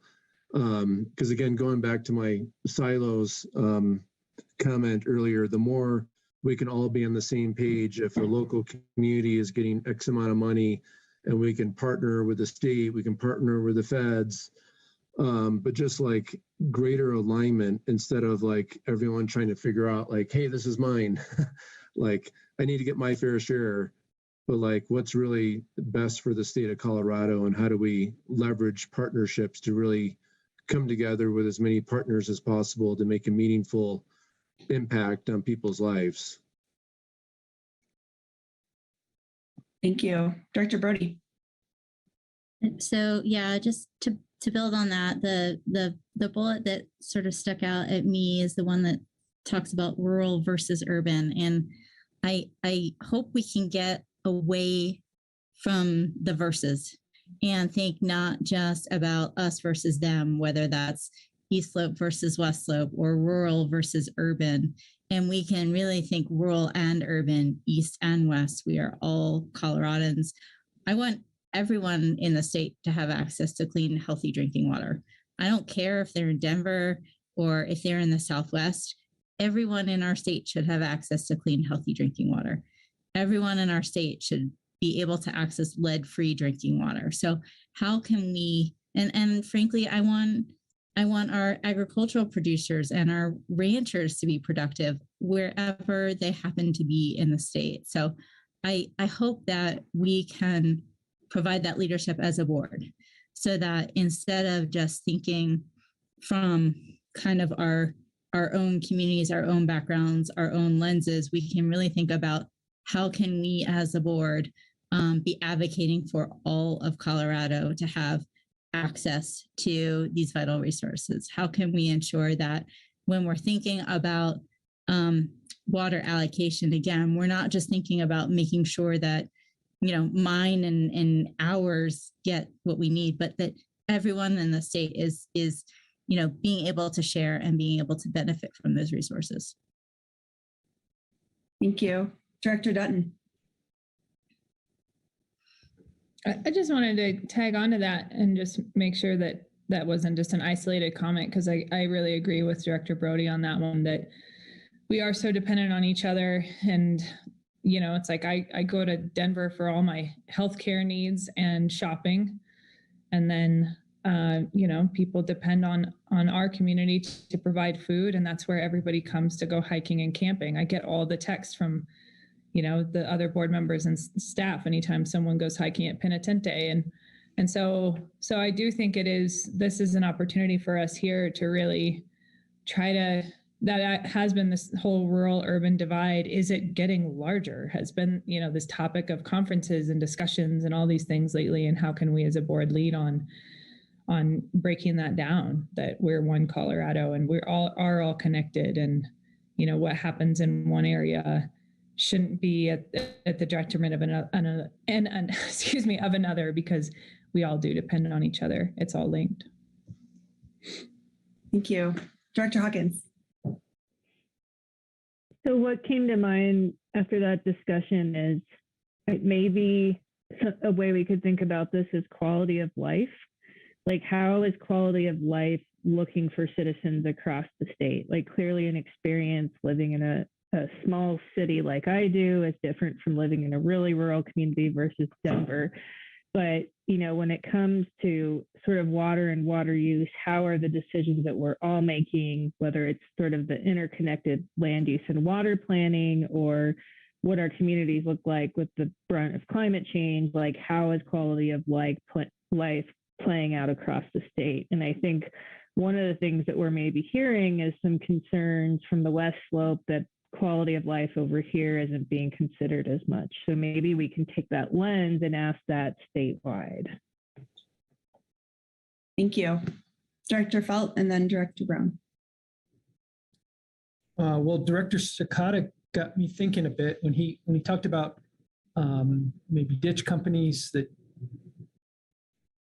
just didn't have the knowledge about, say, how to best organize themselves or best practices in terms of either seeking out funding or maybe just ways to structure their corporation. Or I think there's probably a whole spectrum of things that he could rattle off as examples. But it got me thinking that in my mind, that connected to this concept of sort of encouraging conversations. And maybe that something that we can provide as both a board of directors and as an agency, and especially if we were able to break down silos within DNR, let's just say, which the people who are really able to facilitate that are on this call, there's a lot we might be able to facilitate. It doesn't really cost real money. That it's more about planting seeds in people's minds and letting them think things through and talk things through and come up with solutions in their area, either geographical, hydrological, or just intellectual area of expertise. And that sounds pretty fluffy, I acknowledge, but actually I think there's tremendous potential in that if we could figure out ways to enhance those conversations and kind of loosen people's minds a bit, maybe, and at the same time provide them with the conceptual and intellectual resources that they might need, or the assistance that they might need. I think a lot of answers are probably out there, but they're burdened by either lacking some assistance or some of those seeds, or as Jessica talked about, Director Brody, maybe so a lot of people are afraid to talk about some things just because of water law and prior appropriation, and not feeling like they can sort of set that on the shelf for a minute and just talk about something that would be a great thing, and then recognize, okay, now how do we work that backwards? How do we reverse engineer it with the current legal system? So this was a rambling comment, but my point being, I think that as much as building things, turning people loose with the architectural tools, so to speak, might produce some of the best results for the long haul here. And it's now's the time. Like it's ripe to have those conversations right now. Thank you. Director Brown. Yeah, great comments. I just wanted to support Celine's comment. I think the issue isn't a rural versus urban, it's money. And when you build something or when you want to upgrade, I mean, I live in a community where there's 3 communities that have breaking clay pipes, but there is no general fund to reach into and fix those like Denver Water can, right? Because town boards didn't have the ability to build those kinds of savings accounts for the time where they would need to get in there and create new infrastructure and dig up their roads and do everything that solves the actual problem. So when I look at what rural communities need, it's just attention to the projects that will never get done unless there is both the support staff-wise to help them apply for grants and then implement those grants. There's not an extra staff member in a town of 2,000 or 5,000 that can work on being a project manager. So how do we support these communities and to the point where they can actually implement projects that just fall to the bottom of their lists and then make their communities a better place to live and really just support these communities, period, so that they don't die. And we see these huge influxes like Director Gibbs was talking about, but those people typically aren't moving to little towns, they're moving to ski towns and they're moving to the Front Range. So we just need to look at it where we're carving out the opportunity in the plan that we can point to and say, yeah, we thought about that. And so here's your path forward in order to access the assistance you need that will make the difference. And I just wanted to make sure that wasn't going unsaid in this versus conversation, because I do completely agree that we need to be one as we walk down this path. So thank you to those of you who pointed out that versus doesn't get us anywhere. Thank you. All right. Other thoughts on all this? Is there anything on this list that would keep you, well, I'm sure a lot of this keeps you up at night, but that would keep you up at night in terms of like, I really needed to say this because my perspective isn't being offered, or clarify something that you have brought up, like Director Felt did before with the mitigation comment. Any thoughts there? I guess I'll just jump in and also support the comments that Director Brody and then some of the other directors made as to not being afraid of the legal issues. I think she's bringing up some really important points. So how we frame that in this document and in the conversation that we're going to have before the document is printed, I think will be really important. So it's, you know, not something we can perfectly frame today on the fly, but I would definitely like to support getting that hard conversation out there. Thank you. Director Brody.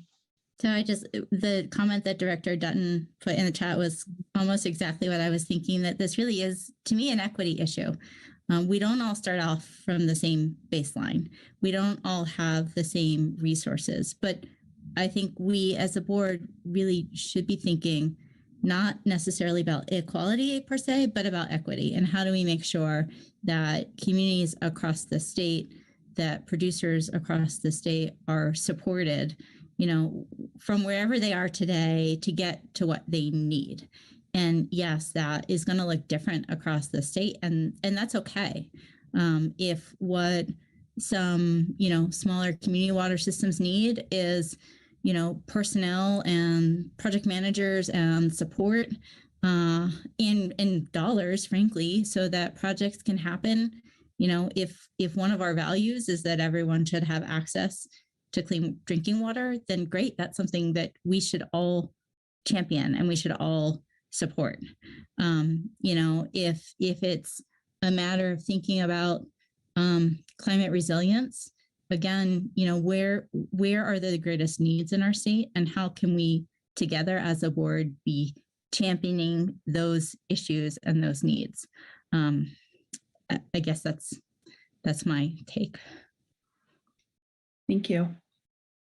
Dr. Hawkins. So I'm not quite sure this is an action, but I'm still going to throw it out here. I have been really encouraged about what I've seen with us moving towards having some staff that are located throughout the state versus everyone in Denver.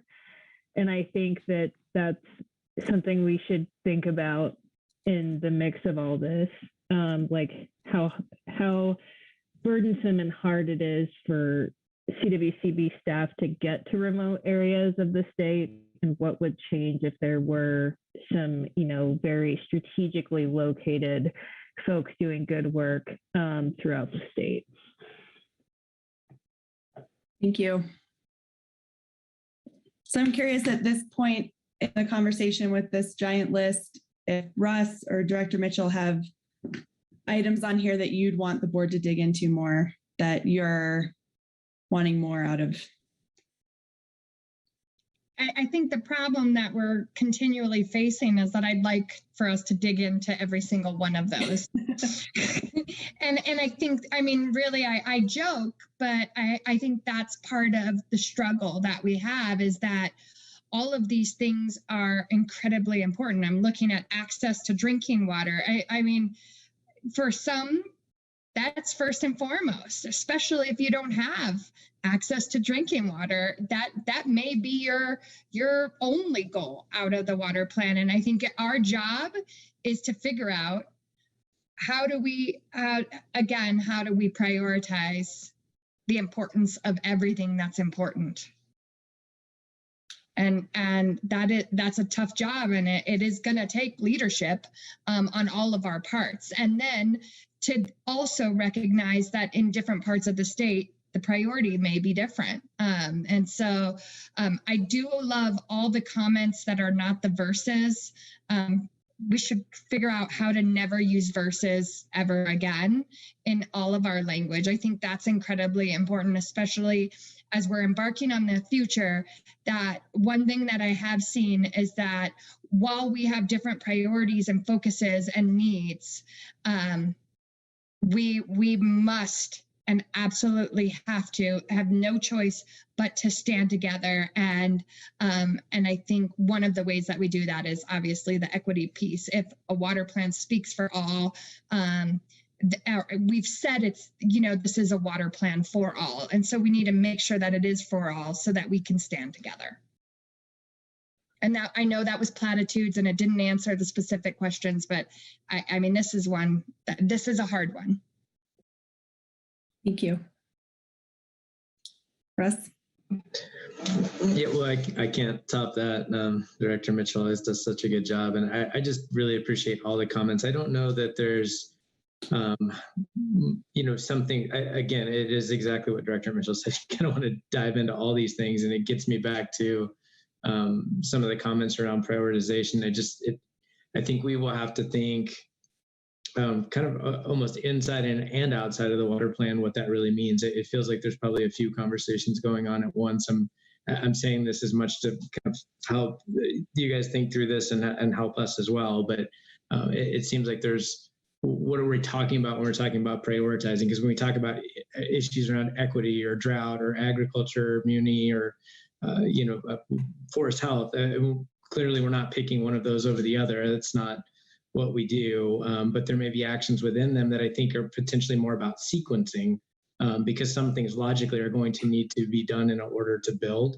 But I think what maybe we're hearing is more on the focus on prioritizing in terms of what we fund potentially. So just kind of maybe some thought around how that's separated out in some of the conversation is the one thing that kind of rises to the top for me. Otherwise, there's just such a lot of rich stuff here that I think really aligns well, including the funding and prioritizing discussion with input we've got from stakeholders. So I'm really grateful to kind of have just more texture here. Thanks, Russ. Director Hawkins. So Russ, that brought up a question that I've been thinking about today. If we prioritize actions like within those 4 buckets, are we going to run the risk of like siloing actions when I think we've heard a lot of input today that you have to do more with less? Like, should we be prioritizing actions that can meet sort of multiple objectives, or how will that work? And are we running the risk of siloing prioritized actions too much? Yeah, great question. I don't know if there's a direct answer because these are the things yet to be written, but my general sense is, and maybe I'll just throw this out for thought too, is that largely the things that we're thinking, like I would argue one action in the water plan is to update the water plan. That's part, these things are processes that in and of themselves offer more opportunity for collaboration and input and more cross-sector input than less. They're rarely a discrete thing. I remember somebody, when we were having a conversation, I think with one of the partner agencies, well, what if you're talking about writing in that you're going to do this awesome water park? I was like, well, I don't think we're going to be talking about that level of detail. I think the things that we're thinking about are the things that are really readily apparent that we need to do kind of to meaningfully advance things. So when I think about that, I think a lot about, for example, just the good work that the roundtables that IBCC did to give us the scenarios that ultimately filtered into the water plan. Those clearly, we don't have a scenario that represents what we just lived through with the hottest growth, with the hottest temperatures, and then the weakest economy, right? So that some of that kind of getting to that idea of sequencing and what we bring in is an opportunity both to set forward a process, bring in more input, and not really have it broken out. So I mean, neatly, just for the sake of a plan, I would think that kind of idea fits under resilient planning, but clearly embraces all of the sectors. So I don't know if that helps with framing it up, but I do think we're more process oriented than kind of discrete thing that we're building, for example.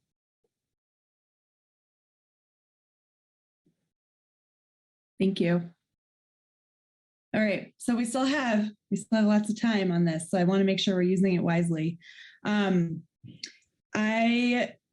Again, just leave it on the table that we can go back to any of these if there's something that we need to dig into more, and you've all been really great about that so far. I have a question about like practicality that we've talked a lot about these silos, and that's a pretty big theme of breaking this down, think holistically as a state. And Celine brought up, or Director Hawkins brought up the quality of life, and Director Felt brought up like facilitating conversations to like get past some of these silos and like barriers that you're currently thinking.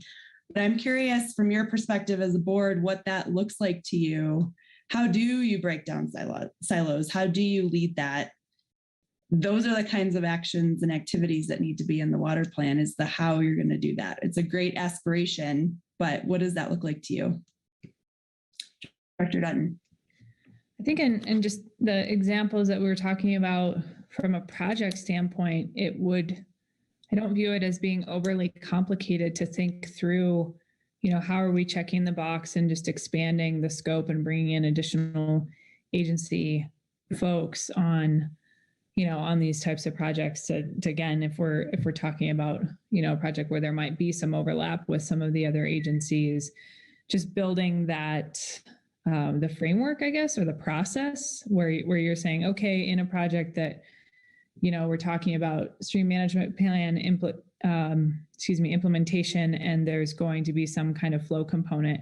Let's tag Katie Birch on that too, and make sure that CPW is looped in, or at least encourage applicants to visit with them. And I mean, they would on a flow project. That's not a great example, but I think it is just, we have the people are doing parallel projects. How do we make it to where we're marrying those projects and we're not doing a timber project over here and a reservoir project over here? How are we making sure we're providing those projects, opening up the communication so everyone knows what they're doing and there's a way to maybe even leverage funds?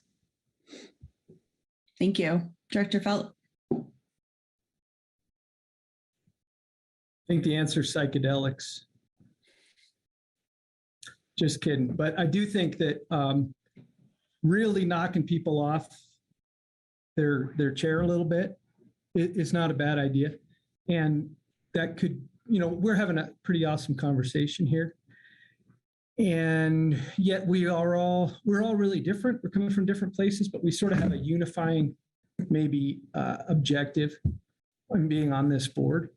But, and this does go on to some extent, but it's fairly formalized. But I think, it could be a real leadership type of exercise to kind of look around and convene some conversations, just sort of handpick some people who are creative, but from really different states of mind and parts of the state, and try to facilitate the same kind of thing we're doing today.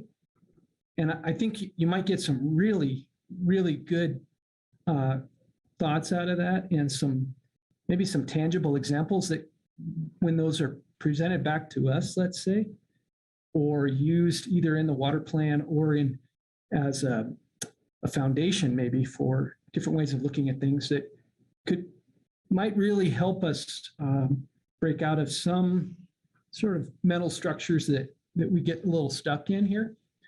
At least I feel that way. And so that might be a better role for a different entity than the CWCB specifically. I mean, maybe that's a role for Water Education Colorado or something, but I think we should have a hand in it. And also, if not participating, at least observing and kind of facilitating. Thank you. All right, I want to circle back to some of you that have been quieter. So Director Sakata, how does this land with you? Are there ideas that you have or anything else that you'd want us to spend some more time on? Yeah, I came up with the solution. Director Gibbs is the one that after he mentioned, what did you say, Director Gibbs, 60 to 70,000 new people a year moving to Colorado? If they each bring 10 acre feet, we've got our problem solved. So there we go. Thank you. Keep going. But I mentioned this in the one-on-one interviews that we had, and Director Felton mentioned the same thing, is, gosh, I love living in Colorado because of the diversity that we have. I mean, that's wonderful that we have that, and we each have the choice hopefully we each have a choice of what we want to do, where we want to live. And whatever we do, I think we want to make sure that the decisions we make aren't narrowing down that diversity somehow, that you allow that diversity to continue on, because as was said, that's what also I think really provides the opportunity for resiliency as you move forward. So that's it. Thanks. Thank you. I think that's a great point, just to emphasize that in these planning processes, it's really easy to get bogged down in the dire, what are we going to do? But Colorado has an opportunity, we heard this in all the one-on-one interviews, to really build on the strengths that are already being experienced in the state and that a lot of you have been involved in. So keeping that in mind as you're moving forward, I think is a really important thing to consider. So I want to hear from Director Anderson. Do you have any additional thoughts for this conversation?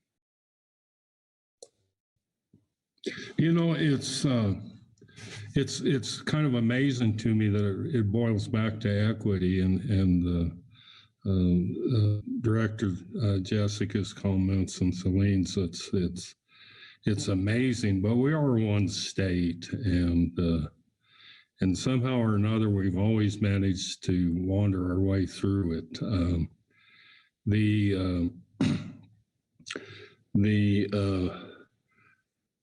One of the other thoughts I had was sitting here listening to all this and some of the tough issues that that IBCC has committed to in the past, and one they really didn't answer, because I don't believe there is a good answer to it, is that equity issue. And my comments, and many of you heard me say this before,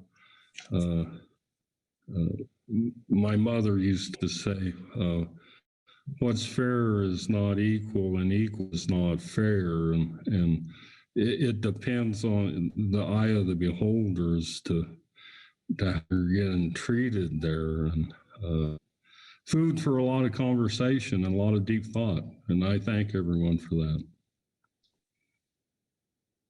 Thank you. Director Trick, do you have any additions to all of this? Not at this time, no. Thank you. Thank you. Director Brown. Just building off of what Director Felt said, I like the idea of coming together and having a forum for more people to have this conversation. But sometimes I think, as good of an idea as it is to give staff that job, like, hey, pull together yet another subcommittee or another group, it makes me think, like, what if we did it ourselves, right? So if you're going to have in your basin, let's meet for a burger or whatever, the time frame is, and pull 5 people together at a time and make that your goal, and then come and bring back the things that you learn that are different from, what we've already learned from our years on the round table or whatever. I almost said extraterrestrial, but extracurricular activities we do. Then we can branch out and not burden staff with another process. And frankly, sometimes it's better for community members to not feel like the state's in charge of this process, right? And sometimes you get some better feedback. So I just thought I'd offer that as a different option. It's more work, of course. Thank you. Director Brody. So I wonder if there is a way to kind of, build this from the ground up. Obviously, the roundtable's put a tremendous amount of work into the BIPs, and I'm curious what themes are arising out of there, because that is local communities speaking about their unique needs and their challenges. Are there themes that we can tease out of the BIPs that maybe rise up, that we can start to use to kind of build our priorities? Thank you. Russ, do you want to talk about that for a minute? I was actually going to say we have a presentation on just that thing at Water Congress. I may, since that portion of it's Matt's, I may let him cover it. I'm happy to do it, but I think Matt's got the cleaner talking points on it. Yeah, there are definitely themes that are coming from the BIPs. Certainly meeting all water needs and balancing those uses, balancing risk, I think is coming through. We're looking at, we're putting environmental and rec, municipal uses, industrial uses, ag, sort of on equal footing, and that comes through in the BIPs. Implementing projects is another area where there's a lot of basin focus. Another one came to mind and it just escaped me. Looking at multi-purpose projects, doing more to collaborate and build partnerships. Those are the kind of things that are showing up in the BIP. So a lot of, I think, common themes to what we're talking about here today. And maybe I'll just add to that, to that comment, absolutely, Director Brody. I mean, I think Director Mitchell said it before, that the BIPs are the heart of the water plan. Our intent is absolutely to kind of pull that greatest hits, if you will, from the BIPs and kind of put that into the water plan. So it kind of is really the same with the tech update, right? We're funneling up all this information, really trying to get those kind of key pieces that help inform the larger picture. So we've absolutely been thinking about how we kind of scale that thinking.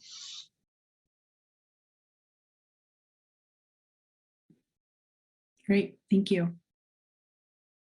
All right, other thoughts that we should be diving into? It strikes me when I look at this list and when I think back on the interviews that we had, that funding was a common thread, and it continues to be with equity conversation. And I'm curious if any of you want to go into your thoughts or details on that topic as it pertains to this. So that seems like a pretty big one.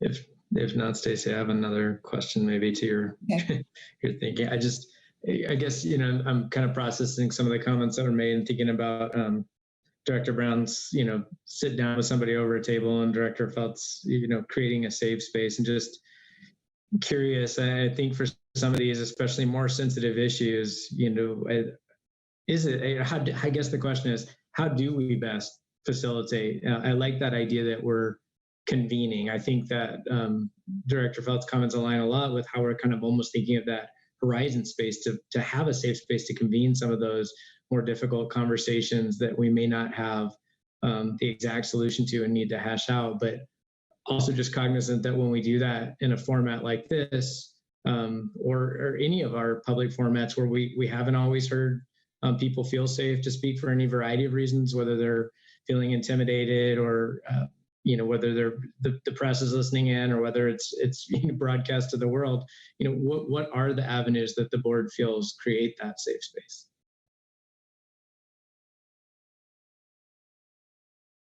Director Felt, go ahead. Well, I was going to say something several minutes ago, but to that actually, but I think Director Brown really got onto something there with convening and not relying on staff. But I just want to assure, not that my fellow board members need reassuring, but I do want to assure you that you have tremendous convening power. And if it doesn't feel that way, it may just be because you haven't really asserted it yet, and you can do it in small doses and handpick folks or reach out to groups within your basin that you just aren't that familiar with yet. In my experience, most of them will say, wow, we've never had a CWCB rep call us before and ask if they could have lunch or come to our meeting, whatever. I'm sure Director Sakata will confirm this. If you look at his meeting list, he's really getting around. And I think that because of the funding element alone, people are interested in talking to board members. And I also think that while it's sort of that operating without a net mindset, or as my wife calls it, going into Phil Donahue mode, The fact is, you take some risk and you hang it out there a little bit, but I think this is how you can maybe get people to come out of their corners and to share openly. And yes, we may be able to pull that stuff, draw that stuff up from those grassroots, and then we could reconvene. This could be a periodic conversation. It could be an ongoing assignment, and it doesn't mean you have to have basin-wide conferences and do all kinds of stuff like that, but just maybe make it part of the role here, part of the expectation on top of everything else. But I think there's a lot there that is just waiting maybe to be unpacked a little bit or to be surfaced. So I don't know. I'm just encouraging everybody. I think there's more we can do that way. Thank you. Any other thoughts on this? If not, I think we're going to go to a quick break and then come back in a couple minutes. One thing I'll encourage you to do is take a look at that, the slides again that Russ sent, and I'll take this down but put it back up on the share screen. But this is your chance. This is the provide your high level input ahead of the water plan being drafted. So really think about if there's other things we need to put on the table here for this conversation. Director Sakata. Yeah, if I can real quick, I wanted to let everybody know that I challenged Director Gibbs. I can't remember what roundtable meeting it was when we talked about it's tough on Zoom right now. Nothing, it's always best for in person. And he actually volunteered his place. He was going to invite the IBC up to his place and have a couple malted beverages along the river. And I think that is going to go a long way in forming relationships and building that trust where you can feel like you're in a trusted space to have, frank conversations and just throw wild ideas out there. So Director Gibbs, I'm holding you to that. I'm going to be watching out for that meeting. I want put it on your calendar. I think it's June 30th, I believe, right, Ross? That's it. Yeah. Great. All right. Well, we'll take a quick break. It's 2:48, so let's be back here at 2:58, and then we will bring home the rest of the conversation and have public comment.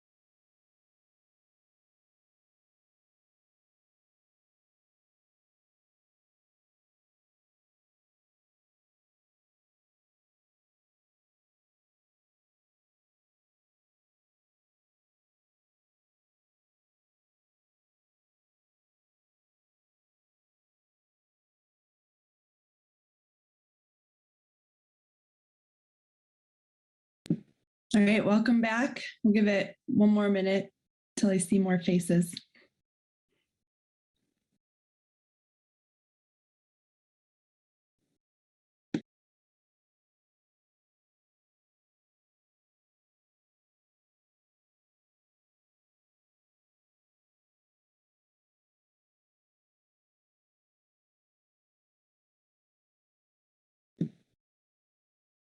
Okay, well, let's take it away. I think the big question is if there's anything else that you all want to put on the table for this conversation today.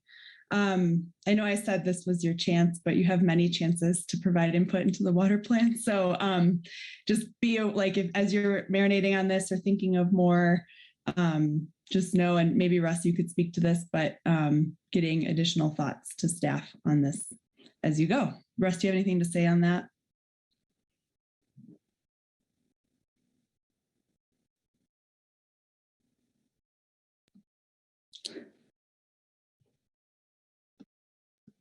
Oh, I think I froze for a minute. Okay. You did. You were asking about how to best get additional input. Yeah. Okay, Russ keeps freezing, so maybe we'll just let him talk during the next steps. So I think at this point, if no one else has anything else to add, let's do one more check-in. Director Dutton, go ahead. Thanks, Stacy. You know, I had something to add. It's not an action per se, and so I didn't quite know where to put this, but just wanted to, you know, something I wanted to offer up in the conversation today. And I've been thinking a lot about, and I thought the slide that you shared talking about the input you had received, and, you know, in quotations, embrace the climate future and recognize hydrological conditions. This kind of builds off of, you know, this thought, and just wanted to take a second and really talk about the word drought, that in the way that we're using it in, you know, within CWCB and in the larger water community. And, you know, really to me, drought implies that there will be an end. And in the Rio Grande Basin, for example, you know, we talk about the 1950s and, oh man, that was a real decade of drought. But then the 80s were a decade of great supply. And so it's just, you know, it's a way that we kind of put these sideboards on what a drought is. And since I've been on the board, you know, the challenges on the Colorado River basins, or Colorado River Basin as a whole, have been presented through the lens of this multi-year drought. You know, when I first got on the board, it was a 15-year drought, and then it was an 18-year drought, and then now we're talking about it as a 20-year drought. But all the data is showing us that, you know, it isn't this period of lower water supply that we're going to come out of. And, you know, I had written down yesterday, Russ loves quotes, and so do I. And, you know, yesterday he highlighted Brad Udall's quote that climate change is water change. And that had me really thinking about, in the Colorado River District's annual seminar this year, they also had Brad Udall speak. And Brad noted, you know, he did this wonderful data analysis and compared the record, and he showed that the last 20 years, and it was, you know, he stated there's no analog for the last 20 years, and that we're seeing this change that we cannot compare to any other period on record. It's this fundamental shift in our water supply. And so we need to act accordingly. And I believe that we are. Just want to preference that. You know, Becky's highlighted the need for bold and creative actions. And she and I have discussed how, you know, we're in this era that doesn't look like anything else in history. And so we have to change the way we think. And I really think that in this context, that means that we need to change the way we talk. And we have a great opportunity right now, as we're updating the water plan, to set the stage and to update the narrative around drought and around climate change in Colorado. And, you know, while I think there still are droughts in the historic sense, where we're seeing these periods that we'll move in and out of, we need to delineate those periodic droughts from these systematic shifts, the changes in climate and the associated long-term vulnerabilities in our water supply. And I think another example of this is the work that Amy presented yesterday around resiliency. And rather than calling the toolkit the drought resiliency toolkit, I think we need to call it our resiliency to water scarcity toolkit and just really think through the way that, you know, when we're talking about shifts in long-term supply, like those that we're seeing in the Rio Grande and in the Colorado River Basin and really all over the West, we need to be highlighting that a changing climate, or this changing climate, is leading to the supply variability. And so I just really hope that we can take the opportunity to frame the conversation around our water supply future and distinguish the difference between drought and a changing climate, because because that's the role we play as a water community, and that as we're setting this stage forward to have more resiliency and to deal with our water supply challenges. Thank you for bringing that up. And it doesn't have to be an action for us to have it on the table today. So I appreciate that. Are there any comments based on that, or any additional words that you all want to get in before we move to the public comment? Director Brody. I think one thing that just strikes me that has sort of been a theme throughout this year is the lack of predictability. That it's very difficult. It's mentally stressful. It's financially difficult. It makes it, you know, hard to plan for the future when there seems to be so much uncertainty. And one of the things I'm sort of thinking about is there a role for us to play? Is there a way that, you know, through the water plan and through actions we can take under the water plan, we can provide a little bit more? We can't control climate, but maybe there are ways that we can create a little bit more predictability for people in terms of their water supply. You know, again, whether it's through resource sharing or through other tools, to maybe at least help reduce some of that angst and stress and that feeling of I need to hang on to everything I have because I don't know what is coming my way in the future. Thank you. Director Brown. Yeah, I just wanted to support Director Dutton. I think that it would be an act of bold leadership for Colorado to change the way that we talk about and write about drought across the board. I think it's time for us to do that. And I can't remember what the title of your offering was, but that or something like that, I think would make a lot of sense. So I would urge you to consider that change wholeheartedly. Thank you. Any other thoughts? These are great.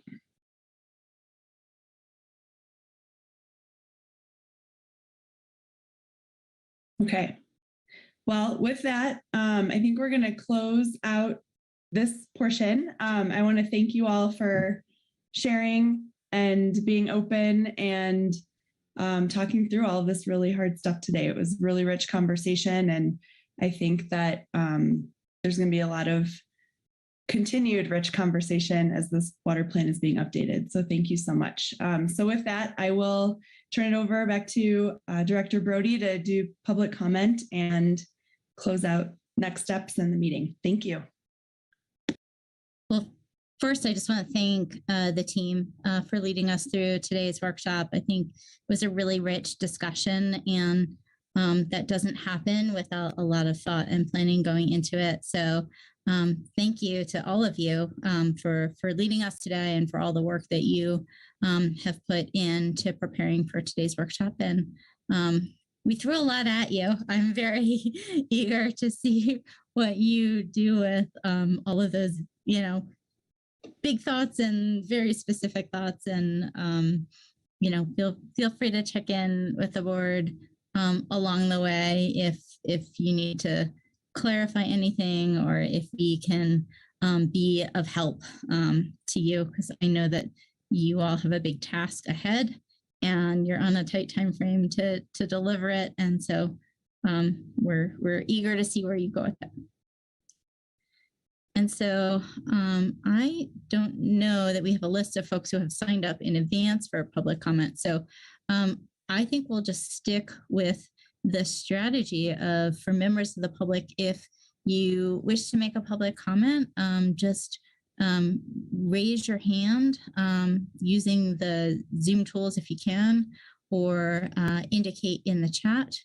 Looks like we do have a few people who requested public comment. So let's start with Abby Burke.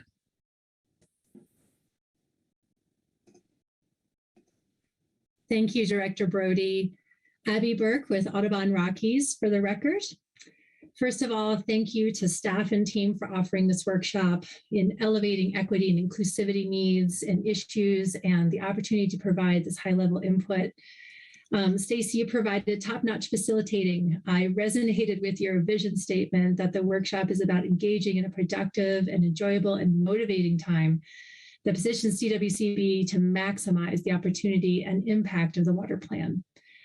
As Russ mentioned, Colorado's water plan is the people's plan. And to frame the moment we find ourselves in, Coloradans are facing multiple and compounding challenges from natural disasters and intensifying climate change impacts. Climate stress is water stress, as we've been, I've been listening to the great conversation around and the actions that are coming from it. And I thank staff and the board for this rich and creative discussion today. We need the water plan to include recommendations and flexible tools and action items to support the resilience in our water resource management for the next 8 to 10 years.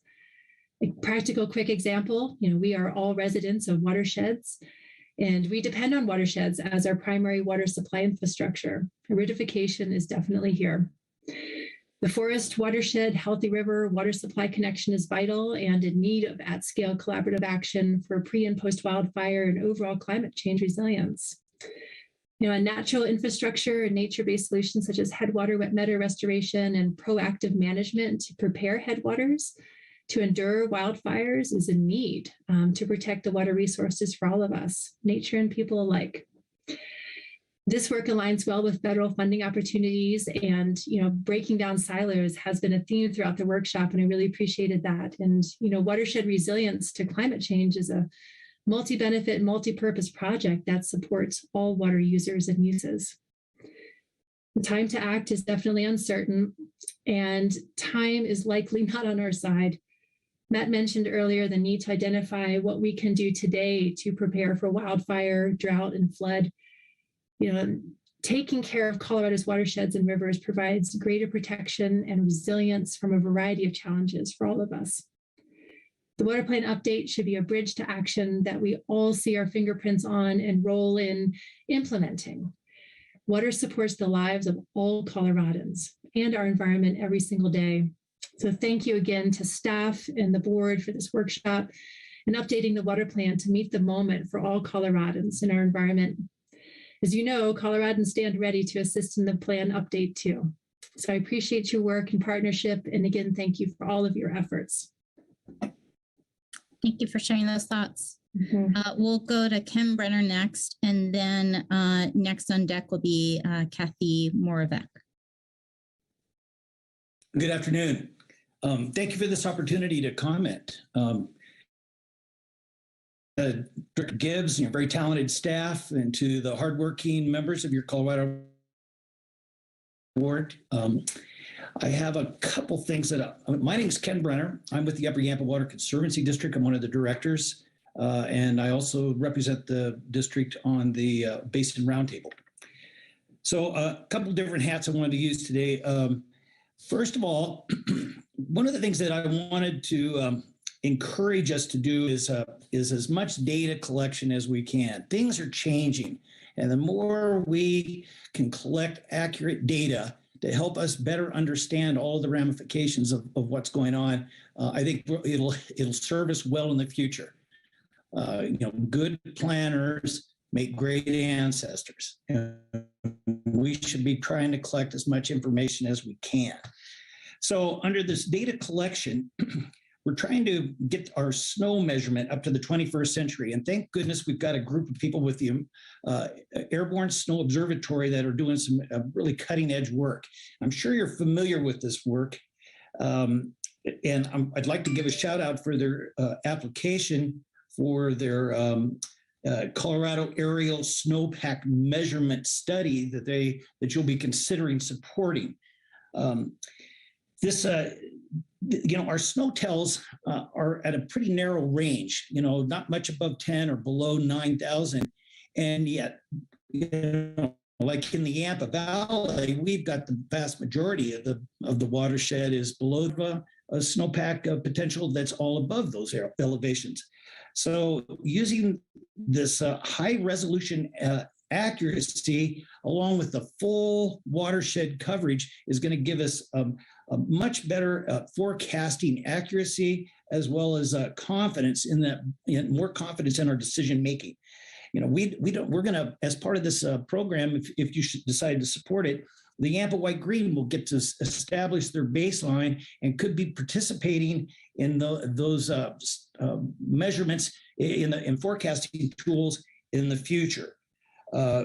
We know that we also, one of the initiatives that we've taken in the Upper Yampa is we're beginning to really monitor soil moisture. Last year was the lowest soil moisture content ever measured up in our basin. And it really dramatically affects our runoff, as we all know.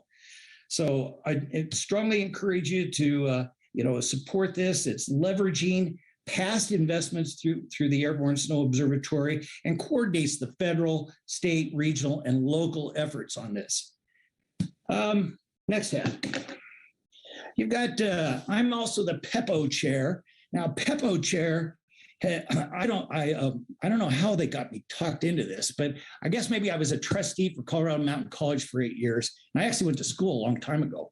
But anyway, I want to give a shout out for their grant application that they've got coming up to help support their Water 22 program and the sweep planning effort that they've done.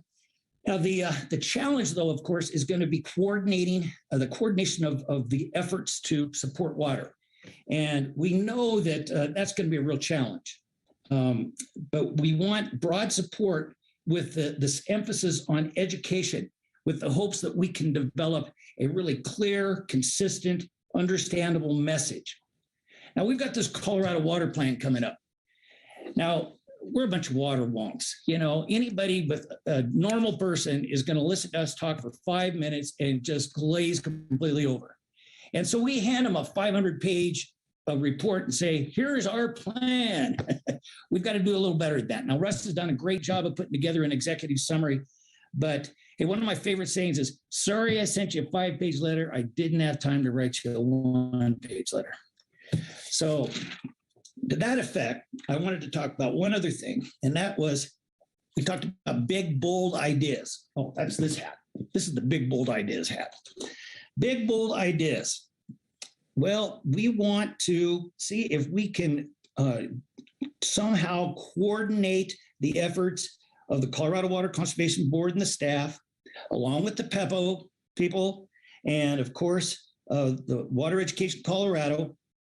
And of course, there's a lot of other important groups like CSU and others that are working to try to help with this message. But we need to do that extra mile to really try to come up with clear messages that appeal to the average person in the public. So this is kind of a clear, consistent, simple, understandable, but accurate, but relevant, and something that appeals to the voters. So once we have gone through a process that is going to help develop some themes and topics that we want to stress. Now, there's going to be consistency statewide on a lot of what we want to get done, but there's also going to be unique messages for each basin. And so I would imagine the majority of the messaging is going to be pretty consistent statewide, but we always want to allow for these nuances within each of the basins because we truly are unique basins. But then the challenge is to market test those. We having run a couple of ballot questions through some of the different groups that I've represented, boy, what a difference it makes to hire people who are professionals at developing the final message language and going out and actually doing polling and testing so that we know that we've got something that people will understand. So I would strongly encourage you to support this. Russ is our quarterback. He knows how to do this. He's all over it. He's excited about it. I certainly have got that impression from a number of the rest of you. I think Becky Mitchell is another one that's really excited about this prospect. It's a great opportunity for us. So why don't you help us get this underway, and we will make sure that we don't just get a great water plan, but we have a great message that we can share with the rest of the state. Thank you for this opportunity to comment. Thank you so much for sharing your thoughts, and I love all the different hats. That was brilliant. Kathy Moravec, you're next. Okay, thank you very much. I appreciate the opportunity to comment, and thanks for the opportunity to sit in on the board workshop. That was really informative. So I just kind of wanted to share and offer it really more than a comment on the plan, in the sense that at Colorado Springs Utilities, we have significant technical expertise when it comes to landscape water conservation, landscape water management, and successful landscape transformation. And I'm sure you all have heard it, but there is, of course, increased dialogue and efforts around landscape transformation and turf removal that have gained momentum. And we thought it would be a really great time to share our expertise. We've been working on water-wise landscaping and landscape transformation for the last 20 years, very systematically in our staff. And our goals have been to maximize the benefits that landscapes provide to support a healthy, vibrant, and livable community while using water as efficiently as possible. We've done a lot of testing, we've done research, we've done experimenting and collaborating with landscape entities and plant suppliers, Denver Botanic Gardens, et cetera. And through the last 20 years, we really have learned how to gain the most savings, not only from existing landscapes without rocking them, but also how to create thriving landscapes that can be watered once per week on average, which is about a 66% savings compared to turf grass. So as these discussions have started to arise and we've realized that we have some information to offer, we've begun documenting our learning in a set of best practices that we would love to share and discuss with stakeholders throughout the state, because we believe that these practices can help guide smart landscape transformation in a systematic and sustainable way that really makes sense for Colorado. Now we realize that the best practices that we're proposing, they're too much to do all the work to address 100% of them at once. So we've identified or are proposing 5 key investment areas that represent our top priorities for action. And we'd love to hear people's perspective and comments on that. But in our expert opinion, we believe that these represent the best near-term opportunities to lay the groundwork for significant water savings in the next decade. So we believe our recommendations will lead not only to better outcomes for Colorado communities, but will also bring significant water savings compared to just what simple policy measures can accomplish alone. So we just wanted to bring this up, and we look forward to sharing and discussing our white paper with anybody who'd be interested. We would really just hope to get it out there and provide what we believe is a good plan for Colorado landscapes. So we're here to help.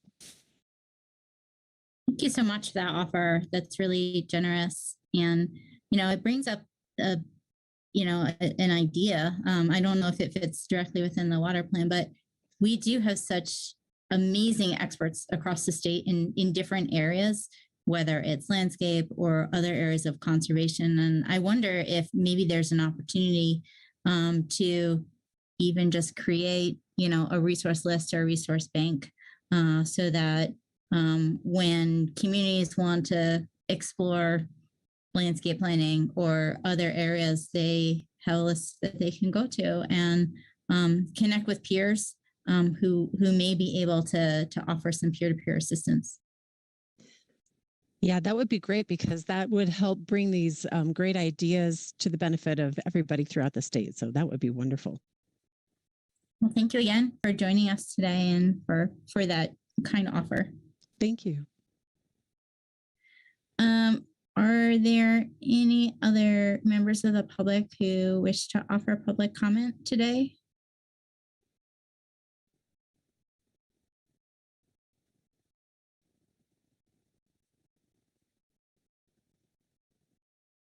Well, seeing none, I wanted to give staff one more opportunity before we wrap up. If there are any concluding thoughts that you want to share with us, or anything else that you'd like to put out there that perhaps we can do to be of support. I think my internet is stable now. Thank you, Director Brody. But if not, I will tee up Kat to jump in. I mostly just want to express extreme thanks for everybody. Appreciate the quarterback analogy, but it's really just a big team that we're all on and we're all pulling together. And I know that we're going to get it across the finish line. It does feel a little bit crushing to get to our June 30th deadline, but today was really a huge step forward in just making sure that we're aligned. And I saw all I took my own copious notes, and then I know that we had a couple other staffers on Matt's team, and then Stacy obviously also showed you her notes. So that will add to the volume of about 187 pages of notes we had coming into today. So we've got enough notes to have written the plan already if we're trying to land it at 200 pages. So I think we've got really good direction, and we will keep grinding on that and be looking forward to kind of the plan ahead, just so you're aware, is to really kind of take this now and get back with staff and do some deep dive workshopping. And then we will see you next at the March board meeting. So I definitely appreciate the offer to help, and where we have those pinch points, we definitely will take you up on it. But I'm really eager to kind of get something that we can kind of get through AG and get through to you and really work to hit our June 30th launch date. So Kat, Matt, anything to add to that? Nothing specific. I just echo your thanks to everybody's discussion today and your frank thoughts on where you think the water plan should go. I think it was very valuable. Agreed. I don't have anything more to add, but thank you all. Director Mitchell, did you have anything else for the good of the order before we wrap up? My favorite comment of the day was Director Brown, who volunteered all of you to do efforts on the ground and bring it back to us. So that was one of my favorites. So thank you all for your effort on this. I think we got a lot of good information, and I think especially when Stacy put up that kind of outline and big picture ideas and those thoughts, I think it really, when you see it on paper, it's like Director Sakata's meeting schedule almost. It's overwhelming to think about, how much we have to think about. I'm confident in the staff that they're going to be able to pull all of you all's thoughts together, along with the thoughts that came from the basin implementation plans and the work on the ground. So thank you all. Well, before we wrap up, I just, again, want to commend the entire CWCB staff pulling together yet another fantastic meeting.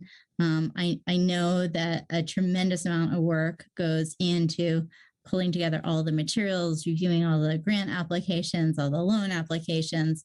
I also want to thank Viola and Vivian for working all of your magic and making the meeting run so smoothly.